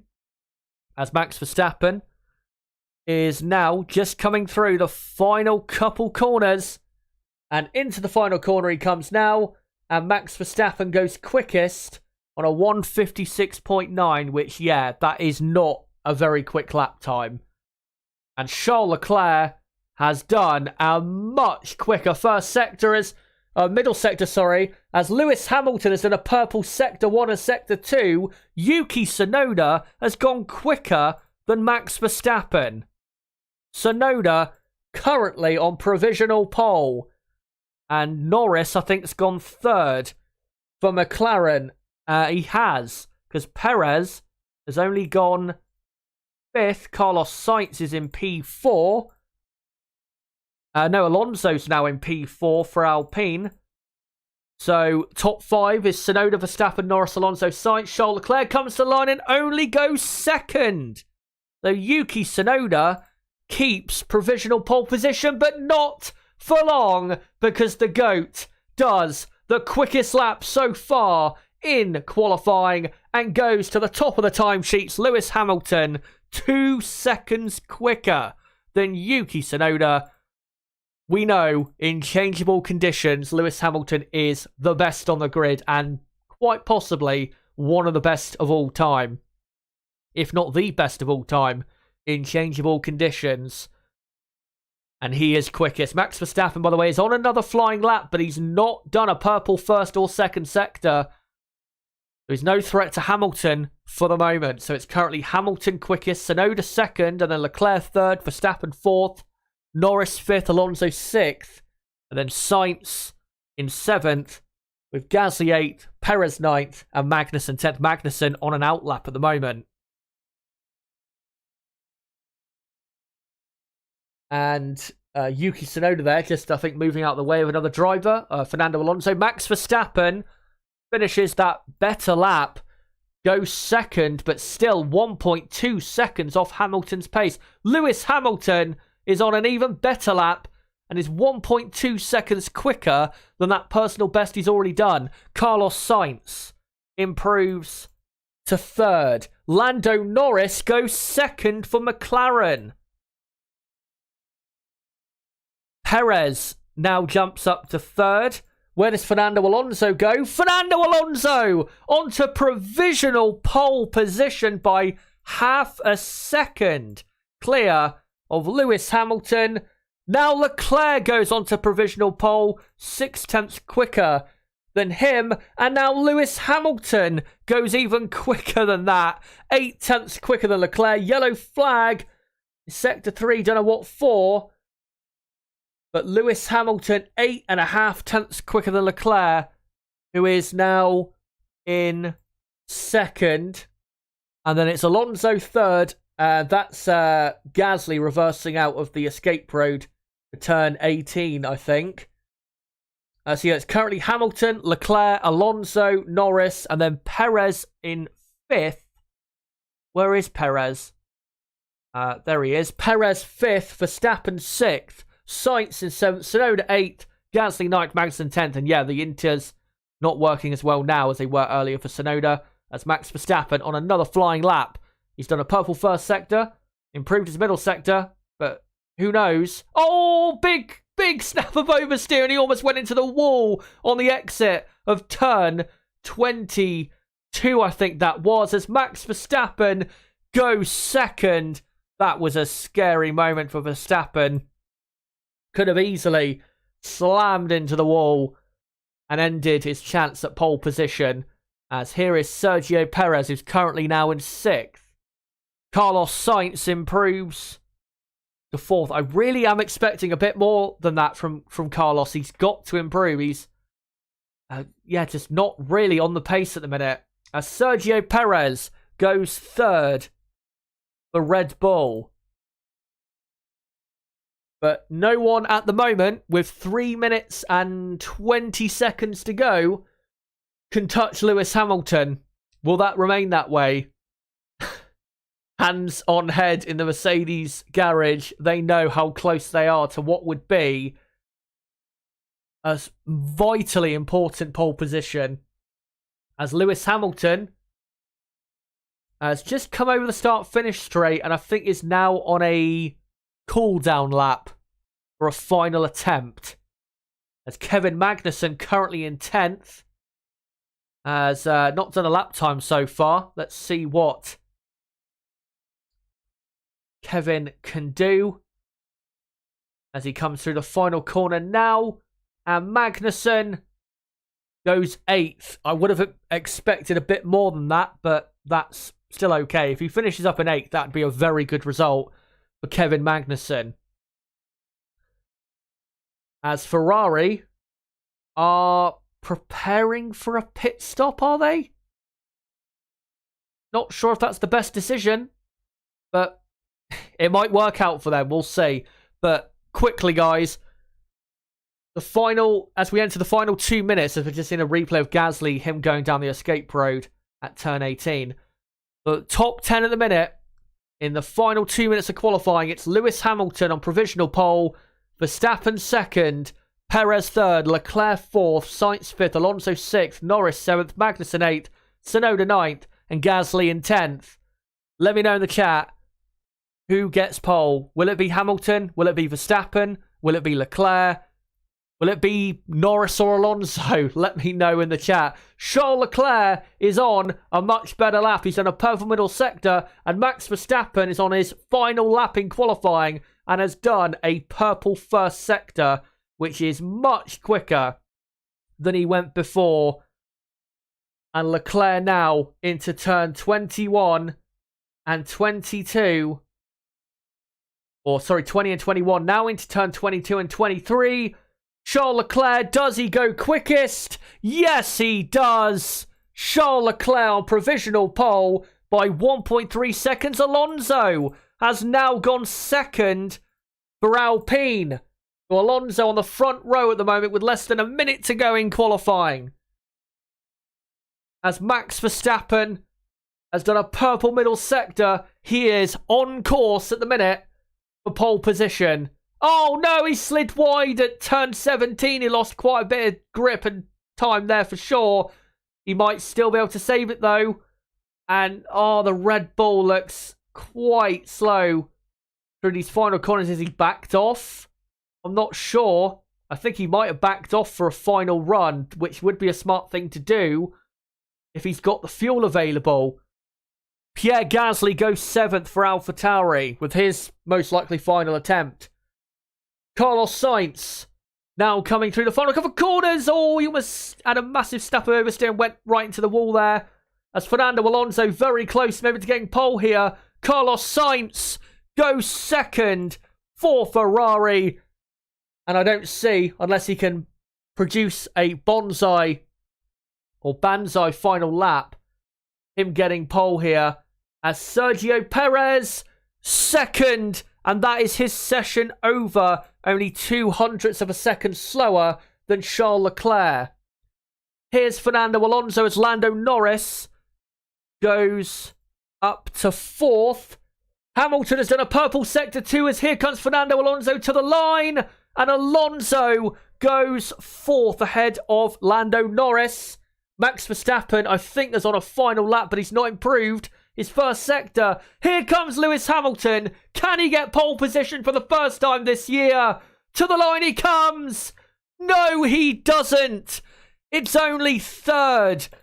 Half a tenth away. And at best, he's going to be, probably 3rd. Max Verstappen, though, 0.9 of a second up on Leclerc in the middle sector. If he just goes through this final sector without making a mistake, surely Max Verstappen is going to be on pole for the first time in Singapore. Let's see as he comes into the final few corners now. Oh, loses the rear end a bit through turn 18 and 19. Maybe he won't get pole as Tsunoda goes up to 9th with his final lap. Here comes Verstappen. Verstappen pits! Verstappen pits! And he's done. And Gasly has improved up to 7th. So Max Verstappen will start in 8th place.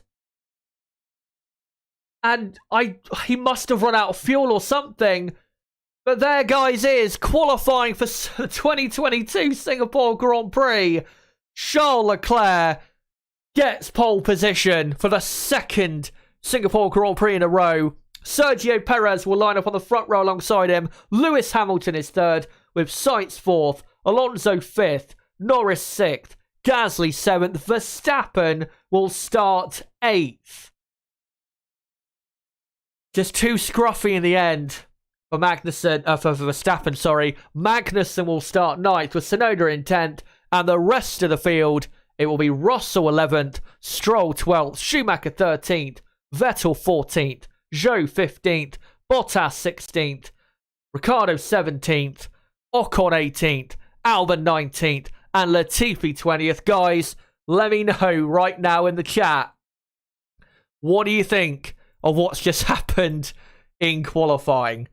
And react, just let me know what you think's happened, because I will be staying around for the next half an hour at least, and maybe even an hour, depending on, what you guys are having to say, and if there's enough comments in that. Let me know right now in the live chat, what did you think of what happened in qualifying there with Verstappen finishing up in 8th place. Leclerc getting pole, Perez 2nd, Hamilton 3rd. And then Sainz in 4th. And I need to look on Twitter quickly to see what Max said on the radio.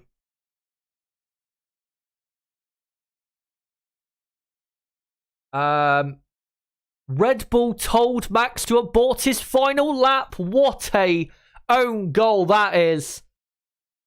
Why did they tell him to do that? That is a monumental mistake. They told him to abort the final lap.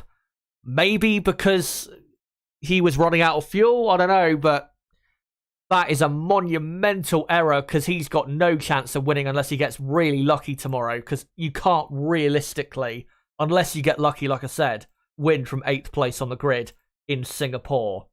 Even with Max Verstappen's heroics, I don't think that's going to happen. But before that's what I'm going to quickly say. Let me know, guys, what you thought of qualifying and what you thought of the performances of the teams and drivers as usual. And also let me know who is your driver of the day today in qualifying. Let me know right now in the live chat, and I'll get to your comments soon enough. I just want to quickly post the link out on my community page and also Twitter for the stream for the reaction to qualifying here. So just give me a few moments. Come join us here for instant reaction to qualifying in Singapore.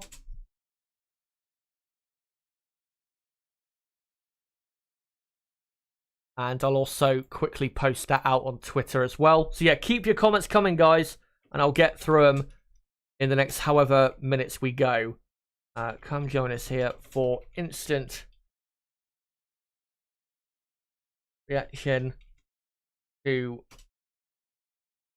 hold on. I'm all over the place at the minute. Qualifying for Singapore. And I'll just do a few hashtags and then we'll get to your comments in just a moment. And for me, driver of the day is probably going to be Charles Leclerc, to be honest, because he handled the conditions so well. Pierre Gasly, though, has got to be a mention. He has to be. Yeah, what a drive from him. 7th on the grid. We haven't seen that in a while from the gas man. And let me just do one final hashtag. There you go. Right, so that's all posted out. Right, so let's see what you guys have to say. Let me know again what you thought of qualifying, what you think of the performances of the Ferrari drivers, Red Bull drivers, Mercedes drivers, and all of the drivers.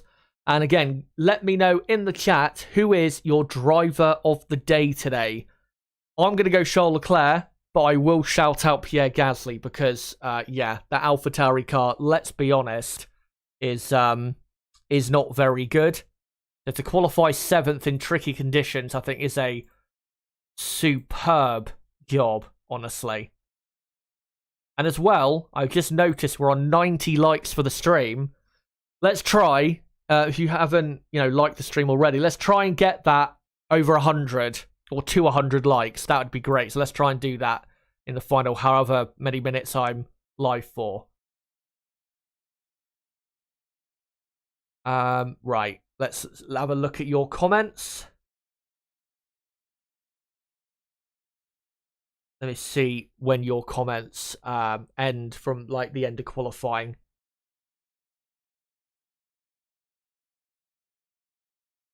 Astro Stevo saying Max 8th. Good.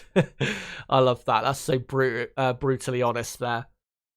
It will make things interesting tomorrow because obviously you're going to have the fight for the win, which is going to be between the front 4 cars. And then you're going to have Max coming through the field. I mean, he may still feature in the fight for the podium because if he does run a really good strategy, then he could still have a say towards the end of the race. And also we'll have George Russell to look out for coming through from 11th on the grid. And looking at the grid, it is very mixed up. So I think we've got a very good Grand Prix on our hands tomorrow, considering it's Singapore. Yeah, lots of yes, Charles, and get in, Charles. Charles, the king of poles. Forevermore says, if Max wins this, it would be amazing. If he wins this, then I give up. Just, yeah, at that point, too good. And if he does win tomorrow's race, then I think he will win every race before the end of the season. Or for the rest of the season, sorry. He'll win every race after this one, because if you can win this Grand Prix, where, again, it's so hard to overtake her, if you can win from 8th on the grid, then I don't think anything could stop him at that point.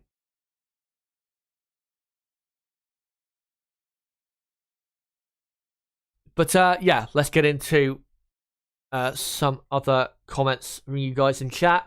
And, yeah, we've just got to 100 likes. Cheers for that, guys. Thanks for that a lot. Great to see. Jazztastic says, damn. Guessing you're a Hamilton fan or Verstappen fan. I can't remember exactly, to be honest. M90 Regal says, 8th to 1st is impossible at Singapore. No chance for him to win tomorrow. Yeah, I think, realistically, I don't think he is going to win tomorrow's Grand Prix. I think the best he can get is 3rd. But what he would have to do is run an alternate strategy that would play out towards the end and really make him very quick at the end. That would allow him to, to grab a podium. But I don't see him winning the race. The thing is, if he's still in 8th place by like lap 10, lap 15, he'll be so far behind the race leader that he'll be just not able to get anywhere near Leclerc. Even if Leclerc was to pit and Verstappen didn't, Leclerc would probably have enough of a gap to come out ahead of Max after 10, 15 laps. Because realistically, you'd expect Alonso, Norris, Gasly to be about a second and a half at best off the pace of Charles Leclerc at the front. If Max can't get his way through quickly, that's the amount of time he'll lose at best to Charles Leclerc. And obviously Perez, Hamilton, and Sainz as well. I've got to say, though, even though Hamilton didn't get pole, no need to worry if you're a Mercedes fan, because I think from that position, I think he can absolutely win the race. If he, let's say if Charles Leclerc isn't very quick at the start tomorrow, if he's, backing cars up behind, and there's a bit of a train forming behind Charles Leclerc, then I think that could, trigger Mercedes maybe into doing an undercut in getting into the lead of the race, or even run a bit longer into the race, have fresher tyres for later in the race. That really could help as well. But I think Mercedes are in a very good position there in 3rd. Because remember, they do tend to have very good race pace, and they look after their tyres very, very well. So, yeah. By the way, been confirmed from Red Bull that it was a lack of fuel. Which, to be honest, I was guessing that's what it was. Verstappen on Team Radio said, what the fuck? What the fuck are you guys saying? Unbelievable, mate. I don't get it. What the fuck is this about? Yeah. To be honest, I think it would have been probably... I think it would have been worth him still going to the line. Even if he was, slightly starting to run out of fuel as he was coming through that final corner, he may still have gained, 2 or 3 positions. So, yeah. I still think they should have gone for it. Because, it would have, they had nothing to lose at that point, considering how low down they were. Astro Steva says, hold on. Oh, yeah, Rook was just confirming in the chat earlier, no fuel, so I should have read that. Sorry about that, but obviously things were going very quickly at the time. Astro Steva said, or says, probably because they know Max could start from pit lane, still win. I don't think he'll start from the pit lane. And I don't think, even from 8th, I don't think he can win the race. Realistically, even if he started 5th, I don't think he could win the race. Unless he pulled off a masterstroke of a strategy. I just don't think he could win from there. Saying that, obviously Lewis Hamilton did win the Singapore Grand Prix in 2017 from 5th, but that was, he had a great start to the race coupled with a massive accident wiping out 3 of the 4 drivers ahead of him. So he did get a bit lucky as well with that. McLaren from races, Lewis will win. M90 Rook says Lewis will win tomorrow. Bet on it. Let's look at some other comments here in the chat. M90 Regal says, actually, yeah, P7 in that tractor is impressive for Gasly. Italian Stallions. That's a funny name. Charles, he says, will win tomorrow. Astro Stevo, so we can roll out Max winning the title tomorrow now? Yeah. It will take something monumental. I'll quickly show it on screen, actually, the permutations. So, for Max to win the championship, he has to at least win the race, which I don't think he has a chance of now because he's starting from P8. But he has to win the race at least. If he wins the race and gets the fastest lap, he needs Perez to be 4th or lower and Leclerc to be 8th or lower. But if he doesn't get the fastest lap but still wins, then he needs Perez 4th with no fastest lap and Leclerc 9th or lower.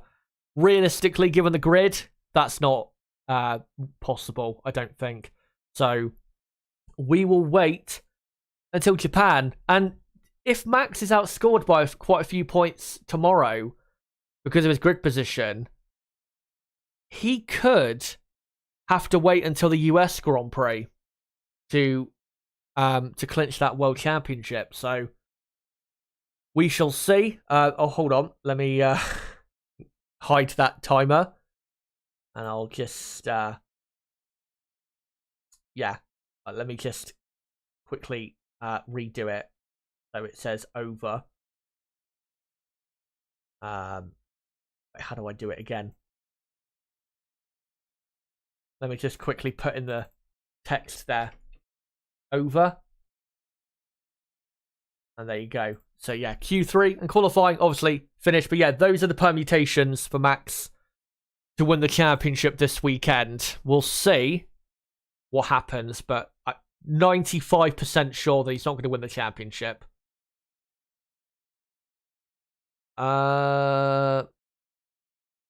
Let's look at some other comments here in the chat. Bottas knocked out Q1. He's getting beaten by Zhou in qualifying now, says Dane. Yeah, Zhou is doing a good job in qualifying, but I think he's lacking.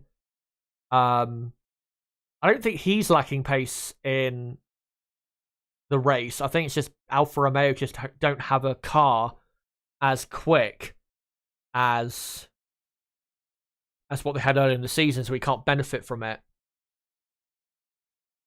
What happened to Max? Yeah, he ran out of fuel in the end. Brother Moss says Charles is the king of poles.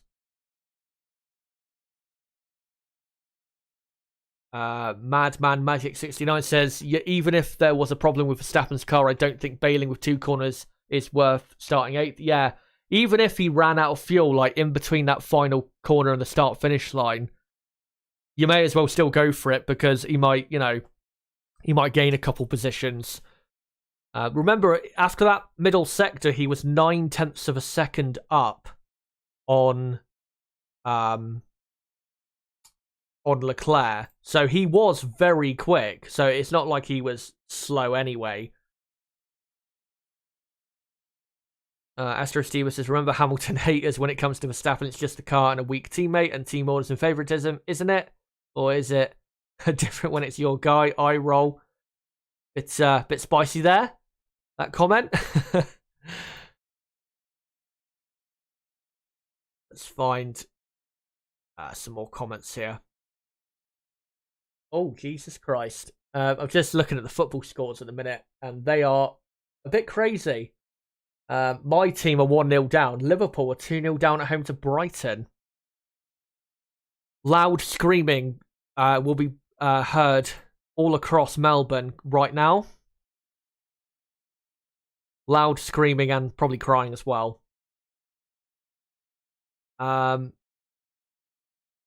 Regal says both Lewis and Max are great drivers. That being said, Lewis is better. Max is close, but That's a very long way to go.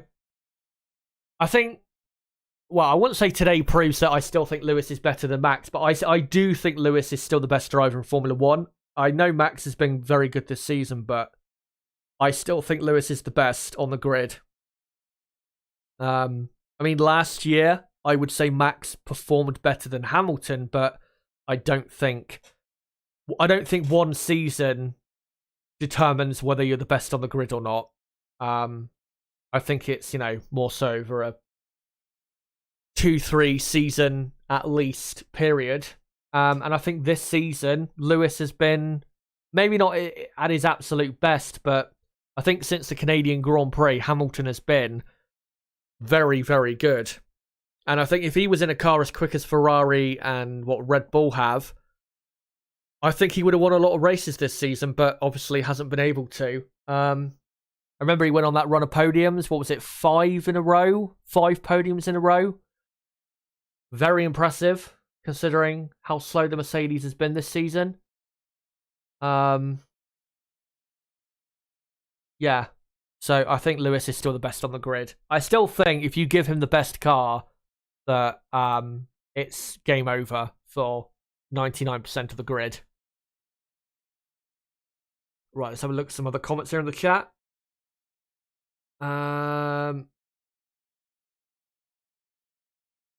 KH says, makes a very interesting race. If Max wins, he really is a champion racer. Looking at history, the lowest down someone's won a Grand Prix here. This is the problem. It was Fernando Alonso in 2008, but that was due to his teammate obviously crashing on purpose to cause a safety car to benefit Fernando Alonso. We can't really say, well, it's been done before, because it was only done because of, clear cheating. Other than that race, the lowest down someone's won the Singapore Grand Prix from was Lewis Hamilton in 2017, which was 5th. But again, he had an amazing start, and then the top 3 wiped themselves out at turn 1. So, or even before turn 1. So, yeah. He'll need, if he's going to win tomorrow, he's going to need a lot of luck, a serious amount of luck, really, to win the race. And I'm not saying that because Max is not good enough to make his way through the field. It's just with the way, with the way this track is, if you're starting from 8th, you pretty much have no hope of winning the Grand Prix unless you get very, very lucky. It's similar with Monaco, isn't it? If you're going to win outside the top 3 on the grid, you do need a lot of luck to win the Grand Prix. Right, let me look at some other comments from you guys in the chat. People also talking about a penalty possibly for Max. Rook says, can't remember what the penalty for no fuel sample is. If 10th place, then correct decision. I think for no fuel sample, I think it's a disqualification from qualifying. And removal basically from the results. So, because with in 2012 when we had it with Vettel and Alonso, or not Vettel and Alonso, Vettel and Hamilton, when they both had that happen in 2012, they were both sent to the back of the grid. And then we had it with, who else did we have it with? Wasn't it? I think Sebastian Vettel in Hungary last year was disqualified from the race results, even though he finished 2nd because they couldn't, or enough of a fuel sample couldn't be found for the FIA. So yeah, if enough of a fuel sample can't be provided, then he'll be disqualified from qualifying, meaning he'll start at the very back of the grid. One thing I'm going to do quickly is I'm going to have a drink because I am, quite tired physically. So I'm just going to have a quick drink, guys. Keep your comments coming and I'll make sure to get through them. I'm just going to have a quick drink and clearing of my throat, and then we'll move on with the rest of the stream.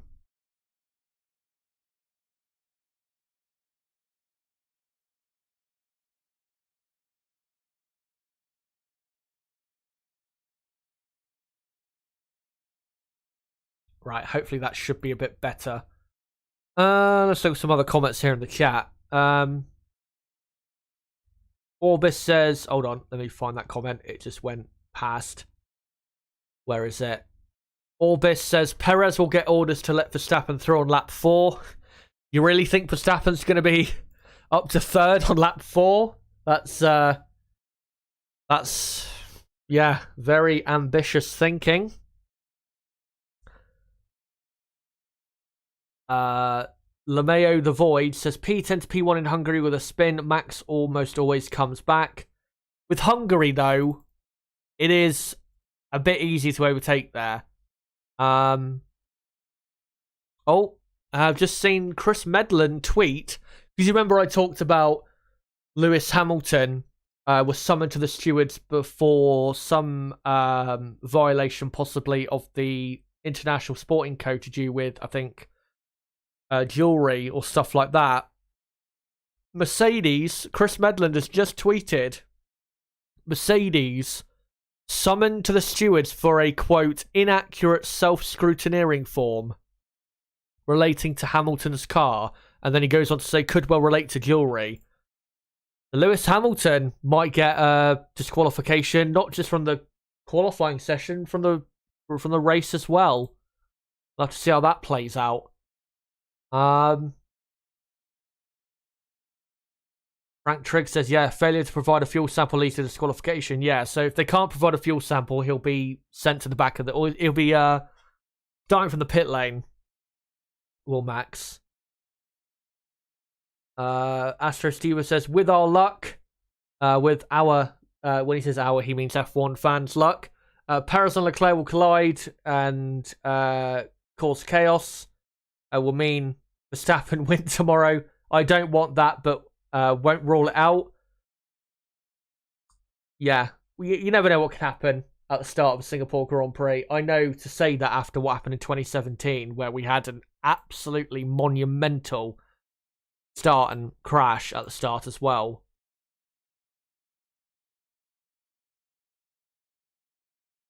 Let me just... yeah, so I was just looking on Twitter then to see if there's any more news on Hamilton there. We will see what happens over Hamilton. And Rooksford just posting in the chat a very interesting weather prediction. Apparently there is a 70% chance of rain tomorrow. That would be exactly what we need. A bit of rain. That could really make tomorrow's race a classic. Let's look at some other comments here. And yeah, Rook saying on top of Ricardo P17, poor nib, yeah. Celebrity Olympics says Singapore has little to no areas to pass, so Max has a task. Yeah, it's gonna be, I mean, if Max can get a podium, that would be a phenomenal result, honestly. I mean, realistically, you'd think 5th place, maybe 4th, at best, would be the best he could do. But, yeah, if he got on the podium even, that would be a very special thing.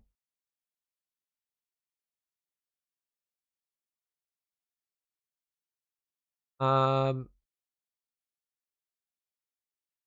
just seen someone, the the F1 esports guy, Jarno Opmeyer, I think it is, makes a good point on Twitter, actually. Saying if he would have finished that lap, it would have been a DQ probably because of the fuel sample thing. Better to start P8 than P20. Well, if they can provide a fuel sample and that's why they pitted him, then yeah, that is a good point. It is better to start from P8 than P20. Because if he starts P20, he'll probably at the absolute best, he'll finish his 5th or 6th. Yeah, that's a good point from Jarno. Frank, what does Max need to finish this race? To finish with a win in Japan? I don't know. I haven't thought about it, to be honest. We'll have to wait really until the end of this Grand Prix weekend to look at the permutations for Japan. Astro Stever says, hard to compare. Lewis and Max until Max has been in a really bad car and had to work miracles with it. Well, I think he already was, wasn't he? Toro Rosso in 2015. I mean, back then, obviously, he was a much different driver to how he is now. But I think what he did back then as a 17-year-old was, incredibly impressive. But I see what you mean. I mean, the thing is, though, in 2017 and 2018, he was in a car that was, only able 3 or 4 times a season, really, to win a race. So it's not like Max has been in top cars all the time. D'Angelo Williams says, my heart was pounding because of Lewis almost getting pole, Chazza. He's just a special driver if he had the car. Well, he may have been able to get pole anyway. Maybe he just made a slight mistake on that final lap.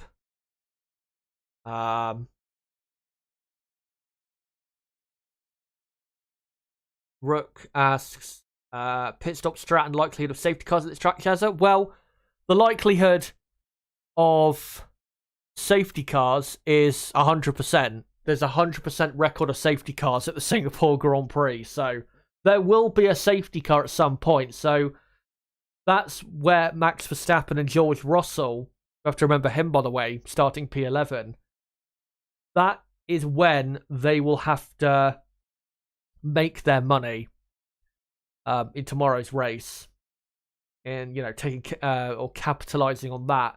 And what I would do if there's not a safety car in the first lap or two, if I'm Red Bull and Mercedes with Verstappen and Russell respectively, the best thing to do is to run those drivers as long into the race as you can, and then wait until the safety car comes out and then pit them. That's the best thing and the only thing you can really do if you're going to get them fighting with the top 4 there. Leclerc, Perez, Hamilton, Sainz. So, yeah.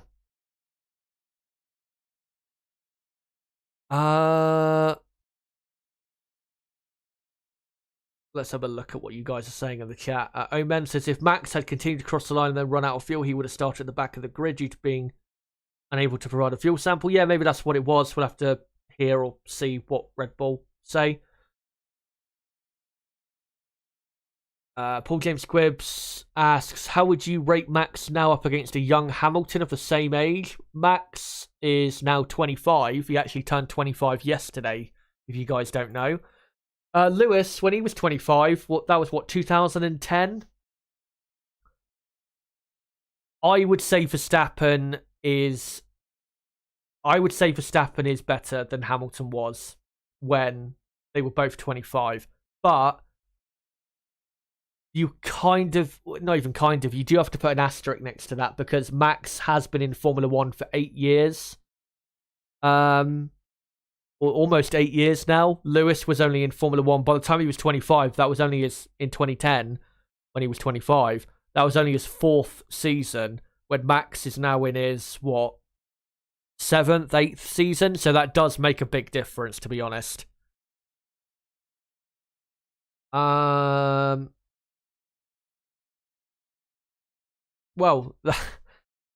Omega 34 in the chat brings up a point of imagine Checo crashing tomorrow. What if, and this will get the conspiracy nuts going, what if Sergio just happens to go straight on at turn 1 tomorrow and take out Leclerc, and then Verstappen wins? Well, Verstappen would then be champion. I'm just going to put it out there. I'm not going to say that that's what's going to happen, or that's even something that Red Bull are thinking about, but just put it out there. Just planting that toxic seed, I guess you could say. Right, let's look for some other comments here if I can.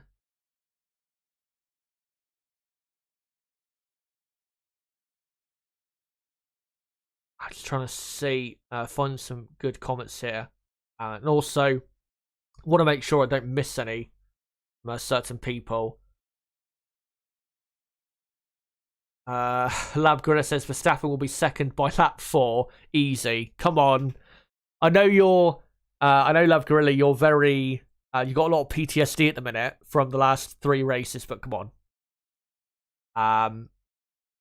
or 3 of the last 4 races, sorry, before this weekend. Let's look at some other comments here if I can. Frank Triggs, why is Lewis putting his appearance ahead of F1? You'd have to ask him. Yeah, I mean, my opinion is that nose piercings, I think, are... I mean, if they've been fined for a long time, I don't see why suddenly he needs to take it off. I know it's been a rule that hasn't been enforced in a while, but... yeah, I think the FIA are picking just silly fights, to be honest, when it comes to this. But technically speaking, forgetting my opinion on it, and yeah, I do have, by the way, a nose ring and an ear ring. So, you know, I think my opinion is a bit relevant to that. Well, forgetting my opinion, objectively speaking, it's a rule, and if he's in violation of it, then there should be some sort of punishment. But whether it should be a rule, whether he should be punished, all of that is another discussion for another time. It feels like, honestly, a long time since we talked about that. That controversy came up in Miami, I think, wasn't it? About his nose studs and his ear studs. I think it was. McLaren from Racist, for fuck's sake, how is Lewis's Prince Albert a violation of his royals? I think it says. Did if I take a look at his Pekka?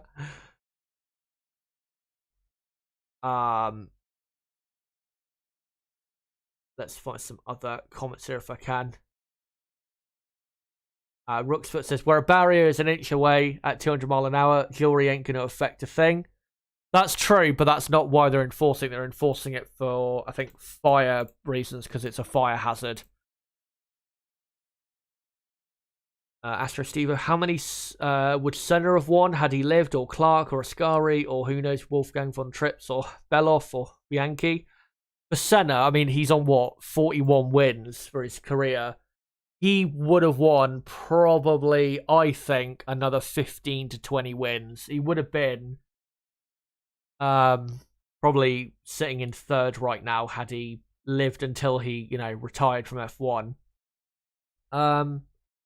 Jim Clark probably would have won another 10, maybe 15, but I'd say probably another 10 races in his career.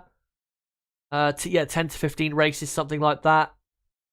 And yeah, I'm not quite sure about Ascari, to be honest, because I haven't really thought about Ascari and his, you know, what he would have done had he not died. But yeah, he is, of course, Ascari, the last Italian world champion, I believe, for Ferrari in 1952 and 53, I think. Pretty sure I'm correct. But right, let's look at some other comments here. Brother Moz says, I mean, rules are rules with the jewelry thing. It's not like he didn't know. Just take it out for the race and get over it. You're making like 80 million a year. I do agree. If you disagree with it, that's fine, but it's not worth getting disqualified from a race that you could win, and arguably should win if the car's as quick as I think it will be, over something so small, to be honest. So yeah, I do agree.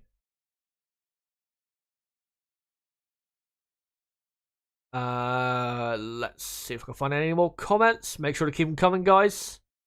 Eric, good to see you, says, I thought it was a win tomorrow, and in Japan he is guaranteed champion. If he wins tomorrow and Charles is 8th and Perez is 4th, he will be champion tomorrow. That is true, but he does need, I think, to have a fastest lap as well as get the win.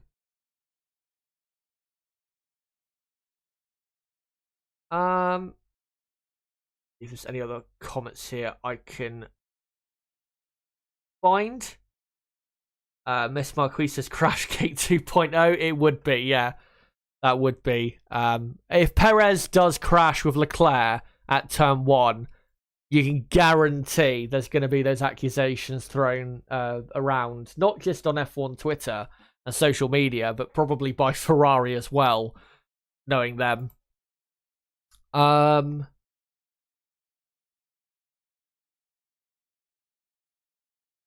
Prank says, I don't think Checo will go full Hamilton, bring the hate.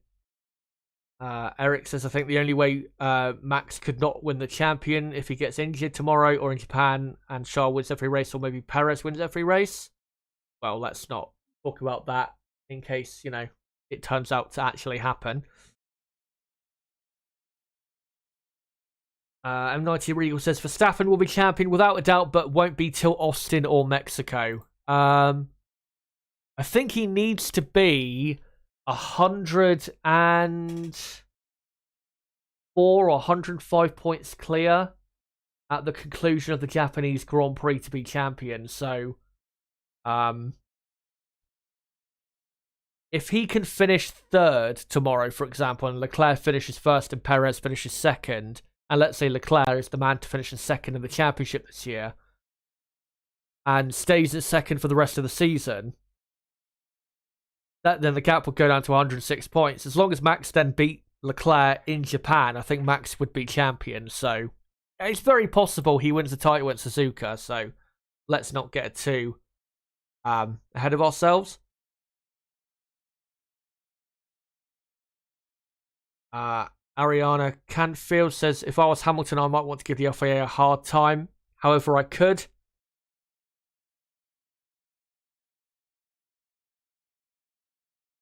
Let's see if there's any other comments I can find here. I'm probably, and they're the porn bot once again. What was I going to say? I'm probably going to read out a final 2 or 3 comments and then come to the end of the stream, guys, because I have been live for almost 5 hours now. So, yeah. I'm going to read out, a couple more comments, and then we'll come to the end of the stream, guys. Make sure, though, just make sure to come around for tomorrow, race day, the Singapore Grand Prix. I will be going live at 11 a.m. UK time. That's 2 hours before the race starts. And then I'll be live, firstly, for the race preview till 12:30 p.m.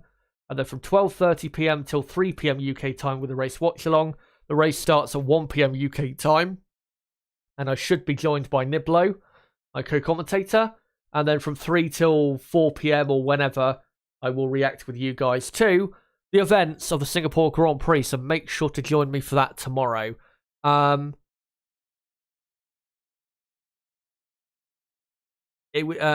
Regal says it'd be a nice story for Verstappen won the title in Suzuka for the Honda Japan fans. Yep, it would. Absolutely. KH says if that happens, Chaz, buy a lottery ticket. Jonathan, what is the reason Max backed out? It's because he ran out of fuel. That's why he backed out in the end. D'Angelo Williams says he showed a doctor's note, Chaz. I don't know why people have an issue with the jewelry. Lewis has, what kind of rule is that? Disqualification over an accessory. Again, the reason they do it is because of fire safety. I don't know if he does actually have a doctor's note to get an exemption. I'm not sure about that. I haven't really looked into it, to be honest, that much, because it's not really something I care about massively. I mean, like I said, I have a nose ring and an earring, but I don't really think about it, even though it's on my face. So, yeah. I'd have to look more so into it. But, yeah. I don't mind anyone who has jewelry, but, if it's a rule, it's a rule. It's not exactly inhumane, the rule, or, anti-human rights or anything. But, yeah, that's the situation there. Charles Gallion, I think it is, says, I don't know what you're smoking, but Verstappen will never be as good as Lewis. Let the facts and stats speak for themselves, and don't hand me that Lewis has been in a better car. Well, I've never said that Verstappen is better than Hamilton, so I'm not sure who you're talking to. And to be honest, it's going to take a monumental effort for Verstappen to go down in history. It's better than Hamilton because Lewis, in my opinion, is the best driver of all time. So, yeah, not quite sure what you're on about.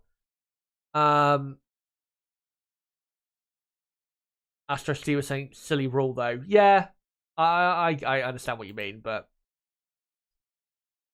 it's it's what you call it. It's not worth for Hamilton. I don't think it's worth getting disqualified from a weekend over. I do think in a way that Lewis Hamilton is kind of trying to see where their limit is. Maybe trying to wait to see when they do disqualify him, if they do. But yeah, that's the situation there. Frank Trigg says, I bet if you were given millions of pounds a year, you'd take out your piercings for a couple hours if it's the rules. Yeah, 100%. 100%. It's not... If it was me, it wouldn't be my hill to die on. I wouldn't sacrifice something big over a nose ring or a piercing or a earring or piercing, whatever you want to call it. I wouldn't sacrifice so much for that, but it's his choice. I mean, no one's forcing him to take him out. It's just if he wants to compete in Formula One, he will be forced to take them out. But if he doesn't want to, then yeah. Astro Steve says penis. I think didn't Lewis Hamilton say he's got piercings in places that people don't want to know about or that you can't remove? Pretty sure he said that in Miami or something, or Monaco, I think it was actually. Eric says, well, Max might not even be anywhere near close to even halfway through his F1 career. If he keeps driving like he is now, he could be as good as Lewis. Absolutely. Does depend, though, a lot on the car he's driving. If it's as good as the one it is he's in now compared to his competitors, then Max has absolutely every chance of going down as the best driver of all time. But his career is not going to come really to its conclusion for another 15 years, probably. Well, not even 15 years, maybe 12 years from now. So yeah, we've got a long way to go when it comes to that. The only thing I can say in regards to Verstappen is he is no longer a young driver anymore, is he now? He's 25, so we can't say how great he is for someone so young, because he's not young anymore, but yeah, what he's achieved in Formula One still, at this point, is still incredible for how young he started in F1. Dane says, Chaz, do you agree with most I said Alonso better than Hamilton? No, I wouldn't say that. I think there are things in race situations where Fernando is probably as good, if not better, than Lewis. But overall, I think Lewis is. I think Lewis is better than Fernando. I'm just going to quickly check Twitter again to see if there's any other news. Can't see anything at the moment.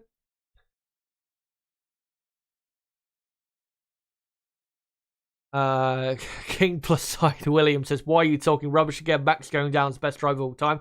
I didn't say he will. I said he has the chance to.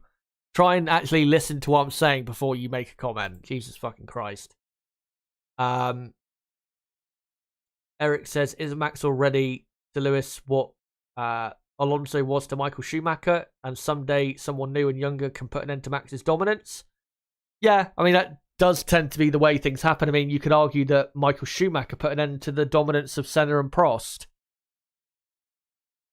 as well. So, yeah, it does happen quite a lot. Let's see if I can find some final comments here. I said I was going to read out like 2 or 3 final comments, but I've ended up reading about 15 more. Wild Rabbit says, Bottas contracted to be wingman for Lewis and he did it very well. Russell won't be wingman now. True, but I don't think that's going to matter all that much, to be honest. I still think Lewis Hamilton's better than George Russell, and I think Russell would do very well to beat Lewis Hamilton this season. I mean, he is ahead of him in the championship, but Hamilton did have a couple DNFs, which does, well, not DNFs, but a couple races where he didn't finish in the points, which does help that. M90 Regal saying he's looking at things objectively. Don't be a beta cuck just because you're a fanboy. You make the rest of us Lewis fans look like snowflakes. Yeah, what you said. I won't echo what you said about beta cuck. I'm not going to say that. I'm not going to go that far. But yeah, I'm just talking objectively, as you say. If Max continues at this rate for the next 10 years, then I don't see how you could possibly say that he wouldn't be in at least the conversation for the best driver of all time. I just don't see how you could, I don't see how you could deny that, really. Rook saying in chat, King Plaside, you're right, Shaz has a reputation of being a Max fanboy and Lewis Hamilton hated just asking anyone, lol. True. Dead true.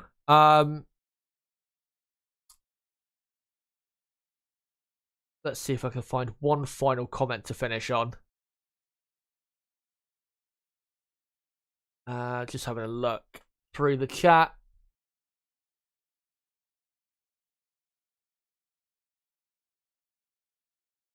Trying to just see if there's one final good one I can finish on.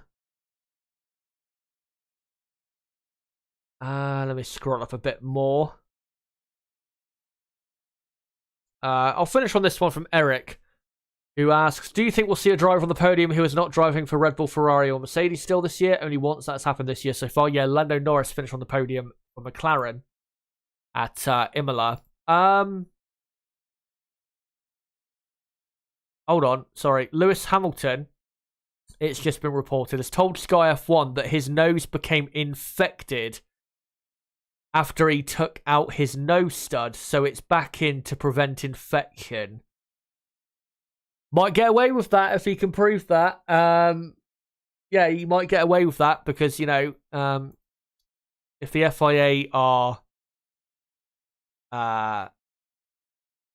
FIA are wanting him to rip them out, not literally, but, not have them in for safety reasons or health reasons, then if Lewis has a health reason for having them in, then that might help him there. But to answer Eric's question, what do you call it? Looking at the races coming up, I'd say no. I think there's not enough races to go. The only chance I can see is if we get a wet race in, say, Brazil. And the reason I say that track is because normally at that track, the gaps are a lot closer between all of the cars anyway. So, the difference in pace from front to back or front to midfield wouldn't be as big as it would be at other circuits like Singapore if it's wet. But also because that track is so famous for giving so many midfield drivers in changeable conditions a chance at a podium or even a win.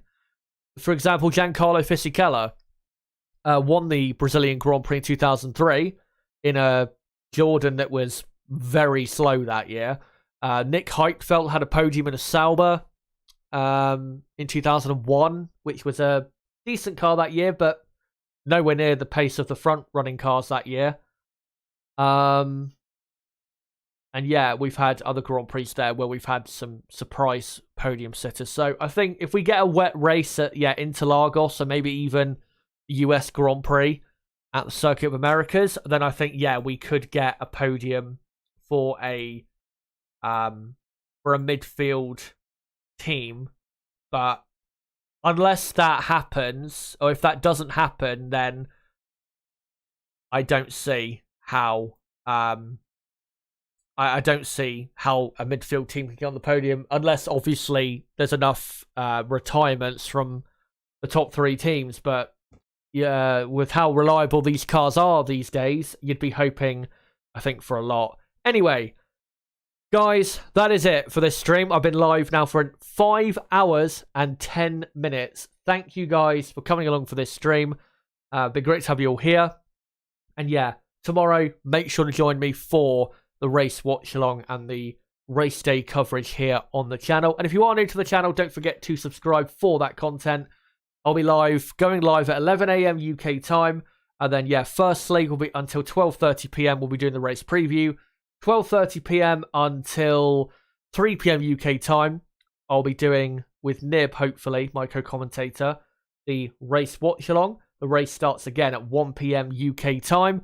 And then for however long after, at least an hour after the race finishes, say 3 till 4 p.m. UK time, I'll be doing a race reaction to the events of the Singapore Grand Prix. So make sure to come around for that tomorrow. And for everyone watching right now, if you haven't already, don't forget to smash this stream or smash a like button on this stream before, obviously, I come off to help out the channel in terms of growth. And as well, don't forget to follow me on Twitter at ChazHD5 to keep up the content on the channel. And don't forget as well to join my Discord server, link below in the description for more content like this. But guys, until my coverage of race day for the 2022 Singapore Grand Prix, it has been me, ChazHD. Goodbye.